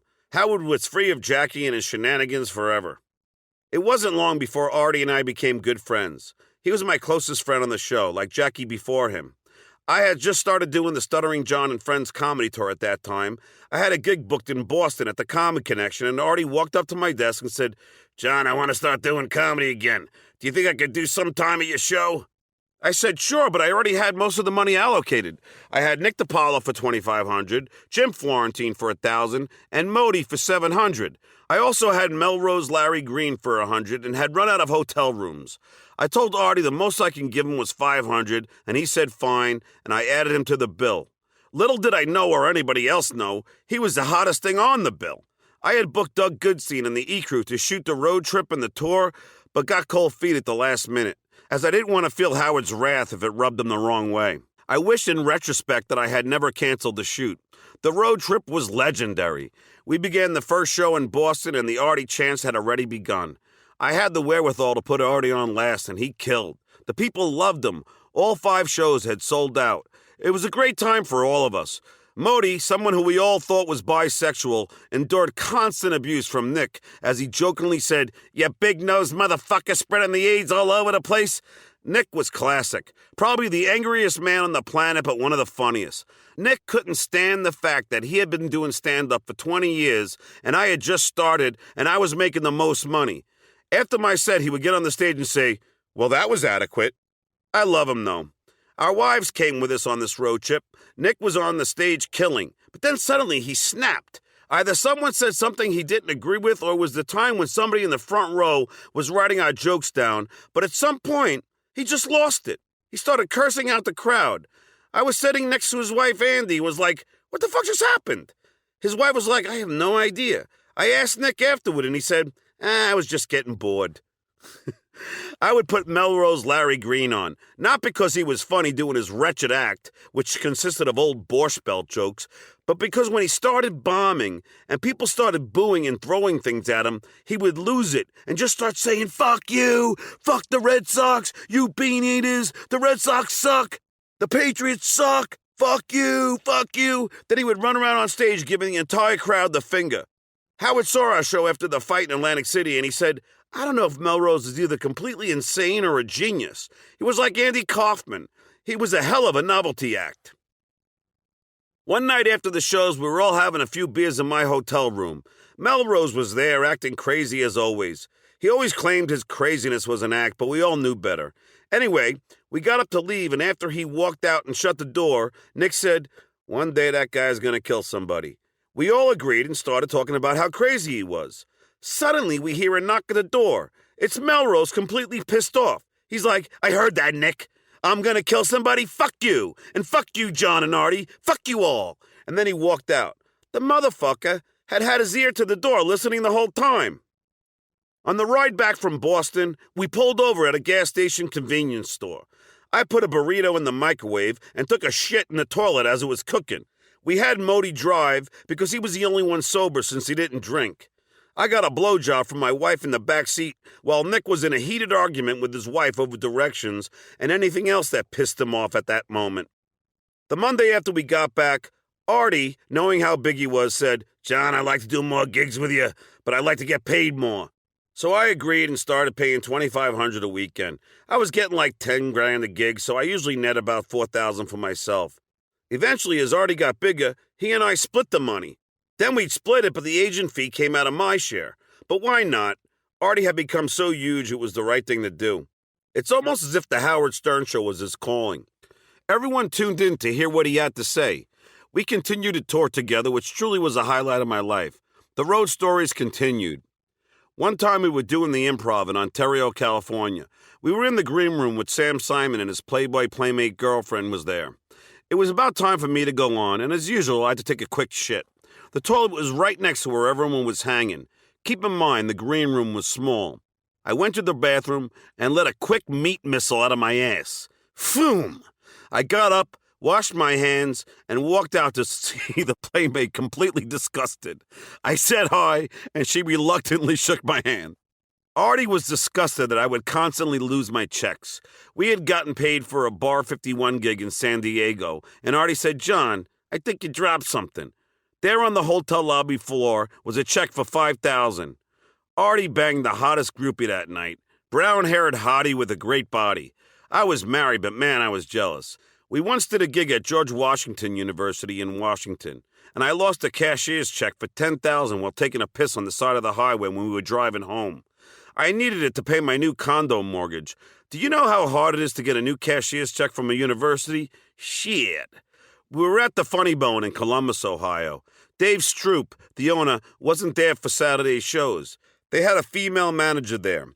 Artie got so tanked on Jack Daniels on stage that he started to challenge people to fights when they got up to go to the bathroom. People constantly bought him shots. He had already done about an hour and he was 15 minutes over. And the manager looked at me and said, "Are you going to stop this?" I said no. Later on, she wrote the owner Dave a note that he passed on to me. It read, "The shows were all sold out. Artie Lang was completely inebriated, and Stuttering John had no control of the show." That being said, we ran out of 3 brands of beer and have never sold that much alcohol in one night ever. That was pretty much it. Our shows were like one big party for us and the fans. People would buy Artie shot after shot while he was on stage.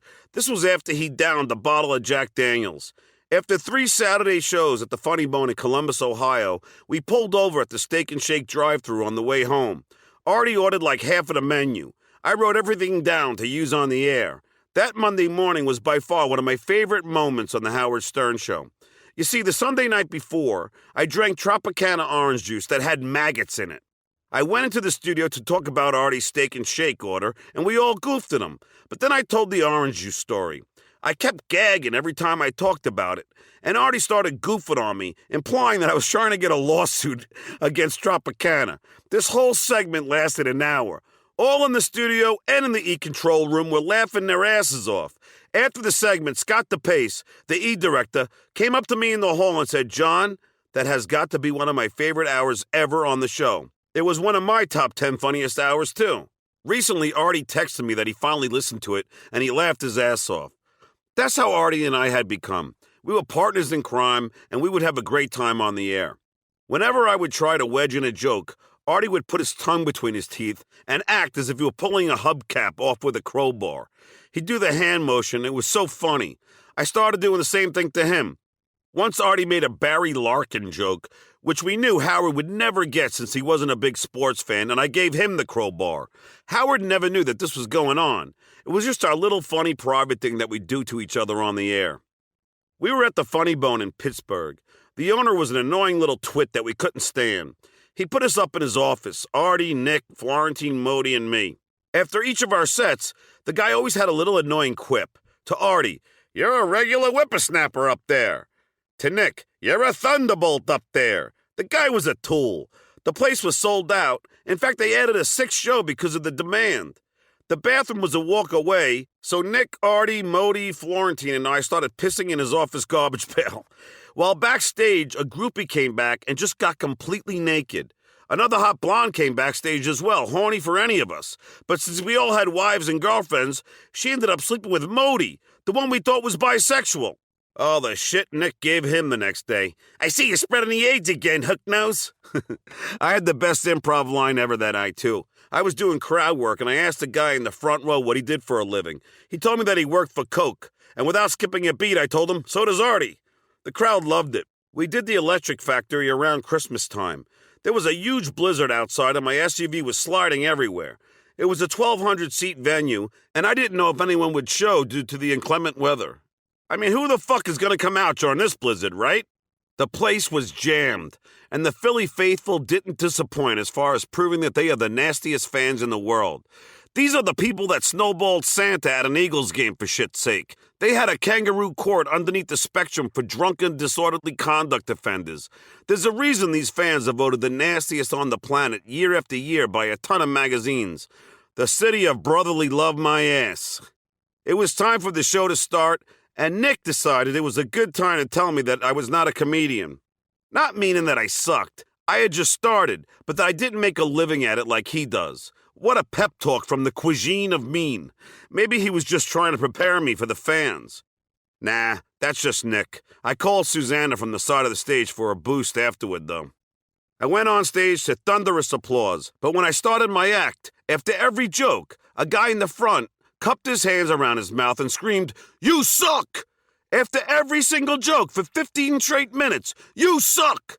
Later on, the same guy came up to me and said, "Hey, John, big fan, big fan." I said, "Big fan, you kept yelling I sucked." He goes, "Just fucking around." When I introduced Modi, before he could even get to the microphone, a guy screamed out at the top of his lungs, "Sit down, you fag!" Amazing that he thought Modi was gay, too. When Artie was on, a guy in the left bleachers kept yelling after every joke, "You fat fuck!" You've got to love Philly. What a great time. The touring continued, but a lot of times without Artie. Why? Because the Reverend Bob Levy decided to convince KC to do his own tour after seeing the success I had with mine. This infuriated me. Not because I didn't think that they should make money, but because they would use my regular players. Artie, Florentine, DePaulo, shit, even Melrose Larry Green. Bob saw the value in Artie and jumped right on it. Suddenly I was competing with my own tour. I started to branch out and book new guys. Greg Fitzsimmons, Mike Boschetti, Doug Stanhope, Yucko the Clown, Craig Gass, Russ Maneve, Otto and George, and Gilbert Gottfried. Jet Pugh. One time, Jim Florentine, DePaulo, Modi, and I were flying back from a gig in Cleveland, and Jim and I had the worst case of gas imaginable. So we started farting incessantly. We were laughing our asses off as passengers were getting winded. One fat black lady was like, "That ain't right. That just ain't right." DePaulo repeated his usual line, 20 years in comedy, 3 HBO specials, and I gotta put up with this shit? Modi was asleep with his huge giant nose facing the air. I blasted a long, loud, pungent bit of Puerto Rican noxious gas out of my ass.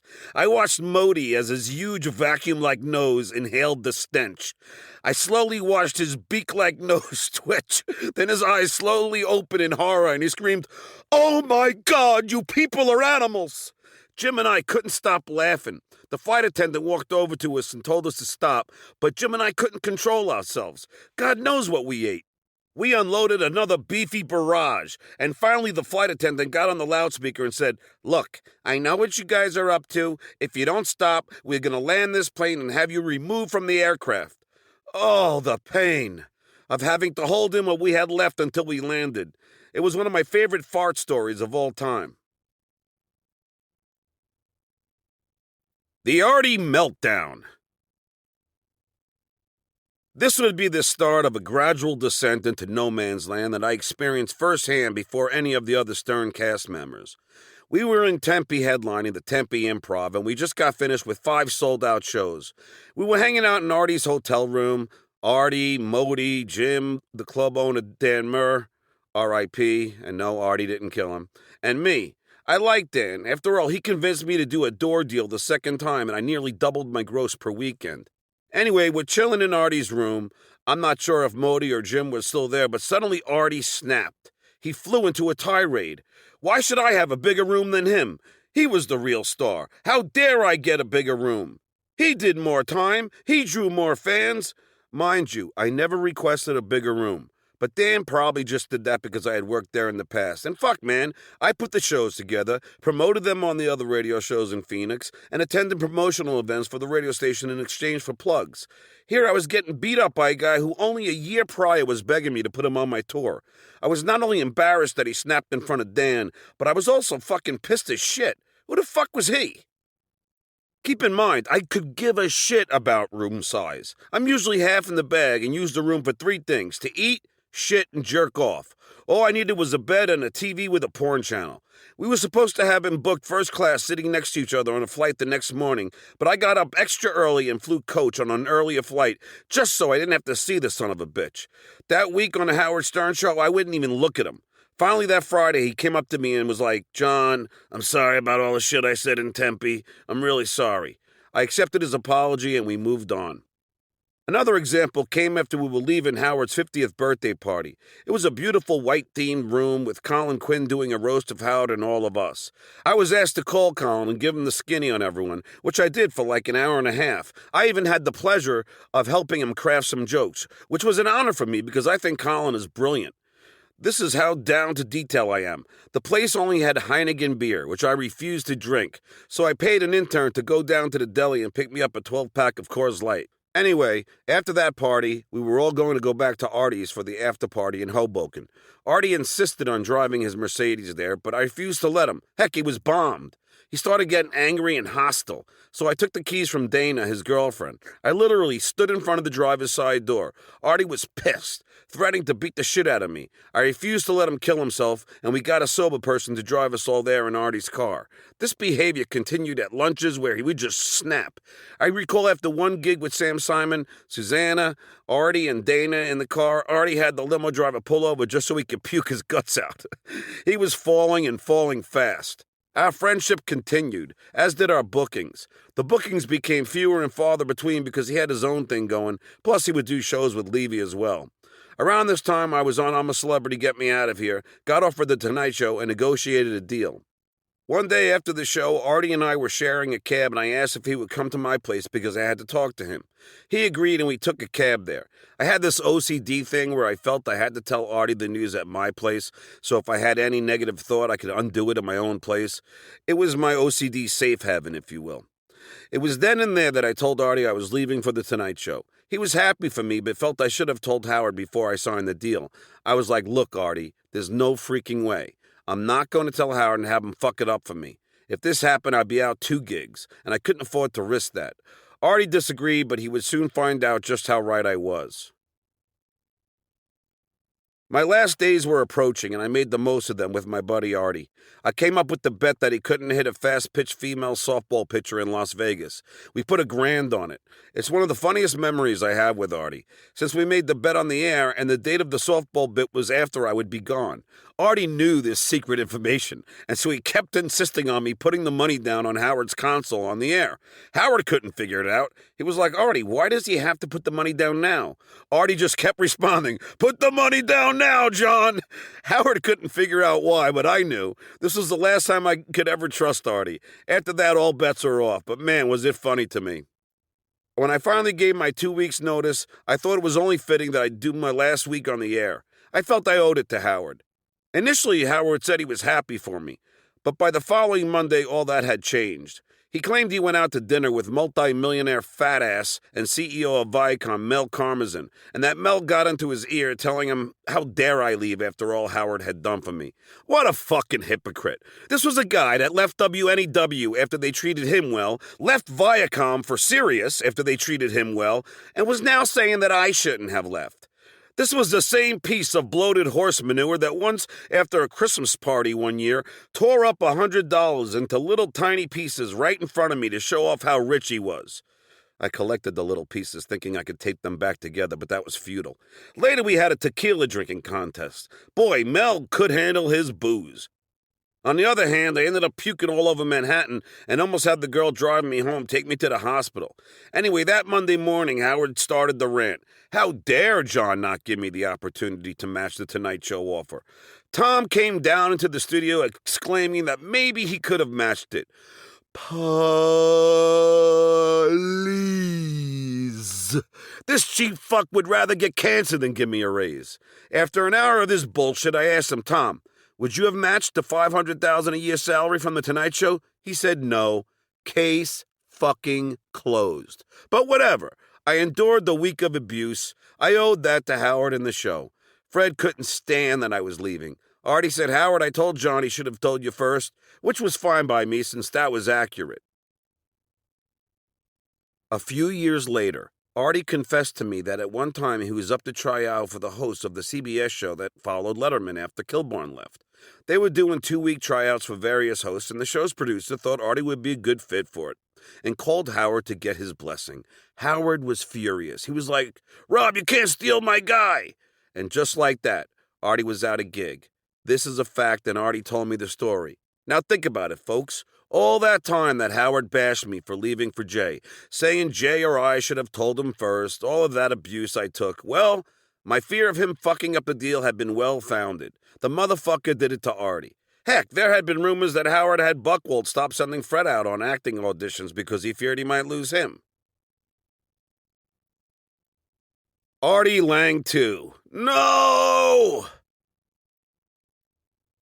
After I left the show, I still listened until they moved to Sirius. After all, I wasn't going to pay to hear myself get insulted. I didn't really talk to Artie that often, but we did spend a little time together, both in person and on the phone. One time they had a comedy gig in L.A., and Artie invited me, so I took one of the Tonight Show producers and Bud Friedman's stepson, Ross Mark.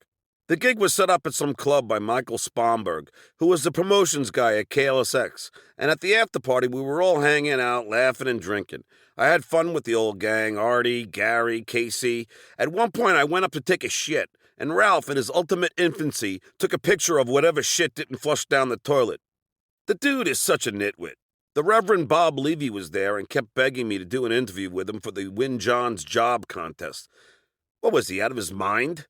Anyway, when we were about to leave, Spomberg approaches me. Keep in mind, here was a guy I did numerous appearances for, organizing them, booking them, and appearing at them. Well, he approaches Ross and me at the exit and goes, "Are you going to pay for that?" I said, "What? Pay for what? It was an open bar." Then he started calling me a cheap fuck over and over again, even after I explained to him that I was a guest of Artie's. Finally, he called me a cheap fuck for the last time. I looked him right in the eyes and said, "Michael, if you call me that one more time, I'm gonna beat the living shit out of you."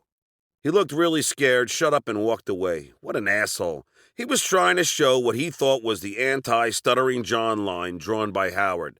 I looked at Artie, and he was like, "John, don't worry about it. I invited you here." When the Tonight Show went to Las Vegas for a week of shows, it just so happened that the Howard Stern Show was doing a week in Las Vegas at the Hard Rock Hotel. The same week. Go figure. It was within the first 2 months of my employment there. This was also the first time that executive producer Debbie Vickers was ecstatic with her decision to hire me. Not only did I do a really successful correspondence piece called I'll Bet on Anything, but we did a live contest after and it killed. We were doing a shoot for Access Hollywood at a blackjack table at the Paris Hotel, and right in the middle of it, resident Tonight Show promotional hottie Carrie Simons approached me and said, "We must leave now. Debbie has to speak to you." I was perplexed, but okay. As I walked down to Debbie's office, James Caritas, a cameraman for the show, was eating a bagel. He looked up at me and said, "Sorry about your friend Artie."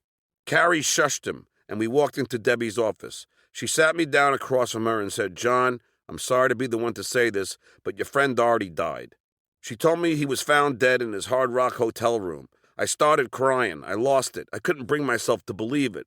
I grabbed the phone, called the Hard Rock, and got a hold of Mike Gangia. I was like, "Mike, get up to Artie's room." He asked why, and I told him it had just been reported that Artie was dead. "I don't know if it's true. Just try to get up to his room now," I said. He finally got security, and Artie was alive. It turned out it was just a prank call made by Captain Jenks. The Betrayal. I started appearing on Artie Lange's podcast after he launched it in 2016. It was fun at first. We would tell some old stories from the Howard Stern Show, reminisce on how Howard had become everything he once mocked, and talk about our glorious days on the road. Artie would take us all out to lunch after, and all was good. In fact, there was one time after a late podcast that Artie and I took a ride together to the Comedy Cellar, and it was there that I told him I was up to be Anthony Cumia's co-host. My manager was in discussions with Anthony's producer, Keith Maresca, about the job. Keith told my manager that Anthony's first choice was his former on-air mate, Jim Norton. The second was Ron Bennington, and the third was me. Every time I did Anthony's show, I did really well. In fact, Keith, Anthony, Ben, and Garrett all told me that I got the best reviews from fans out of any guest. So I was telling Artie all of this, and he said to me, "Why would you want to do Anthony's show? Why not just do a show with me?" I said, "Sure, I would love to do that." Then he said, "Well, it's not going to be a 50-50 split." I said, "All right, but why?" "Because I'm funnier," he said. "Whoa." I said, "Artie, whatever split you want is fine with me." His ego was getting bigger than his belly. But the key here is Artie asking me why would I want to be Anthony Cumia's co-host. We all know what happened shortly after that. Anyway, things on Artie's podcast gradually changed from fun to ugly. I started doing his show and Artie wouldn't even be there. I'd show up and it was just his producer, Dan the Enabler Filato. I'd ask Dan where Artie was and he would say, "Oh, he had to do something in the city, but he'll be right back." Then an hour later, Artie would show up, make a beeline to his bedroom, and not come out for like 20 minutes. The other guests would be there, and we would start the podcast. It would be fine at first, but then suddenly it would get dark. Artie would start trashing me and the guests, trashing Howard and Gary, and then take a break and go to the bedroom. About 20 minutes later, he would begin trashing me again, even about this book, telling me that it wasn't going to be interesting. In my head, I was like, "Artie, you barely even wrote your own book." Yet one day Artie admitted to me that he had a writer to write his book. He would start trashing my comedy, even though he hadn't seen it in 17 years. And then in the middle of it, his nose would start bleeding. I would hand him napkins while on the podcast. Once after the show ended, Artie went back to his bedroom and I said, "Hey, Dan, is Artie snorting coke again?" Dan gave an ambiguous non-answer saying, "I have never seen any coke here." What an asshole. Artie's bad behavior continued. He became an angry guy trying to do Howard's act only without the charm. I started doing my own podcast with comedian Tammy Pescatelli, and that's when all hell broke loose. We had agreed to do a podcast for both shows simultaneously. Tammy and I showed up to Artie, already mid-heroin, coke-induced stupor. We started the podcast, and before we knew it, Artie started going on a rant against Larry the Cable Guy, saying that his picture didn't deserve to be on a comedy club because he was a hack. I'm like, since when did Artie become the judge of all that is comedy? In my head, I'm thinking, "Artie, you're one of the biggest hacks I know." Put it this way, when I opened for Artie over and over again, he was doing bits about a gay Cheers bar called Queers. Wow, Artie, what a reach there. He would actually sing the theme song. He would do Black Santa jokes saying that would give ho ho ho a new meaning. That's pretty hacky stuff, and yet he's goofing on Larry. What a fucking hypocrite. Then I started defending Larry, saying, "Artie, he's a funny character, much like Rodney was." And Artie started asking me who I thought was funnier, Larry or Jay Leno. I was like, "They're both funny, Artie." He demanded that I choose. I said, "They're both funny." The argument continued with Tammy, who loves Larry, and Russ Maneve. I know, I'd barely heard of him either. The other problem was that some of these comedians were afraid to battle Artie. They were all little spineless cowards. Russ, of course, agreed with Artie, and I just repeated that I loved them both and that I thought they were both funny. Artie would start reading Larry the Cable Guy jokes to prove his point and then go back to goofing on me. That day, while I was driving over with my friend Justin, I made a conscious decision that this would be the last straw. I thought, if Artie starts with me one more time, I'm going to hit him below the belt. I'm going to go out-bully the bully, which ultimately I did. I had hoped that if I kicked him in the nuts enough verbally, Artie would get up and bull rush me and then I could kick the living shit out of him. You have to understand, I had an agreement with Artie that he would never goof on my stand-up since it was how I make a living and that he would never goof on my family. So what did Artie do? He started goofing on my stand-up and bringing up my kids. So I unleashed on him, Stuttering John style. I said, "Hey, Artie, how did that bleach taste?" Artie shut up. He started stuttering. Then I said, "Hey, Artie, how many times did you stab yourself? 8 or was it 9? He started to pull back. I hit him with another one. "Artie, you realize the only reason you are alive is because your mother was bringing you chicken parmigiana so that you could feed your fat ass and found you bleeding in your bed." He didn't know what to do. Then I felt bad. Started easing up. I said, "Look, Artie, stop trying to kill yourself. Stop blaming yourself for your father's death. It's not your fault. You're a talented, funny guy with lots of money and fans." After the show, I apologized and asked the enabler to edit that whole evil rant of mine out. He grimaced. "Oh, man, you know how much work that's going to be?" So now I felt even guiltier.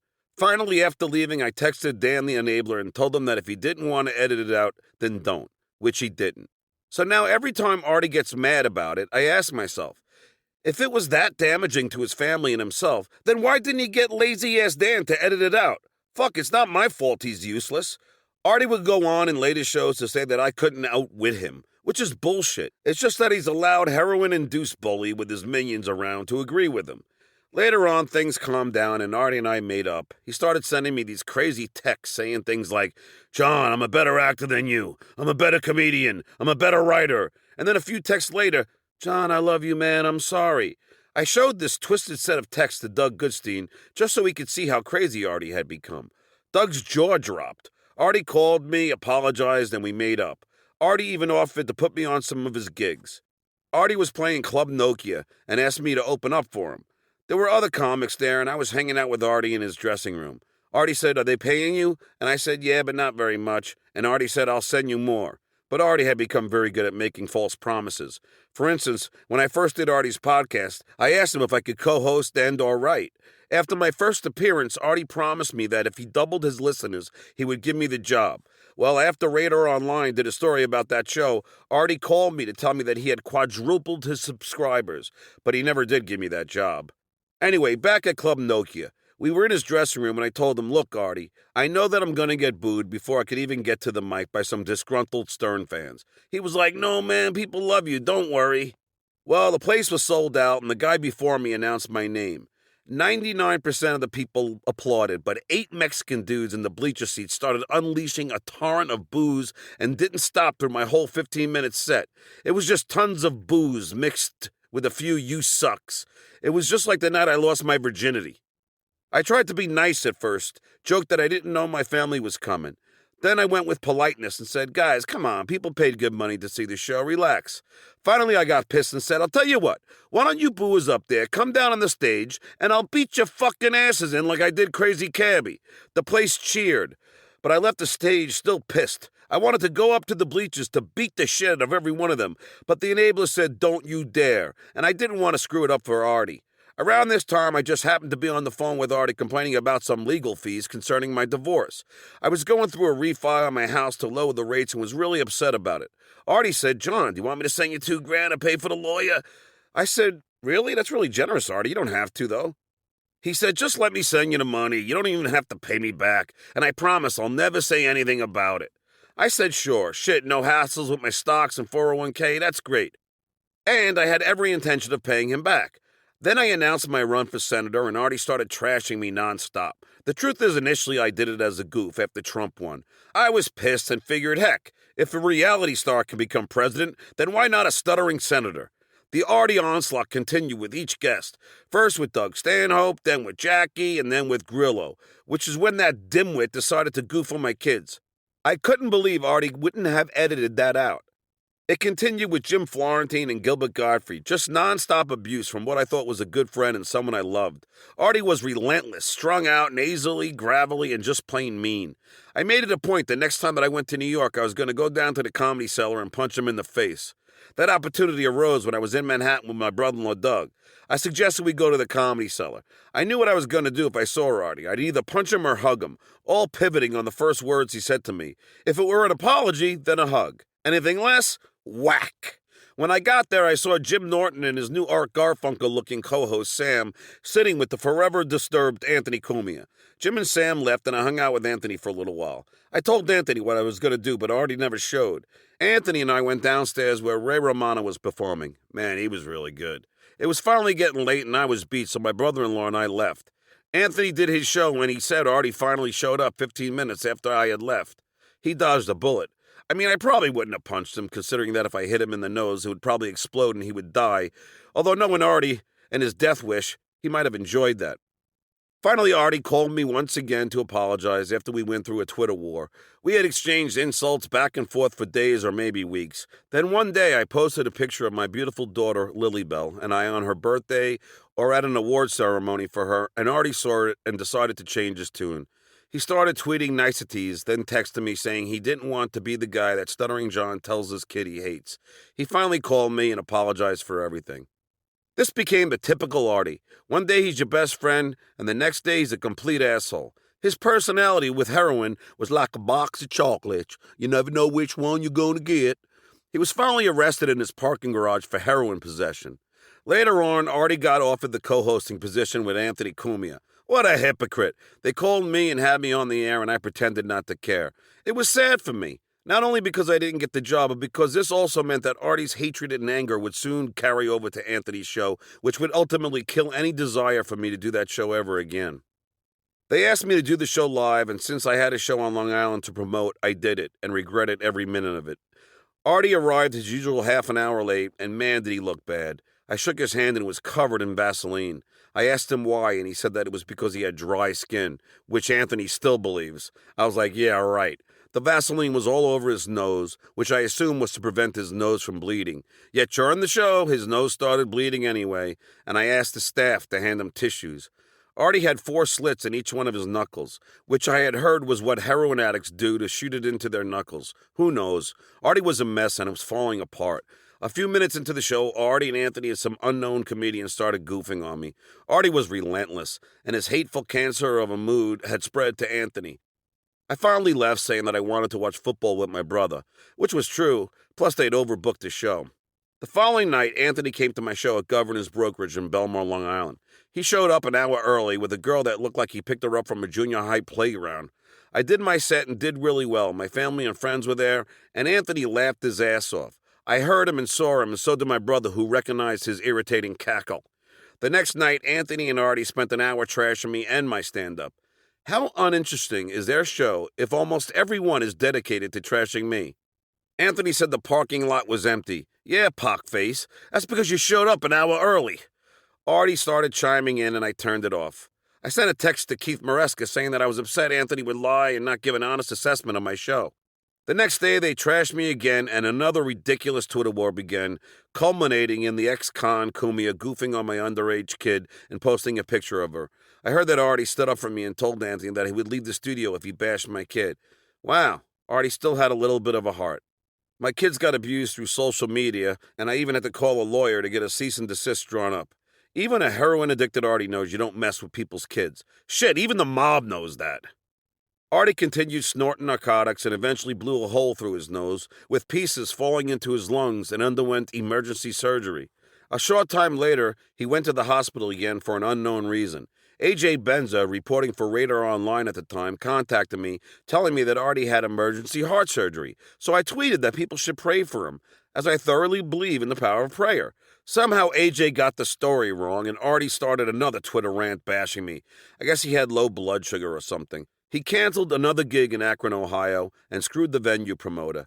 This seemed to be an ongoing occurrence, as I soon learned when Artie asked me to book a show with us together in Boston as kind of a reunion show. My agent tried, but the promoter said he would never book Artie again after he was a no-show at Foxwoods. Say what you want about my stand-up, but at least I'm professional enough to show up. As I'm writing this book, Artie was arrested once again for heroin possession and was flown to rehab. The photos accompanying the story all show Artie with his nose blown up 10 times the size of Karl Malden's. All I could say now is that I pray for Artie and hope he has a healthy recovery. Robin Quivers, friend, unless Howard is involved. The first time I met Robin was as she limped into the studio on crutches. She'd broken her leg somehow, probably from bending down to kiss Howard's ass. I immediately got asked to park Robin's car, a thing I hated since it took me off my other more important duties like labeling the cassettes for the show and securing where Gary's blinders were when he needed to take a nap. In the middle of winter, I'd have to drive her sob down 3 avenues to her parking garage and then run back to the studio to make sure everything was ready before the show began. But I never complained. I knew from past experience to never complain at a job, that it was a bad precedent to set. Plus, I was working on my favorite radio show of all time. I started to joke around with Robin and we became fast friends. We would go out to lunch together, go to the movies, goof on Jackie and Gary. It was kismet. When the Channel 9 show began, Robin would drive me to the studio in Secaucus. We would talk and talk, so much so that the producer Dan Foreman was convinced Robin and I were having an affair. We do have a disagreement on one thing, however. When Robin dropped me off at the subway station, we kissed goodbye. It was on the lips, but I still maintain that Robin slipped me a little bit of her tongue. I brought it up on the air, but she emphatically denied it. But I don't know, I'm pretty sure I felt her tongue enter my mouth. Later on, after I left, she started stupping Jim Florentine, so maybe she secretly had a thing for long-haired, funny white guys. I would do odd favors for Robin, one of which was cat-sitting her cats at her apartment in Queens. I'd go there once a day and be nervous as hell that I'd screw something up, like let the cat out or something. I even gave the bastards Poland Spring bottled water for fear that Robin would kill me if I gave them tap water. I would tease Robin periodically on the air, goofing on her many diets, cleanses, and hobbies. When she was on the Atkins one, I would order her hamburgers, and she would only eat the meat, and I would tell Howard on the air that Robin's wolfing down a bunch of burgers. It was all in good fun, and God knows she teased me. She also took singing lessons with my vocal instructor, Katie Agresta, and she sang on my album. Scott Einziger ISO'd her vocals, and Fred would play it on the air constantly. It was embarrassing, and of course she hated me for it. Our on-air battles culminating with her saying that she wanted to take a crap in my face. She was mad at me because I turned down a Heineken trip to Amsterdam because my wife didn't want to fly. The Heineken people had met with me and Baba Booey, Tom Chiasano, and a few salesmen from K-Rock. They wanted us to go to Amsterdam, which seemed cool at the time. I was already a little irritated with them because when I told them that I did all of the Heineken commercials on the air with Howard, they had no idea. I was like, shit, man, I'm your fucking Howard Stern spokesperson and you have no idea? Fuck those guys, and the truth is I barely drank Heineken. I was an Amstel Light guy. Anyway, I finally turned the trip down because my wife was pregnant, and I think it was right after 9/11. Gary went to tell them the bad news, and they looked at Gary and said, fuck John. Gary reveled in telling me they said this, and I have not had a Heineken since. Fuck those corporate assholes. So because I wasn't going to go, they asked Robin, and she went and hated every minute of it. She did a tirade on me on the air. I was like, shit, I didn't force you to go. But sometimes reasoning with a menopausal woman like Robin is a futile task, so I just laughed it off. Robin and I maintained our friendship until my last week on the show. She saved her best betrayal from me for last. She told Howard that more and more people would soon leave if he kept paying them shit. She said, Howard, you better look over your shoulder because people are going to leave. She even confided in me on a phone call that she might leave and do her own thing. Then she about-faced it on the air. About 4 years after I left, she came to L.A. and called me. We had dinner and I confronted her about it. She said she'd been between a rock and a hard place and that she was friends with both of us, but the show was where her bread was buttered. I understood somewhat, but I could have used her support at that time. About 8 years after that, she called me. I guess she had become part of this Hallmark group where you have to apologize for any wrong that you had done to someone, so she called me to apologize. She had called Jackie, Grillo, and Casey as well, but I said there was nothing I was upset about. I felt no animosity, and we still exchange occasional texts to this day. Back on the Stern Show. Every Thursday, we would have a creative meeting, and this was when I started to notice some non-Howard-like stuff going on. Gary had hired his new protege, Casey Armstrong, to help him produce the show. Casey had a radio show in college that Gary liked, and he was Gary's butt boy. He was an ex-football jock with a whole host of his own problems, and he would pitch these segments in the creative meeting, and I slowly realized what was going on. Casey was pitching these phony bits that would elicit angry calls. The whole cool thing about Howard's show was that everything was real. Why would he start doing phony shit? He would have fake doctors on as guests who would say they're performing plastic surgery on kids just to get the audience angry. It was sensationalism at its worst. It was like something a hack morning zoo would do. I then had to field the calls from these people, and the whole thing was just a bit boring to me. It was like Howard was believing what Casey thought was cool. Then again, Howard believed what Ralph suggested, so there's that. I mean, really, Ralph got hired as a makeup wardrobe guy after sending in a fan letter. The guys from E and I would laugh in the control room at Howard's dumb outfits. One day, Ralph had him in a Charlie Brown shirt. We were on the floor laughing. The best was Howard's picture in Private Parts where 50-year-old Howard was dressed like Kurt Cobain. At that same shoot, Ralph was goofing on me because I had a blue suit with brown shoes. He said they didn't match. What a dummy. Half the news guys in New York are wearing that. Howard finally had the wherewithal to take Ralph off of hair and makeup and hire a professional. Anyway, this new bunch of phony bits from KC brought the show's integrity down a notch. Howard had hired a monologue writer to write monologue jokes, so around 7 o'clock each morning, Howard would read this page of jokes and try to make it seem like he was speaking off the cuff. It was so completely embarrassing. Artie and I would sit there uncomfortably, and even Robert had a hard time laughing through the embarrassment. I'm a celebrity, get me out of here. Literally. A talent booker for a new show called I'm a Celebrity, Get Me Out of Here faxed my agent and offered to have me be a contestant on the show. What an opportunity. Over 100,000 for 2 weeks in a rainforest in Australia. How could I turn it down? It was more than I was making at Stern for a whole year. I called Howard to ask him for permission. He asked me to wait because he thought it might be a show that he and Adam Carolla were doing and he wanted to make sure they weren't stealing his idea. I waited nervously, thinking he would say no. Finally, after about a week, he gave me the okay. I told Gary it would be over in 2 weeks, maybe sooner if I got voted off, but it might be more than that if I actually lasted.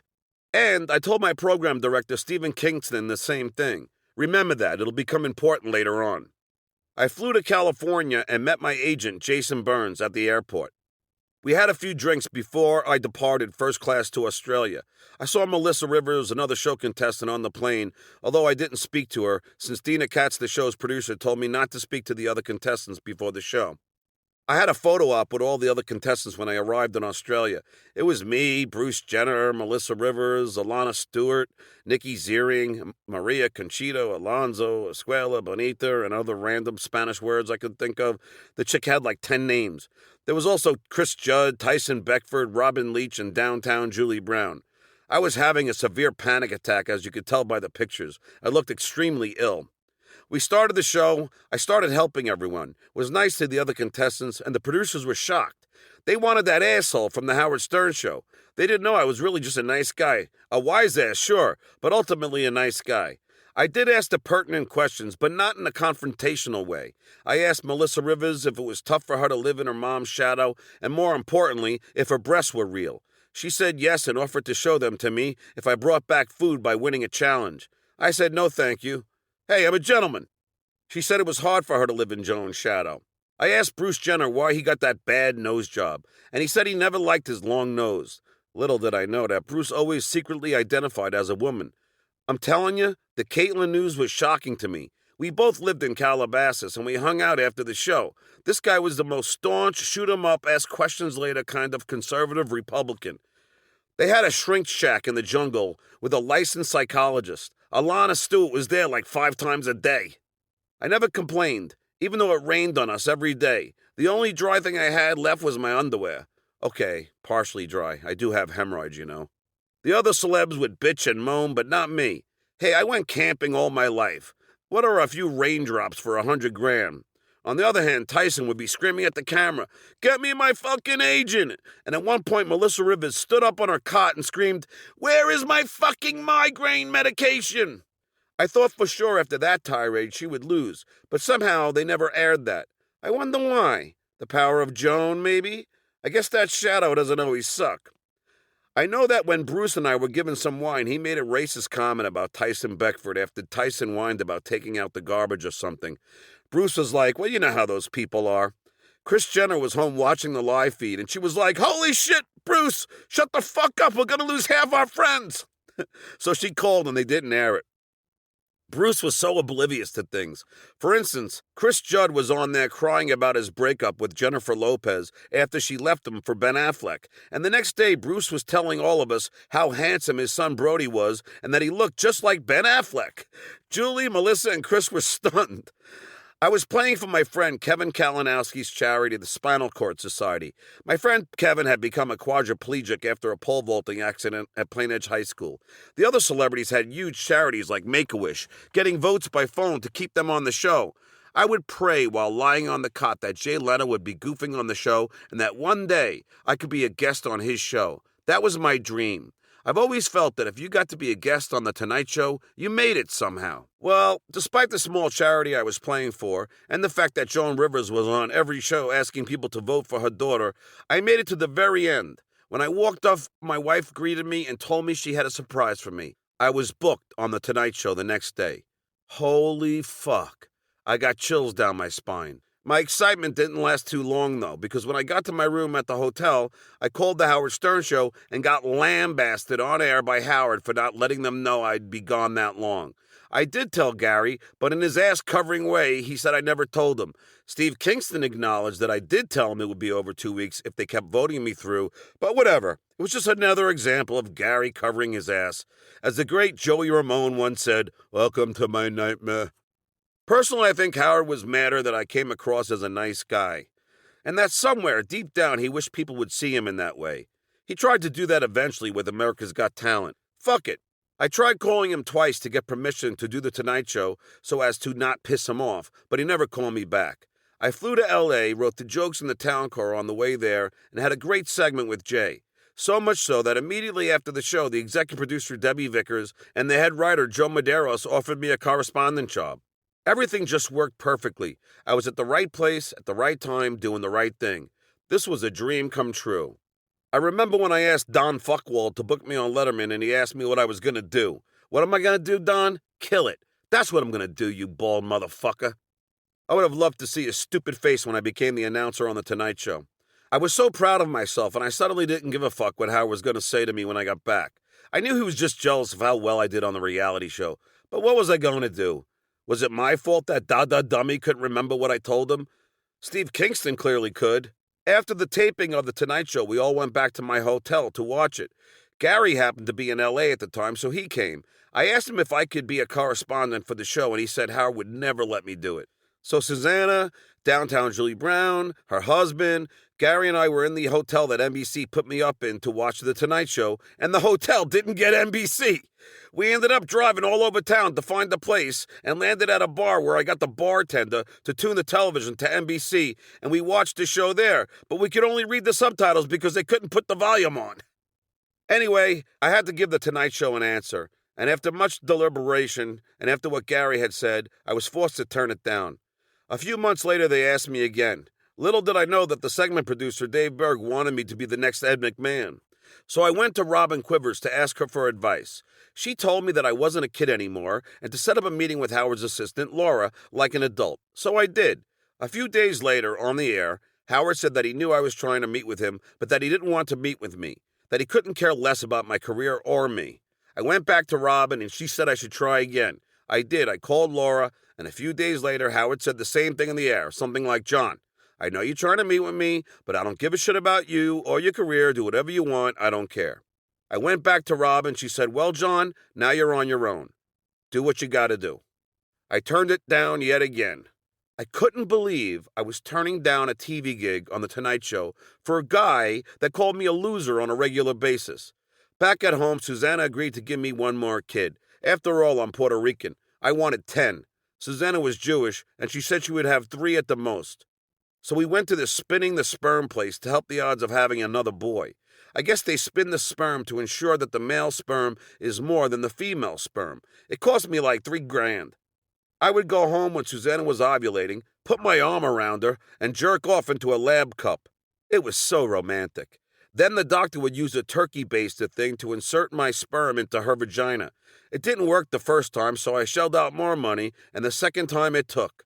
A few days later, we found out we were having yet another girl. I took Susanna to the Astro Diner, and we commiserated. Well, she was fine with it, but I was disappointed. For like 2 days, I thought that my dream of having a son named Oscar had been washed away. Finally, though, I embraced it. What did it matter, right? So we picked the name Sadie, which I loved, and the middle name Rita after my Danish aunt who had passed away due to colon cancer, and we were set. We started preparing the room for her arrival. I was happy again to be having another kid. A few weeks later, I was working on some editing, and I got a call from Susanna telling me that Sadie wasn't moving, that she thought she'd lost a baby. I hurried out of the studio and planned to meet Susanna at NYU to make sure she was right, or hopefully wasn't. It was rush hour, so I couldn't find a cab, so I got on a bus. I remember sitting in the front of the bus and bawling my eyes out uncontrollably. I felt guilty over my disappointment when I first heard that I was having another girl, and then a cliche entered my mind. When people ask you if you want a girl or boy, the thing to say is that you just want a healthy baby. Well, now I had experienced it firsthand. When I got to NYU with tears in my eyes, we checked with the doctor, and as he did the sonogram, we saw the dead, lifeless baby in her womb. An image that haunted me for years. Then we had to go to another uptown hospital to have Sadie removed. I hugged the crying Susanna and consoled her. I have never cried so hard in my life. A few months later, my family and I were in LA because I was meeting with agents and managers. Debbie Vickers' assistant, Susie, called me and asked me to come by Debbie's office. Little did I know that Debbie was about to make me an offer I couldn't refuse. I met with her in her office and we hit it off immediately. She told me that the one time she listened to Stern, she heard me saying I cried over a scene in Jennifer Lopez's Made in Manhattan. She said she cried over that scene too, and immediately we were kindred spirits. What a beautiful and amazing woman. I immediately had a secret crush on her. She said they really loved my personality on I'm a Celebrity, Get Me Out of Here. And how would I like to be the new announcer on The Tonight Show? I was flabbergasted, to say the least. It was like a message from God. I called my wife, and she was so happy because she knew how much I wanted to leave Stern.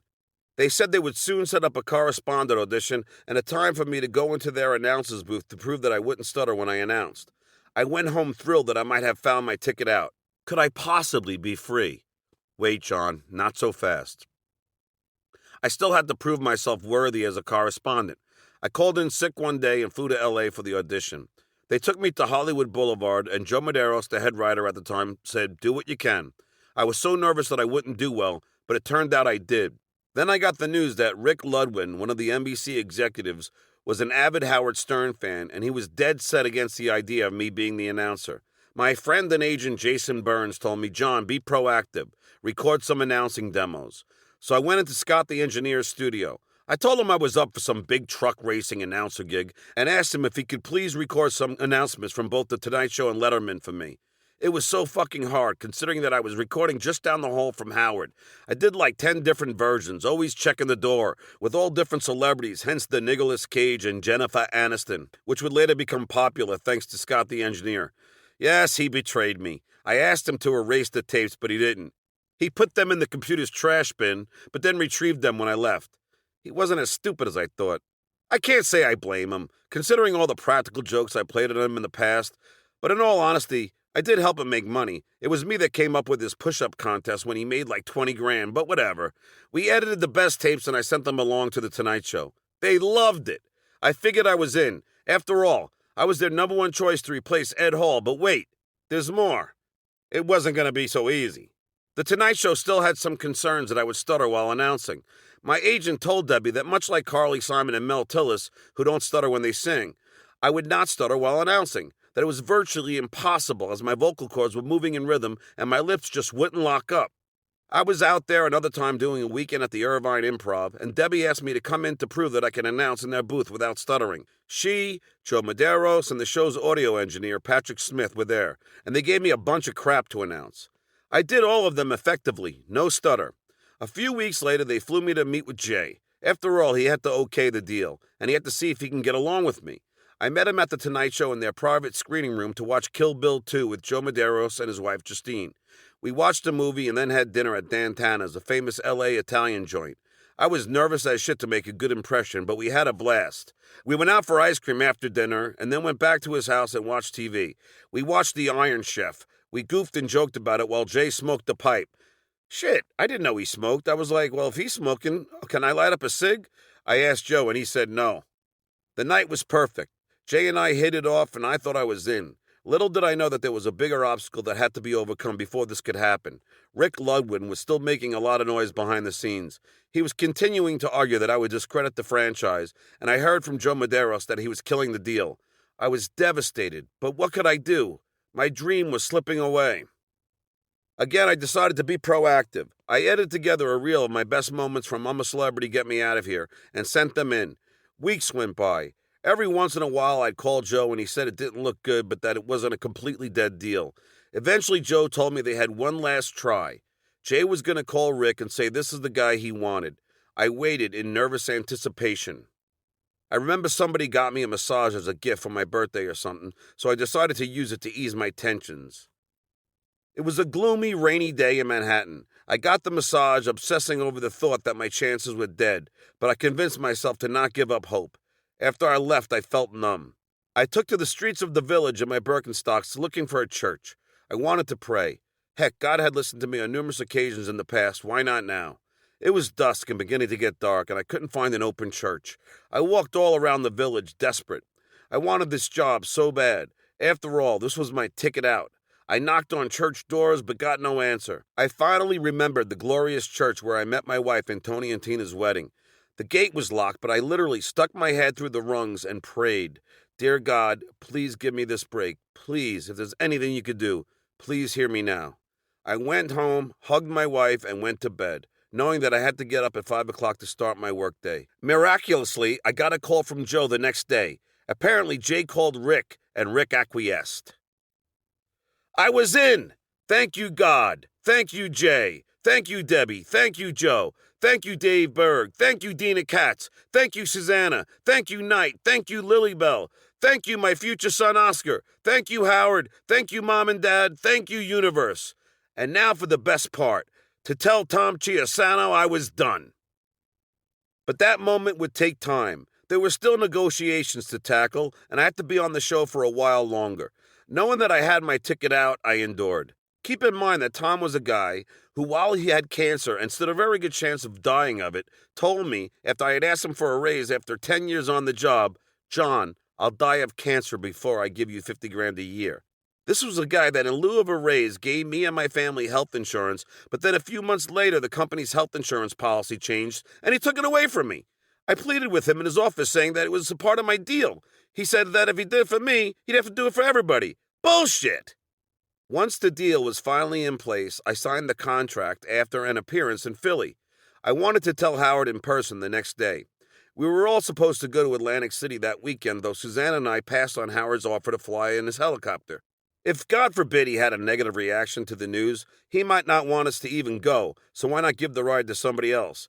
I was on the way to Howard's condo, but my wife was on the phone with Beth, and I said, let me talk to him. I told him, and initially he was happy for me. He was like, of course, let's celebrate in Atlantic City. But within minutes of our arrival, Beth informed my wife that although Howard wasn't mad at me, he was really pissed at Jay because he thought Jay should have told him. Truth is, Jay offered to call him when I was in his office months before, but I said no. I said it should come from me. After 15 years and having given me my start, he should hear it from me first. We had fun in Atlantic City, but the next 2 weeks, we were off the first week, so that Monday I went in to tell Tom Chiasano. I walked into his office and sat down in front of his desk. I told him I was giving my 2 weeks' notice. He asked why, and I told him I was going to be the new announcer on The Tonight Show. He leaned over toward me in his chair and said, no way. I said, yes, Tom. And I thought to myself, yes way. Yes fucking way. I'm leaving your miserable salary and finding a better life for myself and my family. No more gigs every weekend to make enough money to live in Manhattan and raise my family. Heck, my second child barely knows me because I'm away so much trying to make money to pay the bills. I recalled being in Tom's office once and asking for a raise. The program director said, look, John, nobody else wants you. Well, I guess he was wrong. That weekend, I was performing at the Tempe Improv doing stand-up. I was not looking forward to the following week of Howard bashing me, though Robin called my wife, assuring her that I was doing the right thing. She then talked to me on the phone, and I remember it like it was yesterday. I was in my Tempe hotel room, and she was like, "John, you're doing the right thing. Howard doesn't pay anybody here. I always tell him to look over his shoulder because more and more people are going to leave. I've been also thinking about doing my own thing, and you're doing the right thing for you and your family." I felt so much better. Cut to Monday morning when she says, "Howard, I can't believe he's leaving." I was shocked and betrayed, and the next week would be brutal. I took the hits on the air. Howard had hung out with Mel Karmazin that Sunday before the Monday morning show, and Mel told him I was wrong for leaving after all Howard had done for me. That became Howard's mantra. "Thanks, Mel. Now go back into your billion-dollar mansion and laugh at the crappy salaries you paid us working slobs all this time." Plain and simple, I am grateful to Howard for giving me my start. But if you do a good job, give him plenty of airtime, doesn't it all even out? At what point does it become both of us helping each other? Adam Sandler may owe Lorne Michaels for putting him on SNL, but didn't he provide a good service to Lorne? Doesn't that balance out at some point? And I could see him being mad if I was making millions, but after 15 years of loyal service, my radio salary was only $85,000. I don't blame Howard for my pay, I really don't. And the fact of the matter is that if I wanted to leave because of my bad salary, I could have, but I decided to stay and make money in other ways. And the truth is the papers had it dead wrong. I think my first year at The Tonight Show I made $250,000, but I wanted to leave the Howard Stern Show so badly that I would have taken half. Shit, I probably would have taken $50,000. I got beaten up in the studio by everyone, with the exception of Artie. Fred played the announcements that Scott had given to him, and Howard just beat me up. Robin took Howard's side, and Gary and Ralph all joined in. Later on, my voice coach, Maurice Tobias, who I got to help me with the announcing gig, told me something I will never forget. She said that when you put a bunch of crabs in a bucket, eventually one of them will try and get out. The other ones then grab the fleeing crab and pull it back in. How does that equate? Well, because they're jealous that I'm getting out and they're not. What does it say about them? Why hadn't they created an opportunity to leave? On my last day, the most honest person affiliated with the show was, believe it or not, Mary Delabate. Gary had her on speakerphone, and she said, "Congratulations, John. We are so jealous." I love Mary. Gary couldn't say it, but Mary could. She knew how hard it was to take the verbal abuse from Howard. Gary had lamented about it to me, so I'm sure he lamented about it to her. I also knew that there was a time when Fred couldn't take it and wanted to leave too. In fact, Allison, his wife, told me she had talked him out of it.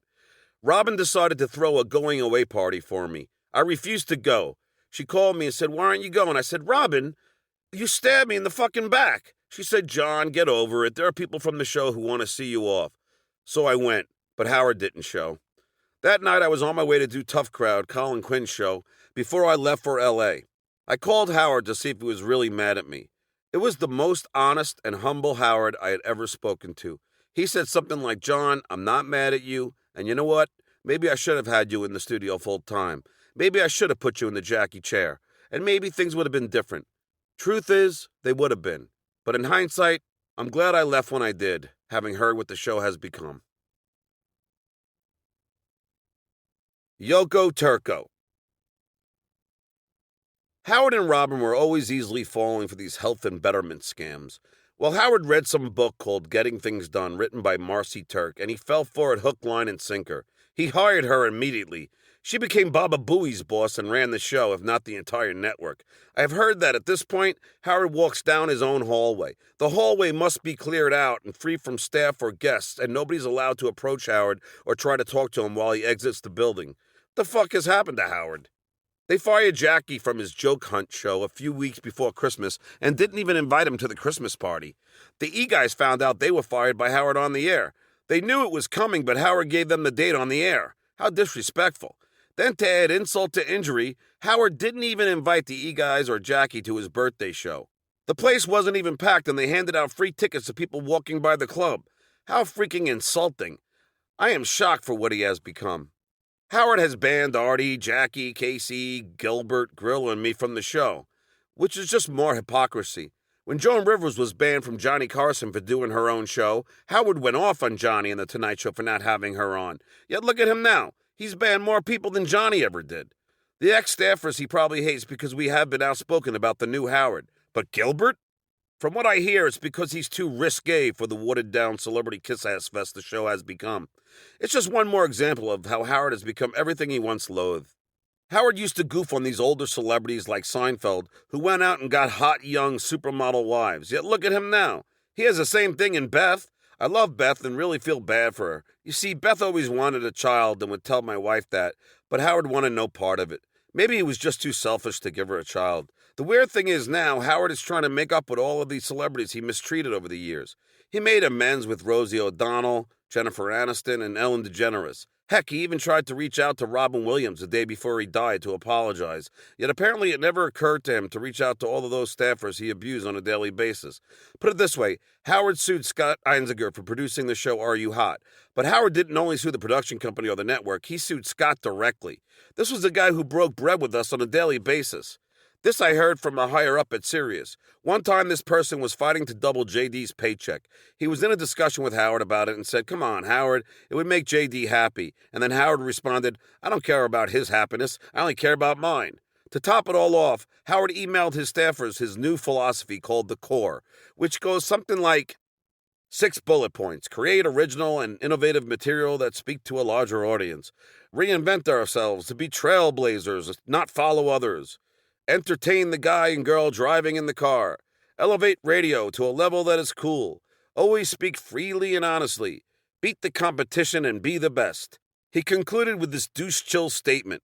Let's never lose our way. But if we do, it might help to look at these and remember that we have the best broadcasts out there. It's been that way for many years, and it will stay that way if we remain true to these core values. The core was emailed to everybody, along with a picture of Howard barefooted and holding an apple core, while next to him sat a big apple core. Just what the fuck happened to this guy? Well, I received a red flag list that was emailed to all of his staffers in 2013. It was a list of things that no on-air staffer could mention. At the top, it's marked Subjects of Concern, red flag list, and includes in big red letters that for items marked with an asterisk, if Howard, Don, Gary are not around to approve, do not air. Though the entire list includes dozens of topics and clips, here are a few of my favorites, reproduced as they appear in the original document. Ex-wife Allison name mentions, calls especially anything negative. Scott Einziger, we can now leave in, but stay away from negative comments. Jim Parator, former Howard producer that Howard sued. He was also the founder of TMZ, who died in May 2012. Mike Fleiss, former Howard producer who Howard also sued.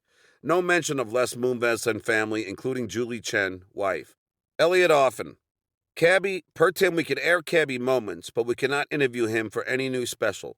Chauncey Hayden. Per time, we can air Chauncey moments, but we cannot interview him for any future special. Linda McCartney singing Hey Jude, November 90. Comedian Bob Levy. 11806, Rachel Hunter moment, where Howard calls her a cunt. 11/15/95, Don Cornelius with Stuttering John. Any past negative talk about Ellen DeGeneres. All negative Mariah Carey and Nick Cannon. 4/16/11, HS Mom's phone call about AGT. Any negative Kathy Lee content.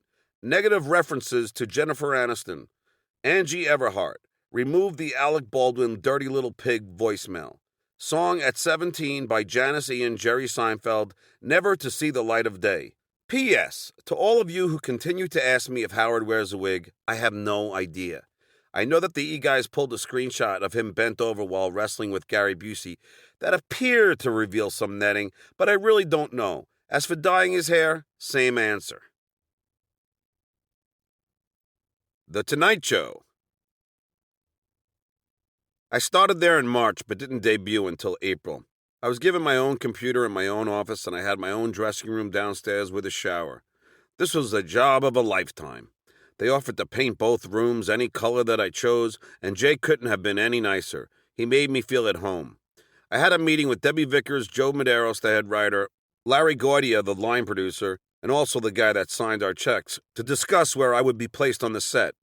This was the exact moment I knew I was doomed. They were trying to find a spot that would be conducive to on-air banter with Jay, and their ultimate solution was for me to sit in the audience on a high chair. I begged them, saying that would be comedy death. I knew my talents were best suited for me to be on the couch next to Jay, which the segment producer Dave Berg also thought, but Jay would never let that happen. I was fearful, and man, it showed. Jay had his rhythm with Kevin, who, by the way, I liked very much. In fact, I started liking Jay better than Letterman when Kevin started. I loved their rapport, though Debbie was not a big fan of his. Maybe it was because he went through like 17 assistants in 2 years. We mapped out the stage, and I didn't begrudge Debbie for her decision. There was nowhere on stage to sit. Either I'd be next to the band, which would be awkward, or stage right, which is where Debbie sat and the segment producer stood to hold up cue cards for Jay in case he forgot the topic he was supposed to cover for his interview. Jay was first and foremost about the monologue. That was his forte. It was something I would soon learn, and also something Jay was very honest about. I remember him telling me that when Trista from The Bachelorette was on the show, he did a whole segment with her. Then he went out to the parking lot to retrieve his car. She saw him and said, "Jay, take a picture with me." Jay was like, "Sure, who are you?" She was like, "Jay, I'm Trista. I was a guest on your show." In Jay's defense, who the fuck wants to remember Trista? One of my favorite instances of this, and I can't remember who told me the story exactly, though it was possibly Jay himself, was this time at a charity event at the Comedy Store. Apparently, Jay saw George Lopez there and approached him. You see, George had been very vocal about his anger towards Jay for not having him on as often as he would have liked. So Jay goes up to him and says something like, "Hey man, I hope you know that I have nothing to do with the booking of the guests. That's just not my thing. I just want you to know that." The guy looks at Jay and says, "Jay, I'm not George Lopez, I'm Paul Rodriguez." When I first started, Howard was constantly bashing Jay on the air. I felt so bad. I went up to him after rehearsal and said, "Hey Jay, I'm sorry Howard is bashing you so much. I know that's because of me, and I really apologize." Jay put his hands on both of my shoulders and looked at me in the eyes and said, "John, don't worry about it. I don't give a shit what Howard says." He made me feel so much better. Jay is a great guy. I immediately started writing bits and jokes for the show. Joe Medeiros liked them so much that they promised me a writing gig as soon as somebody was let go. I wrote this bit called The Search for the Most Interesting Person. It was a bit where I would end up traveling through the United States to find the most talented person in each state. They gave that bit to Tom Green. I wrote jokes and bits feverishly and would send them to Joe and Debbie. I used to hang in Debbie's office all the time. We'd talk and I would tell her how happy I was to be there. She would say, "Give it time, soon you won't be so happy." I made a conscious decision not to bring that mindset the Howard Stern Show had instilled in me to The Tonight Show. I tried to be positive at all times and never complain. When the writers had a bit for me to do, I would do it, no questions asked. Heck, this is my dream job. I was right, though, about becoming a glorified heckler. Once in the early going, Jay was interviewing a guest, and I screamed out something, and he looked around bewildered like, "Who is this audience fuck screwing up my interview?" Billy Crystal was a guest on one of the Vegas shows. I'd had an earlier confrontation with him on the Howard Stern Show, so I asked Jay, "Hey man, should I send Billy some flowers or chocolate? I don't know, something as an apology?" Jay said in his famous voice, "No, just avoid him," which I did until after the show. Then it was me, Robin Leach, and his girlfriend in the makeup room, and in walks Billy. And there, folks, I was face to face with a guy who wanted to kick the shit out of me for the interview I did with him at the Forget Paris premiere, which everyone did. I was nervous, but immediately sprang into action. I started with, "Hey, Billy, look, I'm sorry for that stuff at the premiere." And he was like, "Yeah, John, it was my premiere and everything." And I was like, "Look, Billy, I know that, and I'm really, really sorry." And then I got even more nervous and said, "Billy, if it's any consolation, I love your movie 51. He looked at me like I was fucking with him again, which I wasn't, and said, 61, John. The movie was 61. 51 came to my head because it's Bernie Williams' number, one of my favorite Yankees. That's how I got 51 instead of 61. I again apologize, and that was that.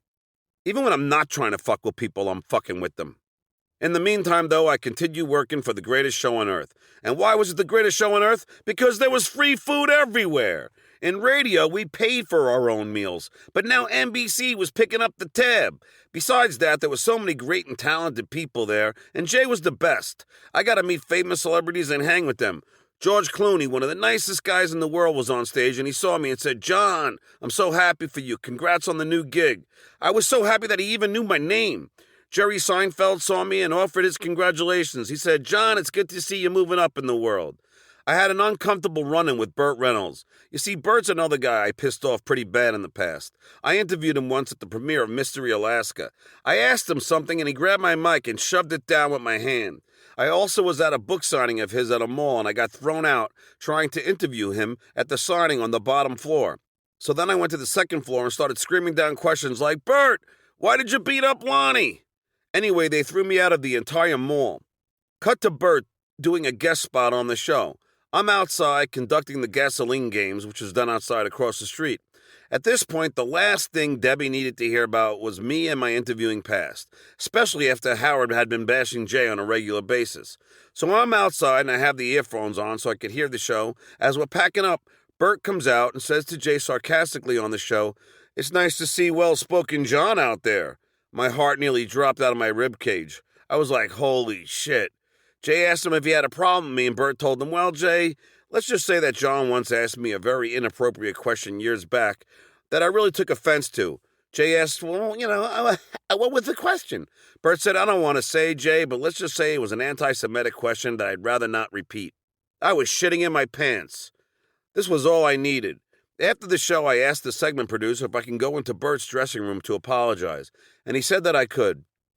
I knocked on the door, and Bert said, "Come in." I walked in, and before I could say a thing, Bert was like, "Stuttering John, how the hell are you?" I'm like, "Bert, I thought you were pissed at me." He said, "No, of course not. I was just messing around out there. Now say hello to my son." I shook his son's hand, but I said, "Bert, what was the question I asked you?" He said, "Oh, you asked me if I thought the Jews ran Hollywood." I apologized, and he said, "John, no problem. After my family and I watched you on I'm a Celebrity, Get Me Out of Here, we fell in love with you, so don't worry about it." Relationship repaired. Dennis Miller would never speak to me when he was a guest. I pissed him off once asking him ridiculous questions at an ESPN Zone press conference held when Dennis was made the new announcer of Monday Night Football. He would ignore me when he sat in rehearsal, and he would ignore me in the makeup room and in the hallways. Finally, one day he came up to me and said, "John, look, I haven't talked to you because I was still pissed about the press conference, but Jay says you're a good guy, so I'm ready to bury the hatchet." I shook his hand, and all was good with Dennis and me after that. Another time, they wanted me to come on stage in a mankini. You know, the one made famous by Borat? So I wore it in rehearsal, and after, when I was in the makeup room, Debbie called down and said, "John, I have a question for you that's a little hard for me to ask." I said, "You could ask me anything, Debbie. What is it?" She said that my pubes were spilling out of the mankini, and would I mind shaving them? So I asked my hair person, Margaret, if she would do it. She said no fucking way, but she did give me an electric trimmer, and not knowing what I was doing, I placed it to the sensitive part of my skin above the pubic area, and blood spewed out everywhere. Just then, lead guest and noted germaphobe Howie Mandel walks in, sees me naked, blood everywhere, and almost has a heart attack. I mean, come on, pubes, a little blood? It's not like I asked him to shake my hand. He ended up spending the first 3 minutes of his appearance telling Jay all about it. Howie and I became friends, and we would share stories about our OCD and what medications we were on. He even told me that he was a fan of Howard, but he always turned the radio off when Howard would make fun of me for stuttering. It turns out that Howie's son stuttered at the time, and it bothered him to hear a stutterer being made fun of. Things were fun for me at the Tonight Show, but day after day I would hear about Howard and how he was bashing Jay. I just didn't understand it. Like, why? Why couldn't Howard just be happy for me? I knew his beating up on Jay was just a transference of his anger toward me. I continued to submit jokes to Debbie and Jay. I knew I had to increase my value there, and writing was a way to do that. I met Charlie Sheen in the Midway, which was essentially the parking area where Jay, Debbie, Kevin, and I parked, all with our names on the spots. Charlie said to me that after he and his then-wife, Denise Richards, saw me on I'm a Celebrity, Get Me Out of Here, they had become big fans. Was I dreaming? I had the easiest work schedule in my life. I didn't have to be at work until 1, unless they were shooting a bit with me, which I welcomed. Gilbert Godfrey would always come by, and in his consummate cheapness, he would bring an extra bag and collect as many free magazines, candy, and snacks as possible. The man paid for nothing. Back when I was on the Howard Stern Show, I booked a comedy gig with Artie and Gilbert at the Grove Theater in L.A. Gilbert's agent told me that Gilbert didn't always work so well in L.A., but I didn't care because I was such a huge fan. Well, I convinced KLSX general manager Bob Moore to pay Gilbert $10,000 a show for 2 nights. When Gilbert and I flew out, we had adjacent seats in first class. Gilbert ordered the pancakes for breakfast, and they gave him one of those tiny bottles of maple syrup. So when we landed, I saw half of the bottle of the syrup left on Gilbert's chair. I grabbed my bag and looked down, and the maple syrup bottle was gone. I said, "Gilbert, did you take that half bottle of syrup?" He looked at me and said, "You caught me, didn't you?" Oh man, this guy is the cheapest fuck in the universe. When he would do a guest spot on the Howard Stern Show, Gilbert, Artie, and I would go out to lunch, and Artie and I would pay. Afterward, I'd ask Gilbert, "Do you want to share a cab?" since we both lived downtown. "No, I'll walk." I'd say, Gilbert, I'll pay. And he'd say, of course. I love that cheap son of a bitch. Anyway, back to the show in L.A. I was the host, and Gilbert went on after Artie, who had become a hero to Stern fans. Gilbert got on stage and bombed. Capital B. The audience started throwing ice cubes and buffalo wings. But in a moment of true Gilbert genius, he decided to fuck with them some more. He said things like, have you heard the one about the blonde that walks into a bar? Fuck that one. How about a priest and a rabbi are in a plane? Fuck that. The crowd was booing incessantly. Bob Moore, the GM whom I was sitting behind, turned around and said, is this the fucking guy we're paying 20 grand? Get him off the stage. I got on the stage and was motioning for him to leave. So in true Gilbert fashion, he decided to end with the most disgusting joke he could think of and launched into the aristocrats. What a character. Stuttering at the Tonight Show. There were quite a few times when I would stutter doing a correspondence piece or while talking to Jay on air, but Debbie would have the editors edit them out. Otherwise, if we were live taping beach games or something, I would have to reach into my stuttering bag of tricks and get creative. The best was when then Angels pitcher Jared Washburn was throwing suntan lotion-filled balloons at my back. I wrote a line for myself saying, don't worry, Jay, he's no Mariano Rivera. Mo was my favorite pitcher, but still, why the fuck would I choose a pitcher with two of the hardest consonants for me to hit in a row? So when we go live, we get to the bit where Jared was going to throw the balloons at my back, and I say, don't worry, Jay, he's no Randy Johnson. I had to change the name in a split second and come up with a different pitcher. Nobody noticed, thank God. Another time we were shooting beach games at Venice Beach, and it really posed a problem. See, before we shot it at Paradise Cove, P's weren't a problem for me, but V's were a different story. I was shitting my pants because I knew there was no way I was going to be able to say Venice Beach without stuttering. So I sat for hours in my beach chair trying to think of a solution. I finally came up with one where I put a silent the in front of Venice, thus helping me get to the Venice unscathed. I called these starter words. I would use them all the time, but never in this fashion because now I was trying to hide the starter word. So we went live, and again I was shitting in my pants. And I said to Jay, we're here at the Venice Beach. I said thus so quickly and low that nobody noticed. Being a stutterer is a task all its own, but you also have to be a walking thesaurus. Like if you can't say great, say amazing. If you can't say right, say correct. I read somewhere that stutterers tend to have very high IQs. Unfortunately, it was in the Weekly World News, and on the next page it had a story where they caught a man who was half alligator. Here is my list of tricks for any stutterers listening to this. Always have a replacement word ready when you know there's a word coming up that might pose a problem. Use starter words for words that will pose a problem. Mine were always kind of, fucking, and like, which came in handy when my girlfriend Karen's stepdad asked why I wanted to date Karen. I said because I kind of fucking like her. Sing through sentences. It's impossible to stutter when you sing. So even if you have the rhythm in your head, you can subtly do this without anyone noticing. If you do it too strongly, though, they'll think you're a singing telegram. But hey, at least you won't stutter. Raise your voice when you speak. It's very hard to stutter when you scream. In fact, when Paul Giamatti was a guest on the show, he told me that he was playing a stutterer in an M. Night Shyamalan movie. I asked him if he wanted me to coach him. He said he would be fine. But when I saw the movie, the motherfucker stuttered when he talked to himself and when he screamed. I call bullshit.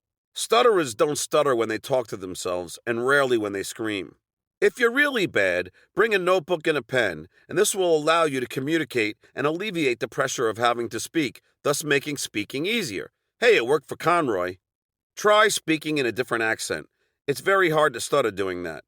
Try speaking in a character. Like for me, the Italian kind of Andrew Dice Clay voice works. Hickory-dickory-dock. The fucking kicker is that when I saw the King's Speech, which is about the stuttering King Edward back in the 1920s, the motherfucker speech therapist was already suggesting most of these tricks. So why the fuck did my speech therapist not know this? Chelsea Handler. Nice is a 4-letter word. The first time I met Chelsea, I didn't even know it. I was in coach on a plane to L.A. to pick out a house for my move to the Tonight Show. As we were on the runway, I popped the Xanax because I hate to fly. Chelsea immediately said in her fast-paced delivery, "What was that?" I told her what it was, and she asked me if she could have one. I gave her one, and that was that. It was weird because Chelsea is an attractive woman, but I didn't even notice that. The whole thing was so happenstance. Who knew I'd be partially responsible for her addictions?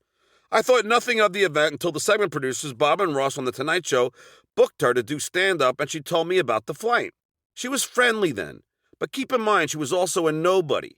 After her performance on The Tonight Show, they had her be a correspondent. Around that time, my comedy tour was doing a weekend of shows at the Tempe Improv, so I offered her the gig. She gladly took it because it was good pay, and the Tempe Improv was a big deal to an upcoming comic.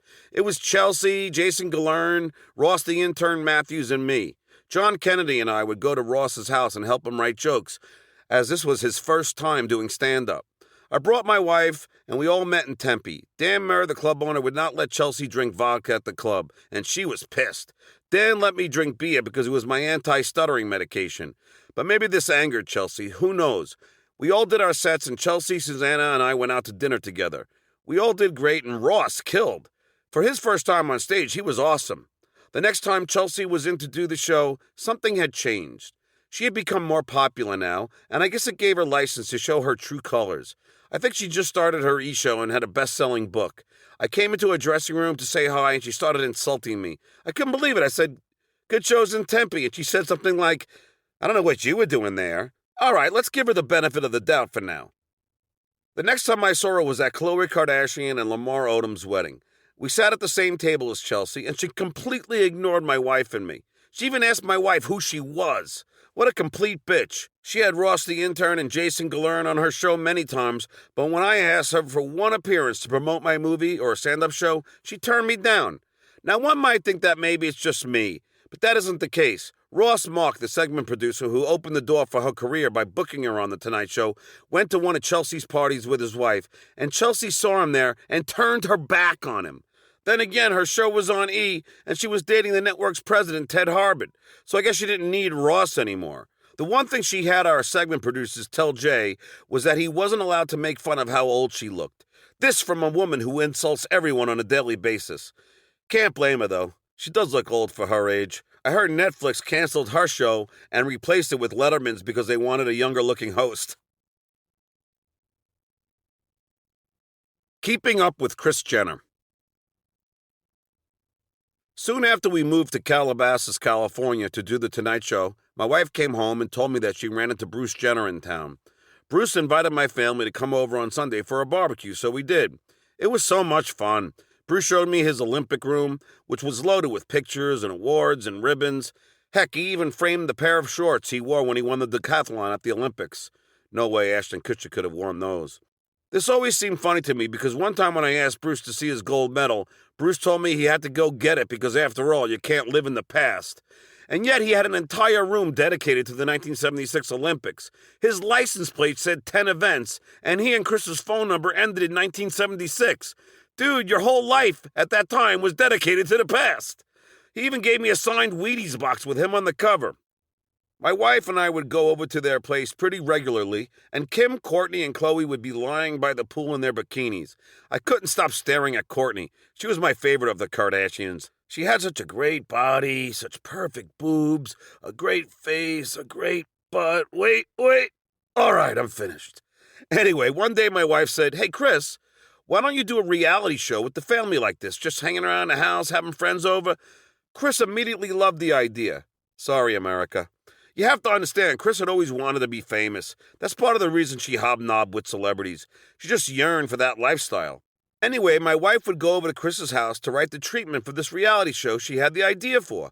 Well, Dina Katz, the casting producer for I'm a Celebrity, used to hang out with us at my parties or at the Kardashians. We would go to Dina's house and hang with her husband, Jerry, and their kid. We became friends, and Dina heard about the show my wife was writing with Kris. Dina got a call from Ryan Seacrest asking if she knew of any shows he could produce. She told him about the Kardashian reality show, and he liked it. Here's the sick thing about it. Kris did the show and never included my wife. She didn't even give my wife a credit. I was so pissed off. I would tell Susanna to sue, but she would say the universe would take care of it. And yeah, it certainly did. The Kardashians are billionaires, and I'm performing at Hey Guys Comedy Club in Iowa. We remained friends, though, and my wife and I were actually in their pilot episode. I remember Chloe coming up to me with the cameras on and asking if I thought Kris was hot and if I wanted to fuck her mom. I thought she was trying too hard. My wife and I were invited to the premiere, and we thought the show was contrived and god-awful. Man, did we have it wrong. It became a big hit with spin-offs. Chris would give us used furniture she didn't need, I think as a subconscious way of alleviating her guilt for not including my wife. I remember mentioning to Jerry, Dina's husband, when we were at my house how I was shocked that Chris didn't feel any guilt, and he agreed. What are you gonna do? That's Hollywood. We were always invited to Chris's Christmas Eve party, where we would rub elbows with the likes of Sugar Ray Leonard, Jillian Barberie, and Kathy Lee Gifford. I made amends with Kathy for all of the horrible things Howard had said about her. I had actually defended her once on the air against Howard, and I damn well told her that. At one of these parties, Chris showed us the stripper pole in her bedroom, and like 8 and 9-year-old Kylie and Kendall was swinging off of it. Then later that night, Kylie and Kendall performed a burlesque show with seductive dancing on top of a piano. Jillian and I looked at each other like, whoa, is this really happening?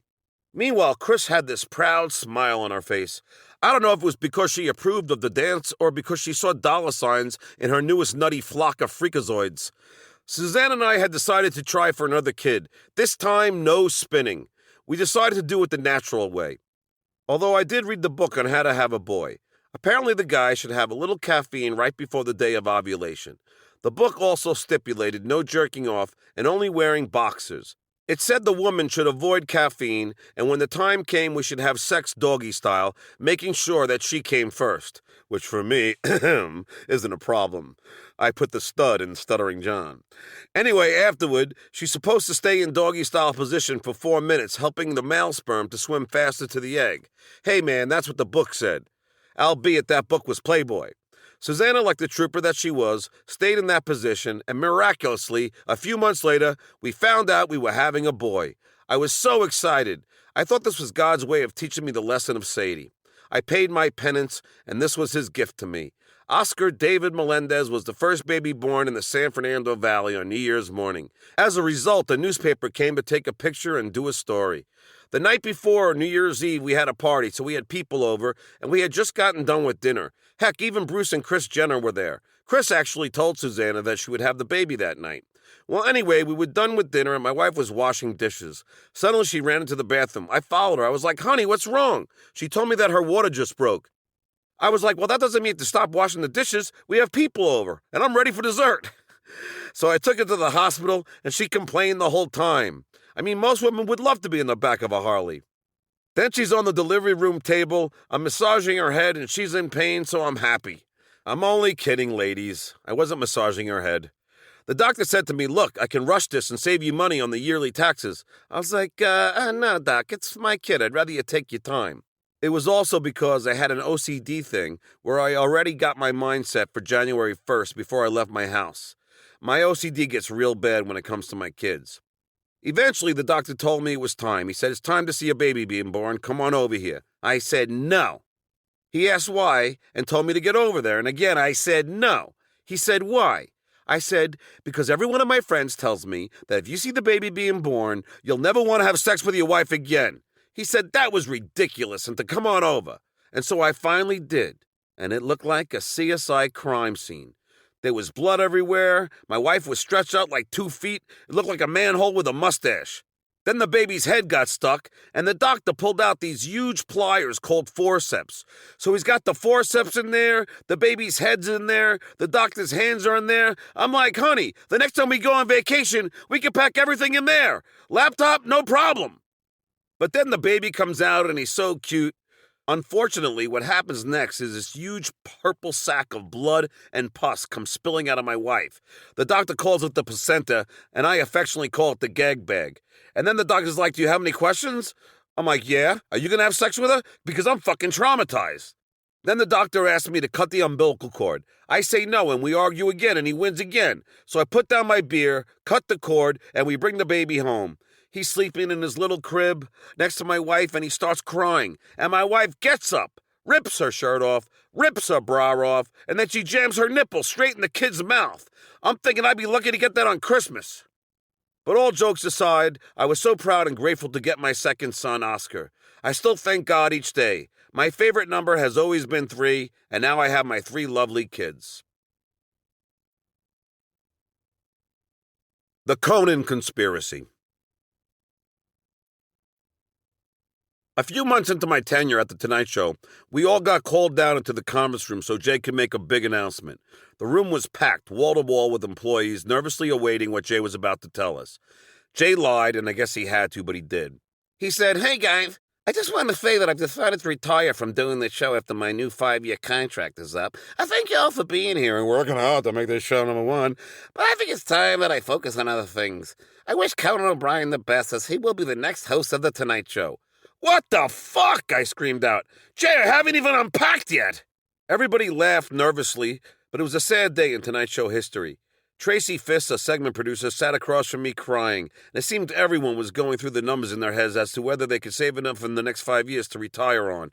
We all shuffled out and contemplated our futures. Now, this was all bullshit. Jay Leno was forced out by Conan O'Brien. Conan had had enough of hosting the late night show, and he wanted to be the next Tonight Show host.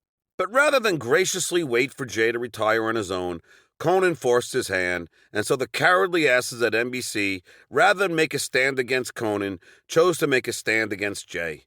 They thought Conan had the youth demographic, but they didn't realize that Conan's big ratings were mostly because of the great lead-in that Jay gave him. They would rather remove Jay, who was #1 in late night, for Conan, an elitist Harvard graduate snob. Jay couldn't believe that a network he was loyal to for so many years would treat him like this. I know he felt this way because I would hang with him after each show in his bunker as he got changed.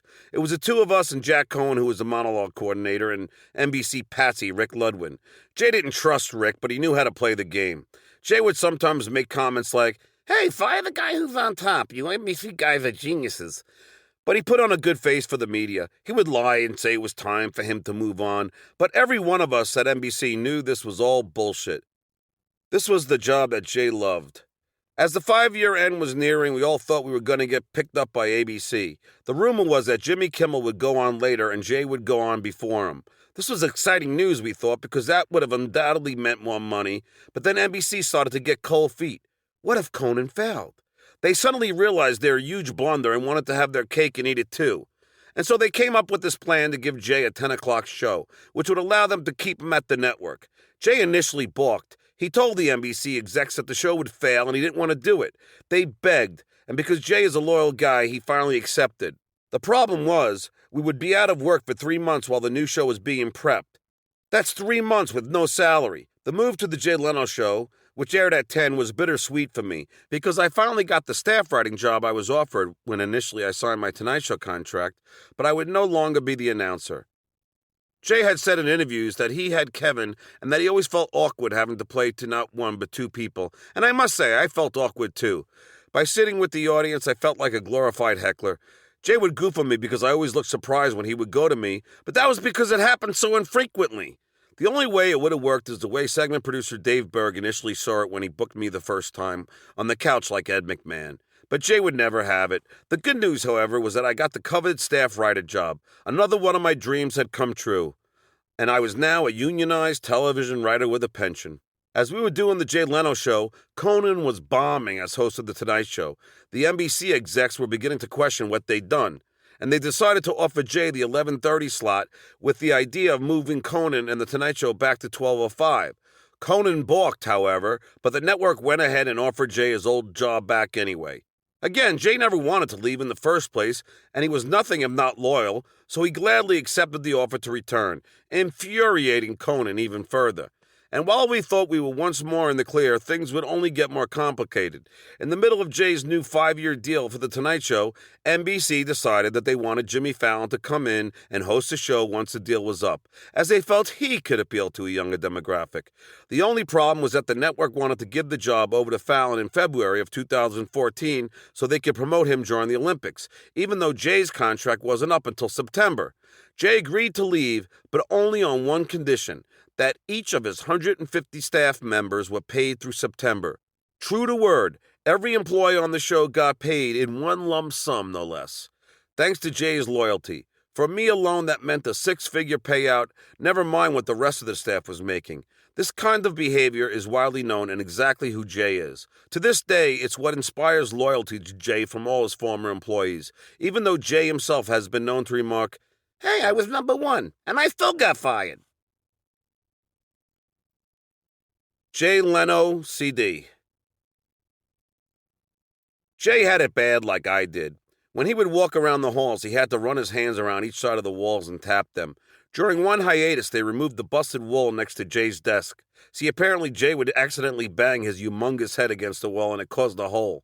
Well, when Jay got back from hiatus and they'd replaced the broken wall with a new one, Jay demanded that they find the old wall with the hole in it and put it back.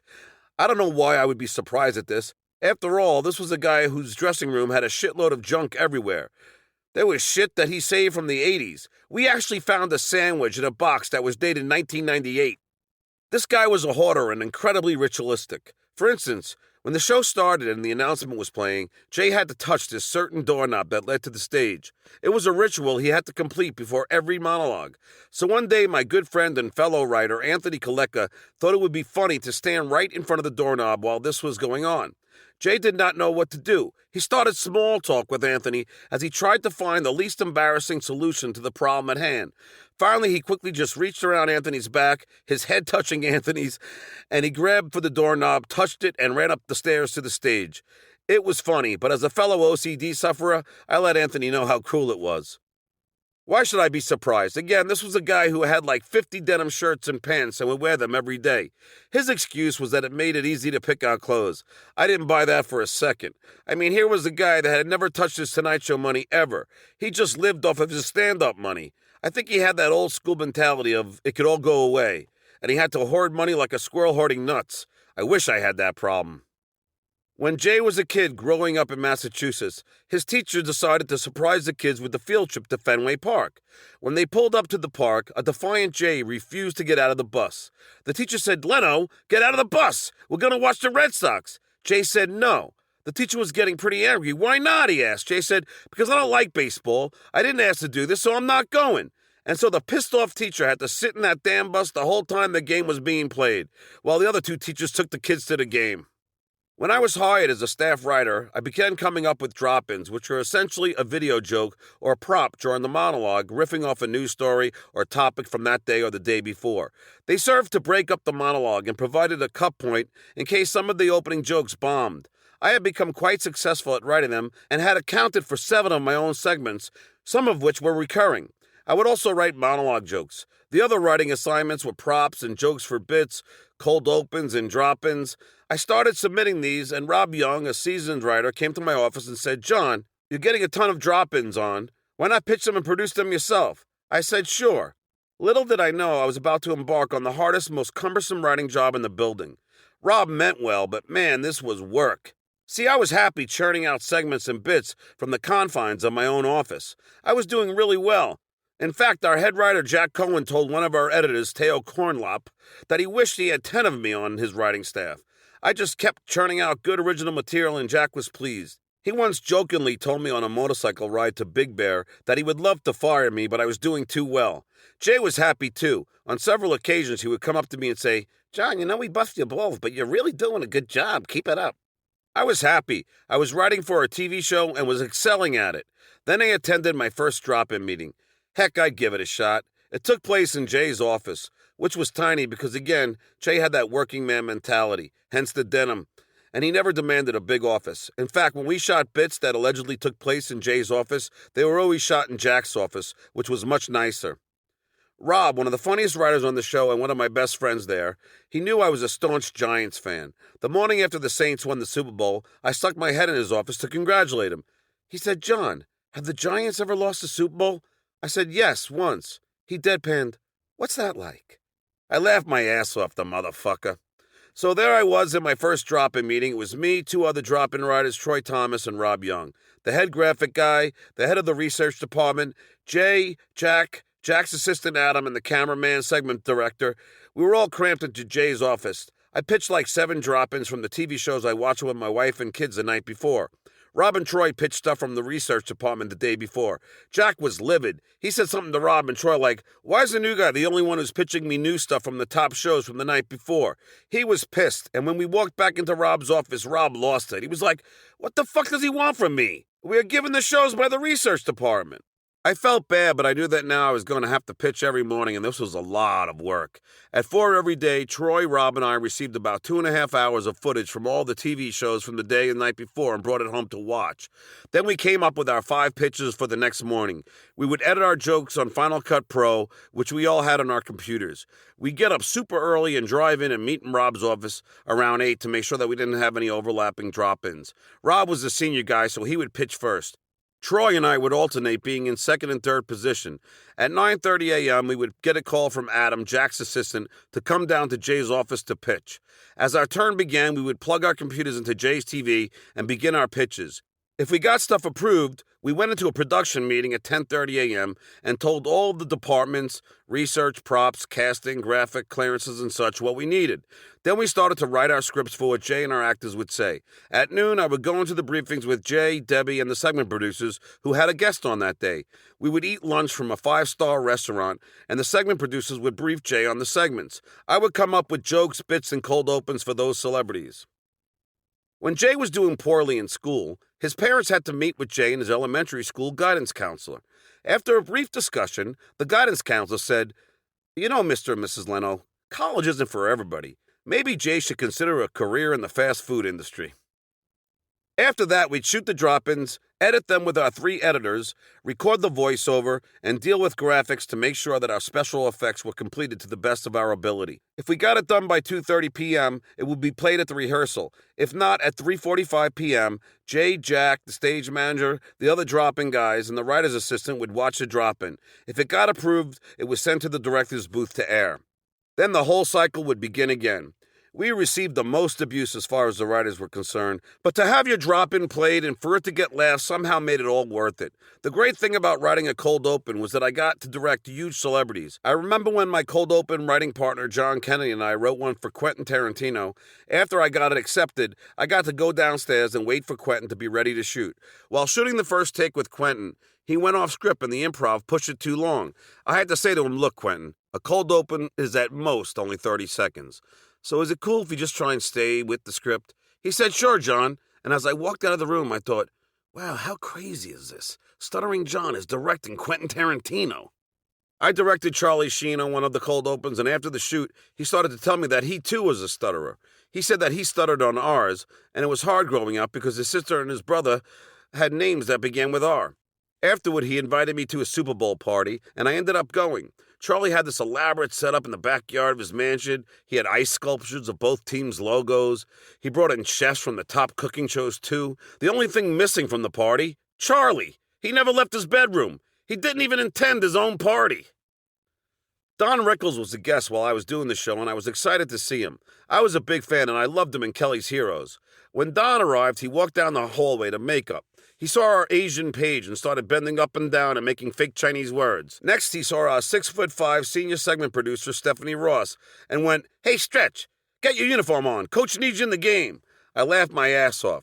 He sat in the makeup chair, and I came over and said hi. He said to me, "Look, I watch you on the show all the time. You gotta talk more. You're funny. Don't let Jay talk over you. He just wants to keep you down. He doesn't want anyone to be funnier than him. Kevin is not funny. You are. You got to talk more. I watch every night. You know what I'm saying, Rob?" I'm like, I'm John.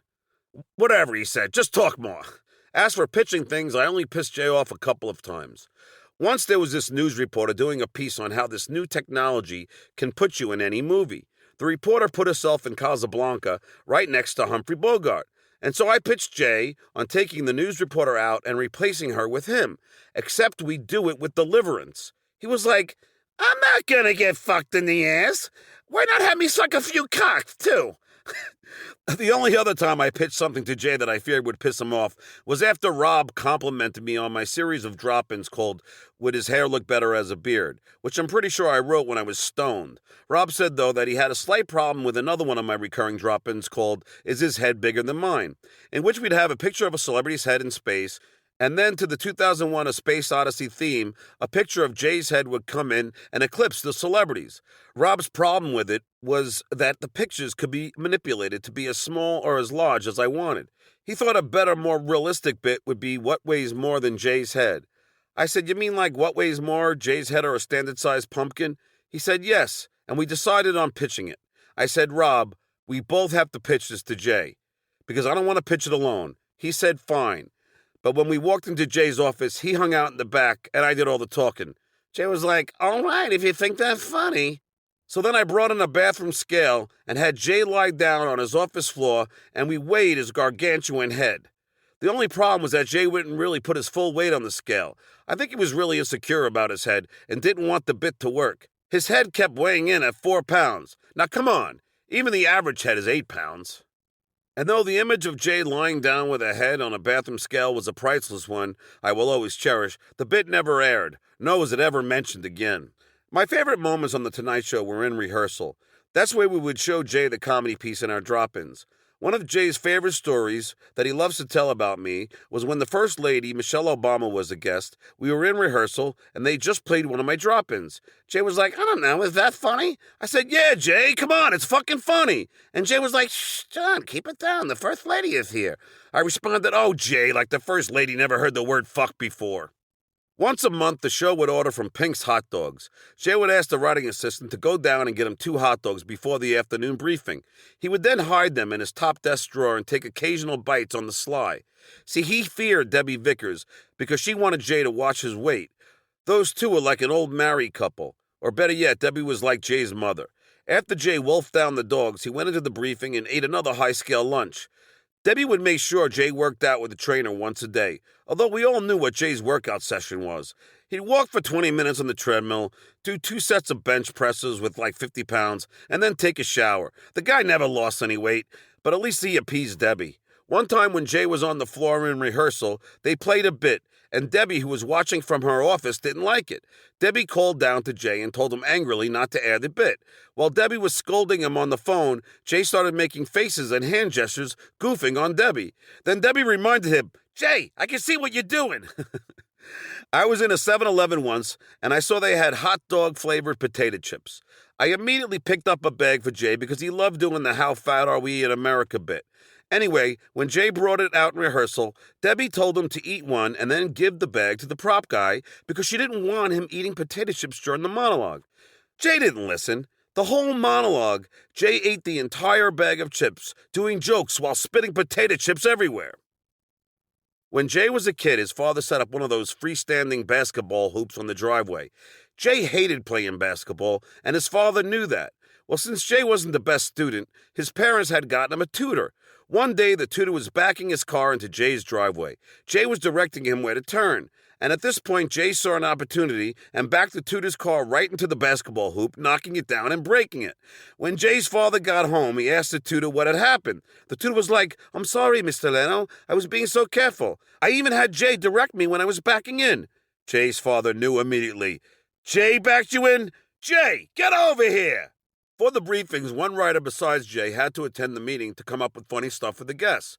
When we were doing the Jay Leno show at 10 p.m., I started coming up with segment ideas with the producers. We all got along so well that when the show went back to 11:30 p.m., I told Debbie I would probably be good in the briefings. She agreed, so every day at noon, I attended the briefings. It took an hour away from producing my drop-ins, but it allowed me to write and pitch cold opens and come up with ideas for guests for the show, which I'd done for Howard as well.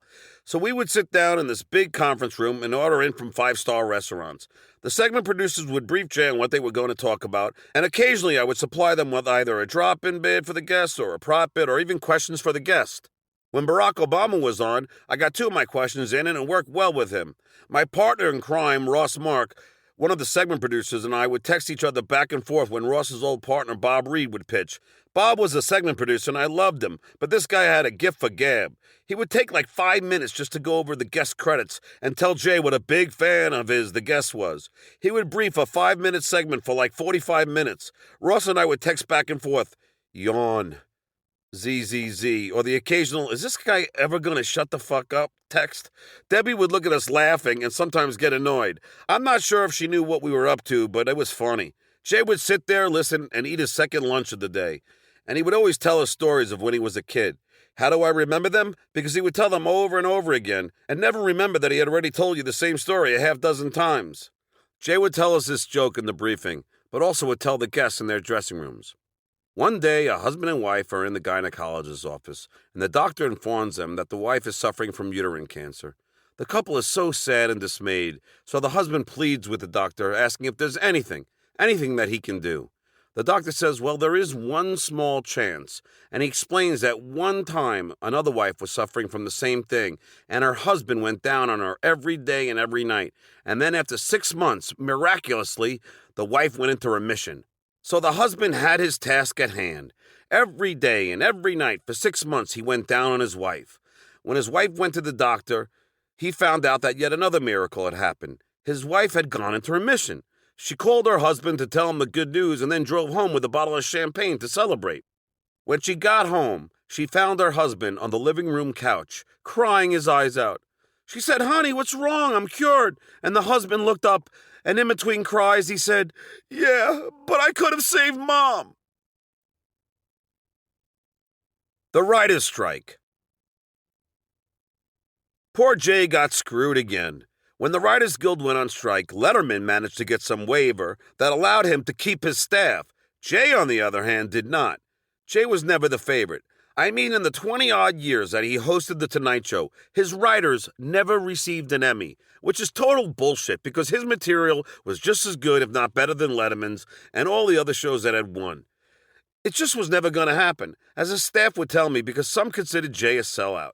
He went down the middle, making fun of both political parties. He appealed to the mainstream, and some said he'd lost his edge. In my mind, the motherfucker was smart and knew it was better to not polarize half the audience. Plus, if you really watch the show, as I did for 10 years, Jay did do edgy stuff, but the critics never noticed it. The strike was a tough time for the producers, the writers, the guys in the middle like myself, and especially Jay. He was on his own with the exception of a few non-writers who submitted jokes. I would never submit a joke during the strike because I perceived it as unethical, although some did, and the wall between the writers and producers was never thicker. Debbie was so irritated by Anthony Kaleka, my friend and another writer, who would protest loudly with a megaphone outside her window. Man, the producers hated the writers around this time, but I stayed neutral. I was Switzerland during all of this.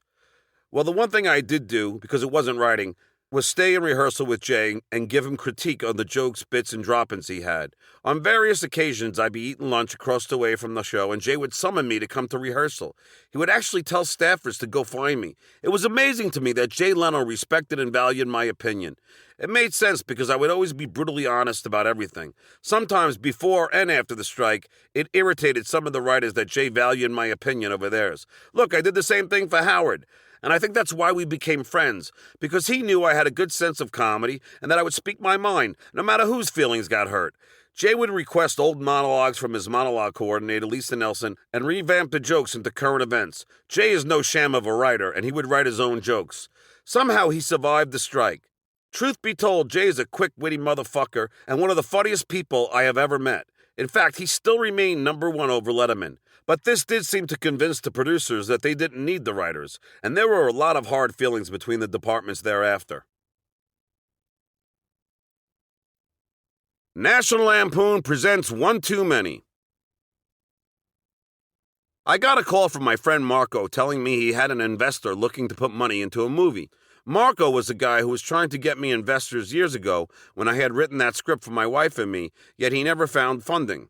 I polished up the script and headed out to New Jersey to meet with the investor.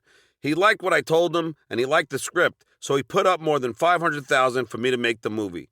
As you probably know, that is an incredibly low budget, but I knew if I could pull a few favors with equipment and songs and such, I'd be able to make it. First, we had to cast the film, and this was the last straw in what would finally lead to my divorce with Susanna. I argued with both Marco and the investor to have Susanna star in the part that I wrote for her, but they both balked. The investor demanded that I get a name and somebody with more experience. I broke the news to my wife, and she was really upset. There was nothing I could do. As I figured it, I would put Susanna in a smaller role, and if the movie was a success, I would write another one and get her in a bigger part. She was not having any of it. She was really pissed, and I can't say I blame her, but I had no choice. We cast Bellamy Young as the female lead. She had a lot of film and television credits and was beautiful and talented. We cast comedian Jeff Ross as my best friend and Jim J. Bullock as my psychologist. We shot the film at some low-budget building that seconded as a place where swingers had orgies. There were used condoms all over the place, but it was cheap. I loved when I saw Jeff Ross reading his script before the audition. I was walking down the stairs and he looked up at me and said, "Hey man, this is really funny. Did you write this?" That was a pretty cool experience since Jeff is a great comic that I respect. I told him that I did, and he said, "Good job." We shot some stuff outdoors in Manhattan and some stuff at Griffith Park. The outdoor shots looked great. I was able to get a great digital camera from the camera house for cheap because the guy was a fan. My favorite parts were the kissing scenes with Bellamy. Heck, she would give me full tongue, and since I was acting, I wasn't cheating. Man, did I get aroused during those scenes. I was harder than a fence pole. We'd make out for like 2 minutes straight. You can see some of it in the movie. Bellamy was awesome, and she soon became a big star on the show Scandal. Howard goes ballistic on me. I was made an offer by some timeshare company to call into radio shows and plug their Vegas business. One of the call-ins was to Adam Carolla's show. It was early in the morning, and I had just gotten done with like 20 calls in a row. I was on the phone with Adam, and he started asking me about Howard. He asked me if I wished I had been paid more, and of course I said yes. Who the fuck wouldn't want to get paid more? Shit, look how much the Pelican took from Sirius. This motherfucker always wanted to get paid more. I said that it was hard because Howard would get pissed when anyone on the show did outside appearances, but he wouldn't fight for us to get nice raises. Hence his Larry Bud Melman comparison. I thought nothing of the interview, but when I was driving to National Lampoon to promote my movie, I started getting calls that Howard was going batshit crazy on me. He would say his usual shit, that I was a no talent, ungrateful loser, and the same bullshit he would say on the air to me. I didn't understand what I said that was so bad, so I called Gary and asked him and said I meant nothing bad by it. This story was covered in the Post, and I waited for things to simmer down. They finally did, and Susanna and Beth set up a dinner with us at Howard's Southampton mansion. It was a beautiful, sprawling place on the beach. We knocked on the door, and Howard and Beth answered. Howard and I hugged, and all was good. Howard gave us a tour of the place, which took like 2 hours. He had medieval fireplaces flown in from England and Italy. He had 2 kitchens, one for him if he wanted to cook, and the other for his personal chef. He had a beautiful, spacious living room overlooking his patio, his infinity pool, and the beach. He took us down on his elevator into the entertainment room, where he had a bowling alley and a pool table. We went upstairs to see Beth's wing of the house and then Howard's. There were like 40 rooms in this place. Anyway, we had drinks, and Howard and I started talking. He told me he bought the house with the Sirius stock he sold. He then was real honest and told me how good I was at doing the interviews. It was a really great conversation. He scolded me for smoking and then told me how he was pissed at Jay for not paying us while we were waiting for the 10 o'clock show to begin. I thought that was kind of hypocritical since Howard never gave a fuck about how little I was paid during the K-Rock days, but hey, he was truly caring about me. It was a fun night. Howard asked me if I was pissed about not being the show's announcer anymore. And I told him I wasn't. I was more proud of being a staff writer, which was true, although both would have been nice. We sat down for dinner and the chef served fish, which I don't eat, and Howard felt so bad. I told him not to worry and ate bread. Heck, I was more concerned with drinking and smoking anyway. We said our goodbyes. That would be the last time I would ever see them both. Jimmy Kimmel. Love me, Howard. Jimmy had always had this bizarre fascination with Howard Stern. When Jay had the Jay Leno Show, which aired at 10 o'clock after the whole Conan debacle, my friend Ross Mark produced a segment called 10 Questions or something like that. It was a segment where a guest was given the softball questions in advance, and the guest had time to give a funny retort. Well, one time we had Jimmy Kimmel on the segment. Jimmy was going to do it via satellite from his studio. Keep in mind, Jay had been very nice to Jimmy. Even when their shows ran head-to-head, Jay would still have him on to plug it. Jay is also great friends with Adam Carolla, who is Jimmy Kimmel's buddy. They were getting ready to do this segment, and all of us at The Tonight Show could hear the feed. As I was listening to Jay make small talk with Jimmy, I could tell that Jimmy was being cold and standoffish, and I wanted to run down and tell Debbie that Jimmy was going to sabotage him. But how did I know for sure? Instead, I waited and watched, and I was right.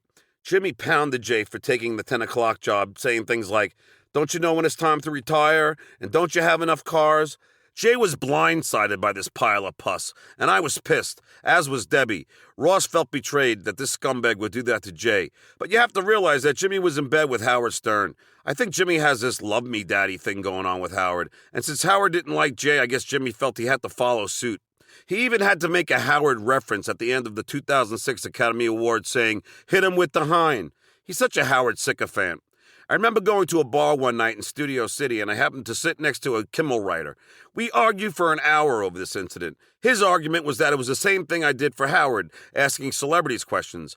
I disagreed because Jay was already friends with Jimmy. There's a big difference. Whatever the case may be, Jimmy Kimmel is not a nice guy.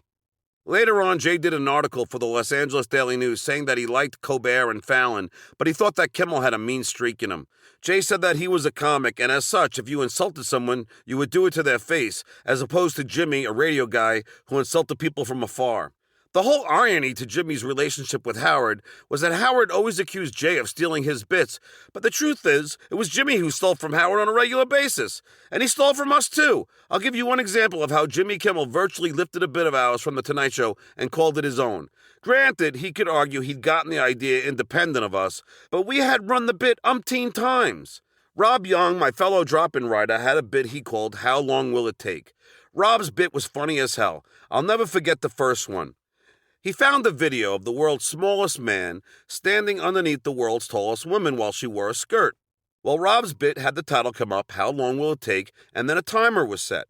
The little guy took about 10 seconds to look up the tall woman's skirt. Genius. Well, Jimmy lifted the bit pretty much verbatim and made his an entire segment. What a creep.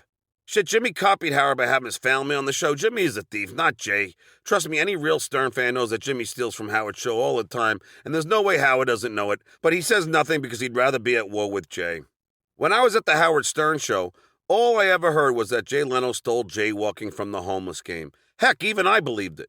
So when I got to The Tonight Show, I confronted Joe Medeiros, the head writer at the time, about it. Now keep in mind that I did the first homeless game, and it actually was at the Yankee Parade after they had won in 1996.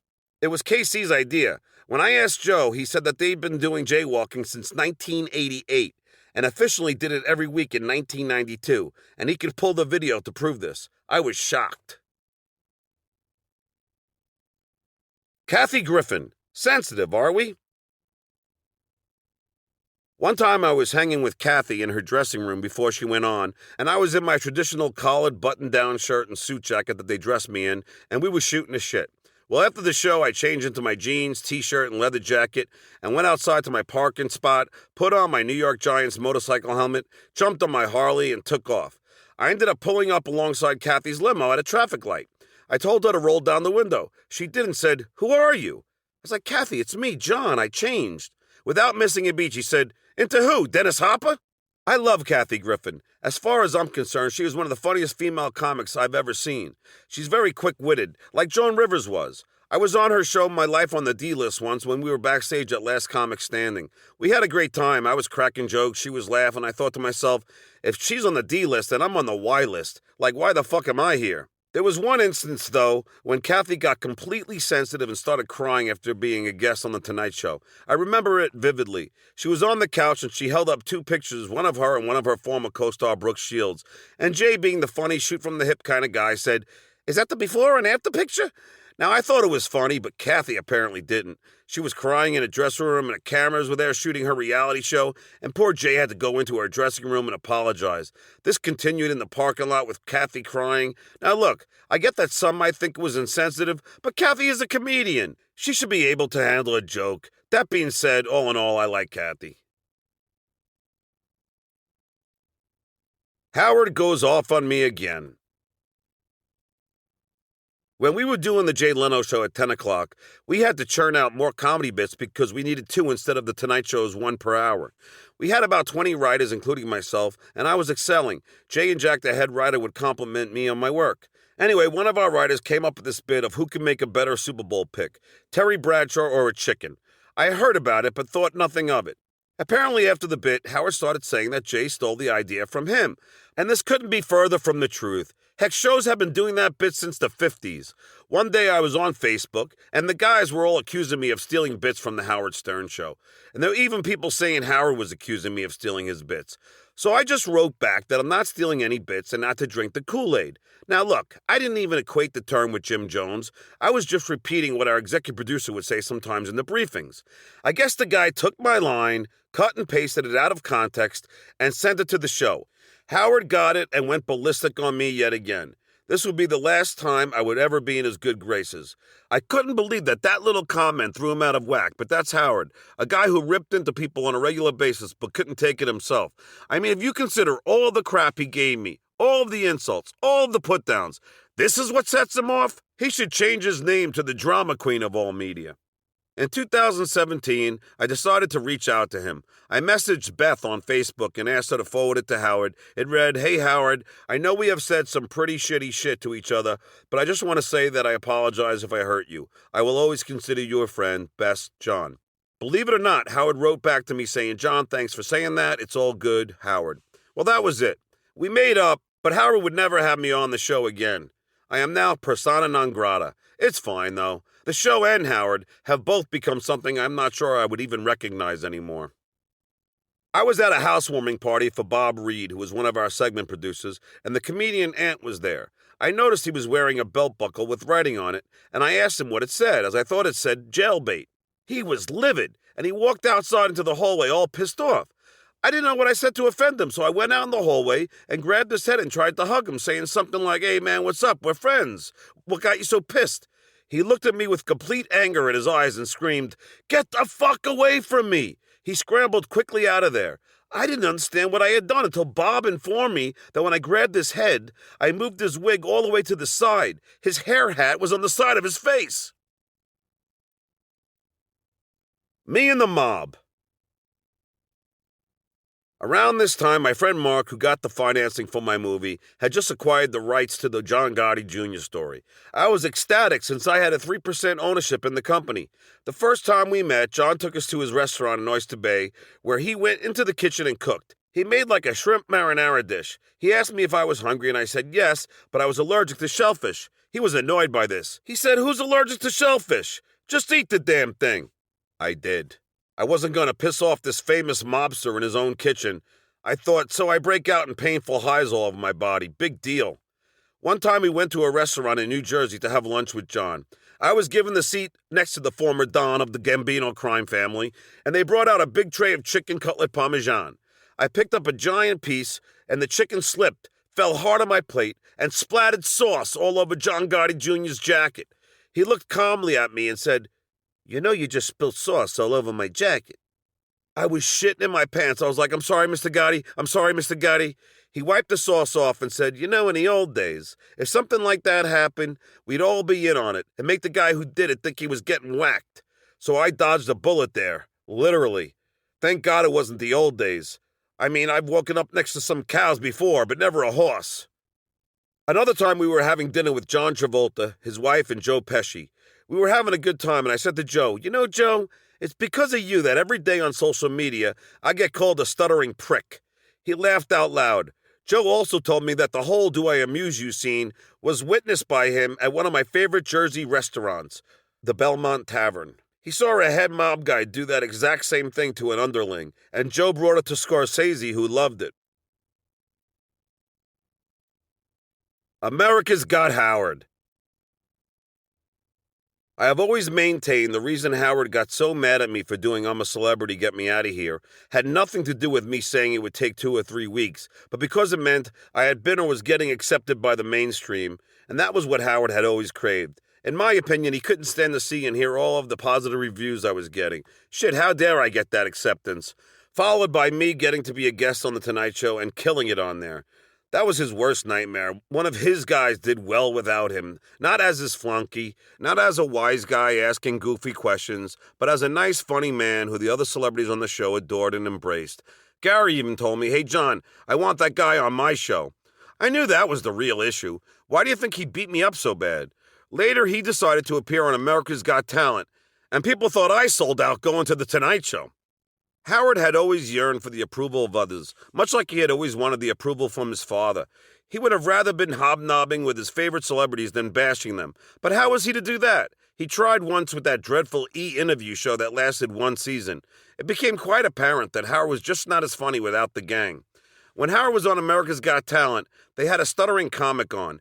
After his set, Howard gushed about him, telling him he was an inspiration. I watched this and nearly kicked my foot through my computer screen. This guy was the inspiration? How about the stutterer you tormented for years, yet who still managed to shrug it off and eventually become the announcer on The Tonight Show? How about that guy? My oldest kid called me to tell me he saw it and what a hypocrite Howard was. Artie called me too, with the same lament. I was stunned. God bless Howie Mandel, who must have struggled to hold in what he really thought. Just when I thought I was out, they pulled me back in.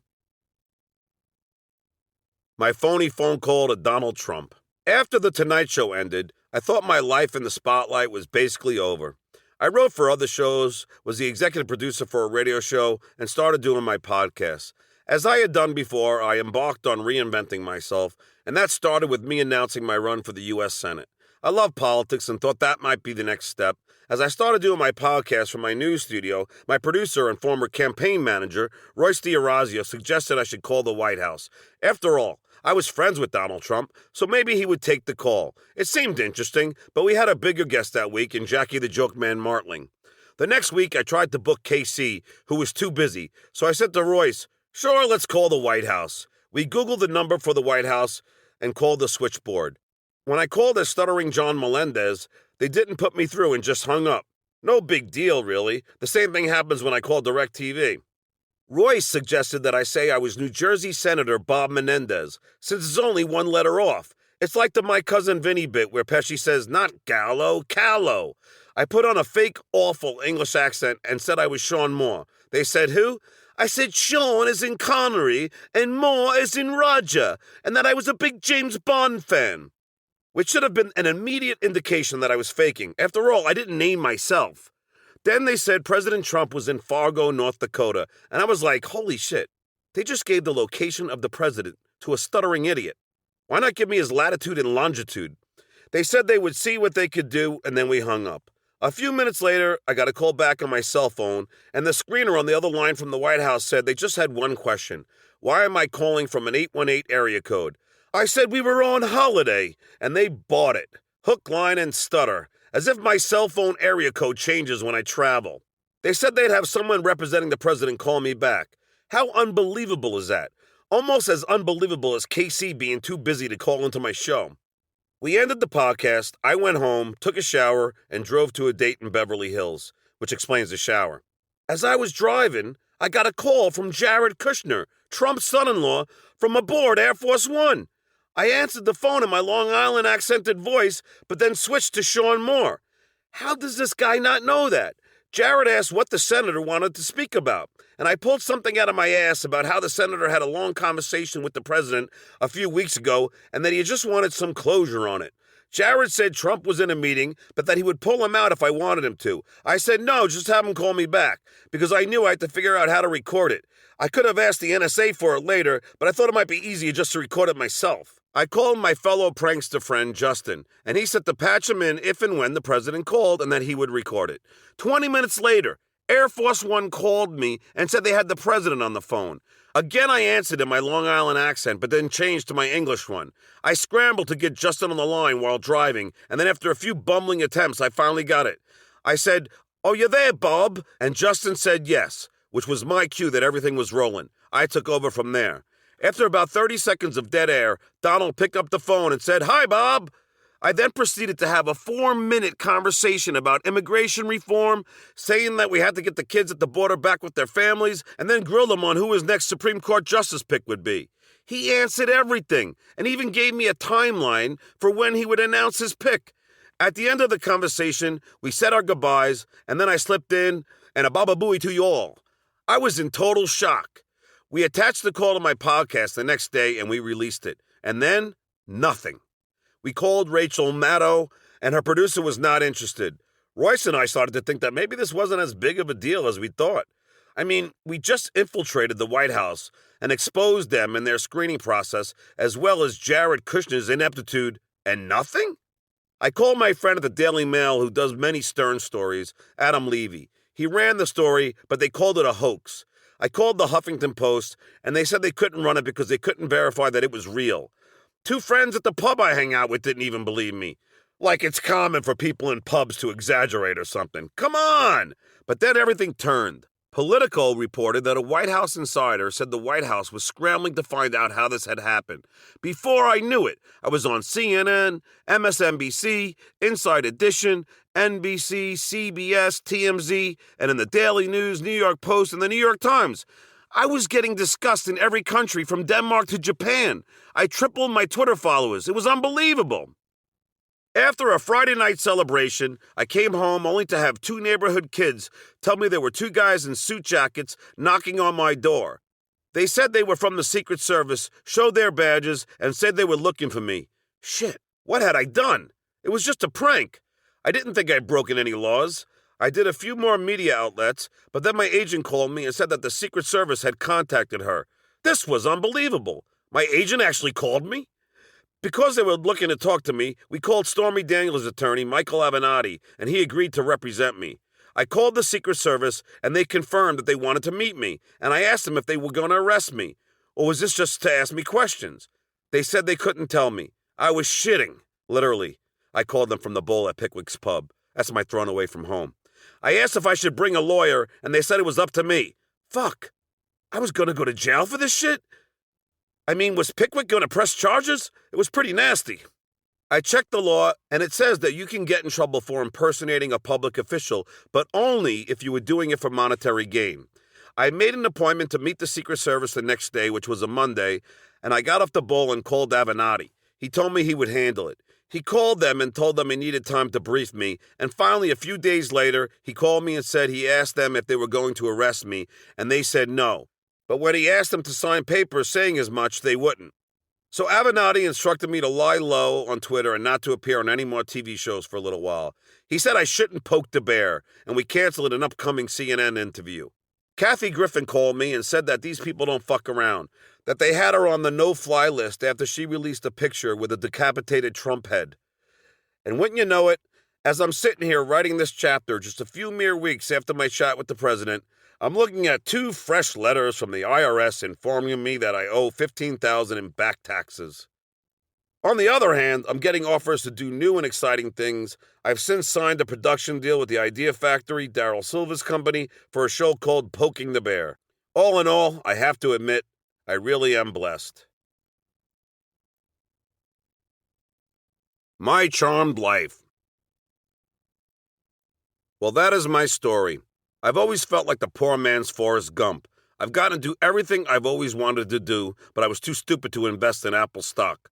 When Dee Snider was a guest on the Howard Stern Show, and Howard asked me to go out in the street and find a person to ask questions about Mayor Dinkins or something, I went out and brought back a dude who didn't even know what planet he was on, and it turned out to be great radio.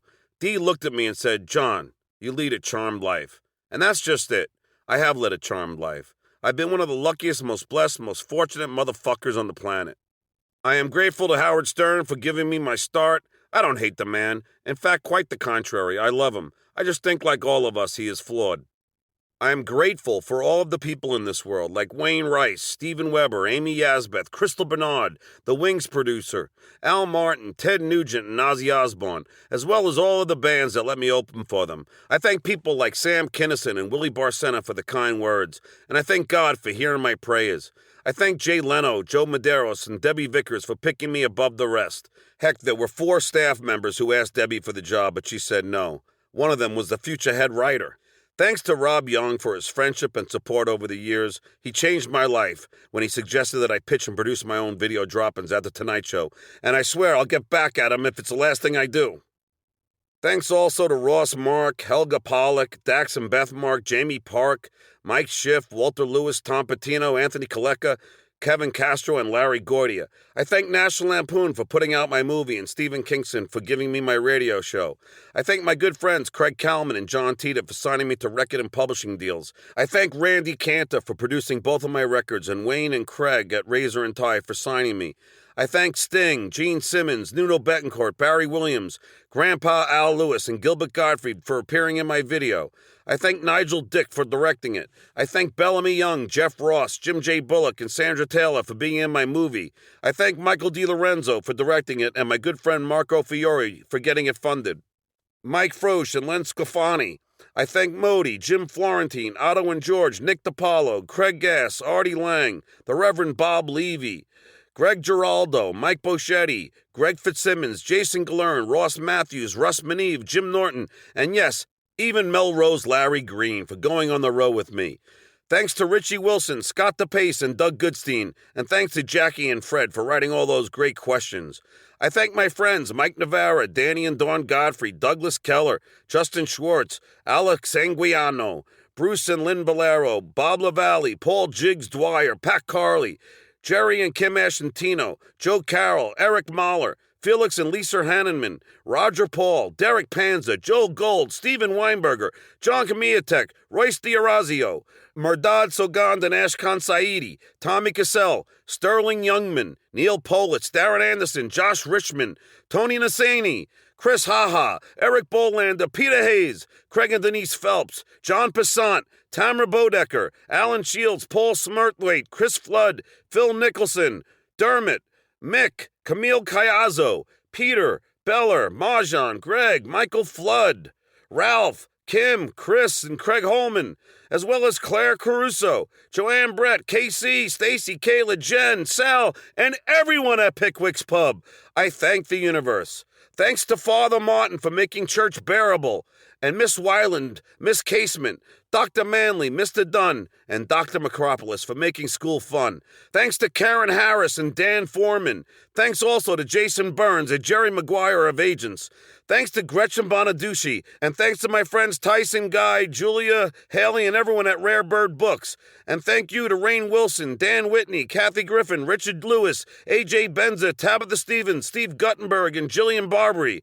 And a big thank you to all the people I may have accidentally forgotten. I thank my siblings, Roy, Susan, and Joyce, and my sister-in-law, Liz, and also Margaret. I thank all of my nieces, Jennifer, Lisa, and Lacey, my nephews, Chris, Sean, Joey, and Nick, and my cousins, including Carolyn and Artie, Anna Mae and Jimmy, Gailey and Bob, and Mary. I'm Puerto Rican. If I included all of their names, we need a whole other chapter. Thanks to Mom and Dad for all their love and support. Most of all, I thank my ex-wife, Susanna, for not only loving and supporting me, but also for giving me my 3 great kids. And I thank my kids, Knight, Lily, and Oscar, for being so amazing. Follow your dreams, believe in yourself, don't feed into the word can't, and God bless you all.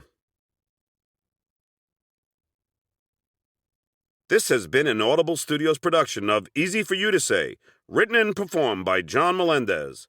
Executive producers, Laura Gachko and Mike Charzuk. Producer, Chris Sacco. Copyright 2018 by John Melendez. Sound recording copyright 2018 by Audible Inc. Audible Studios is a division of Audible Inc.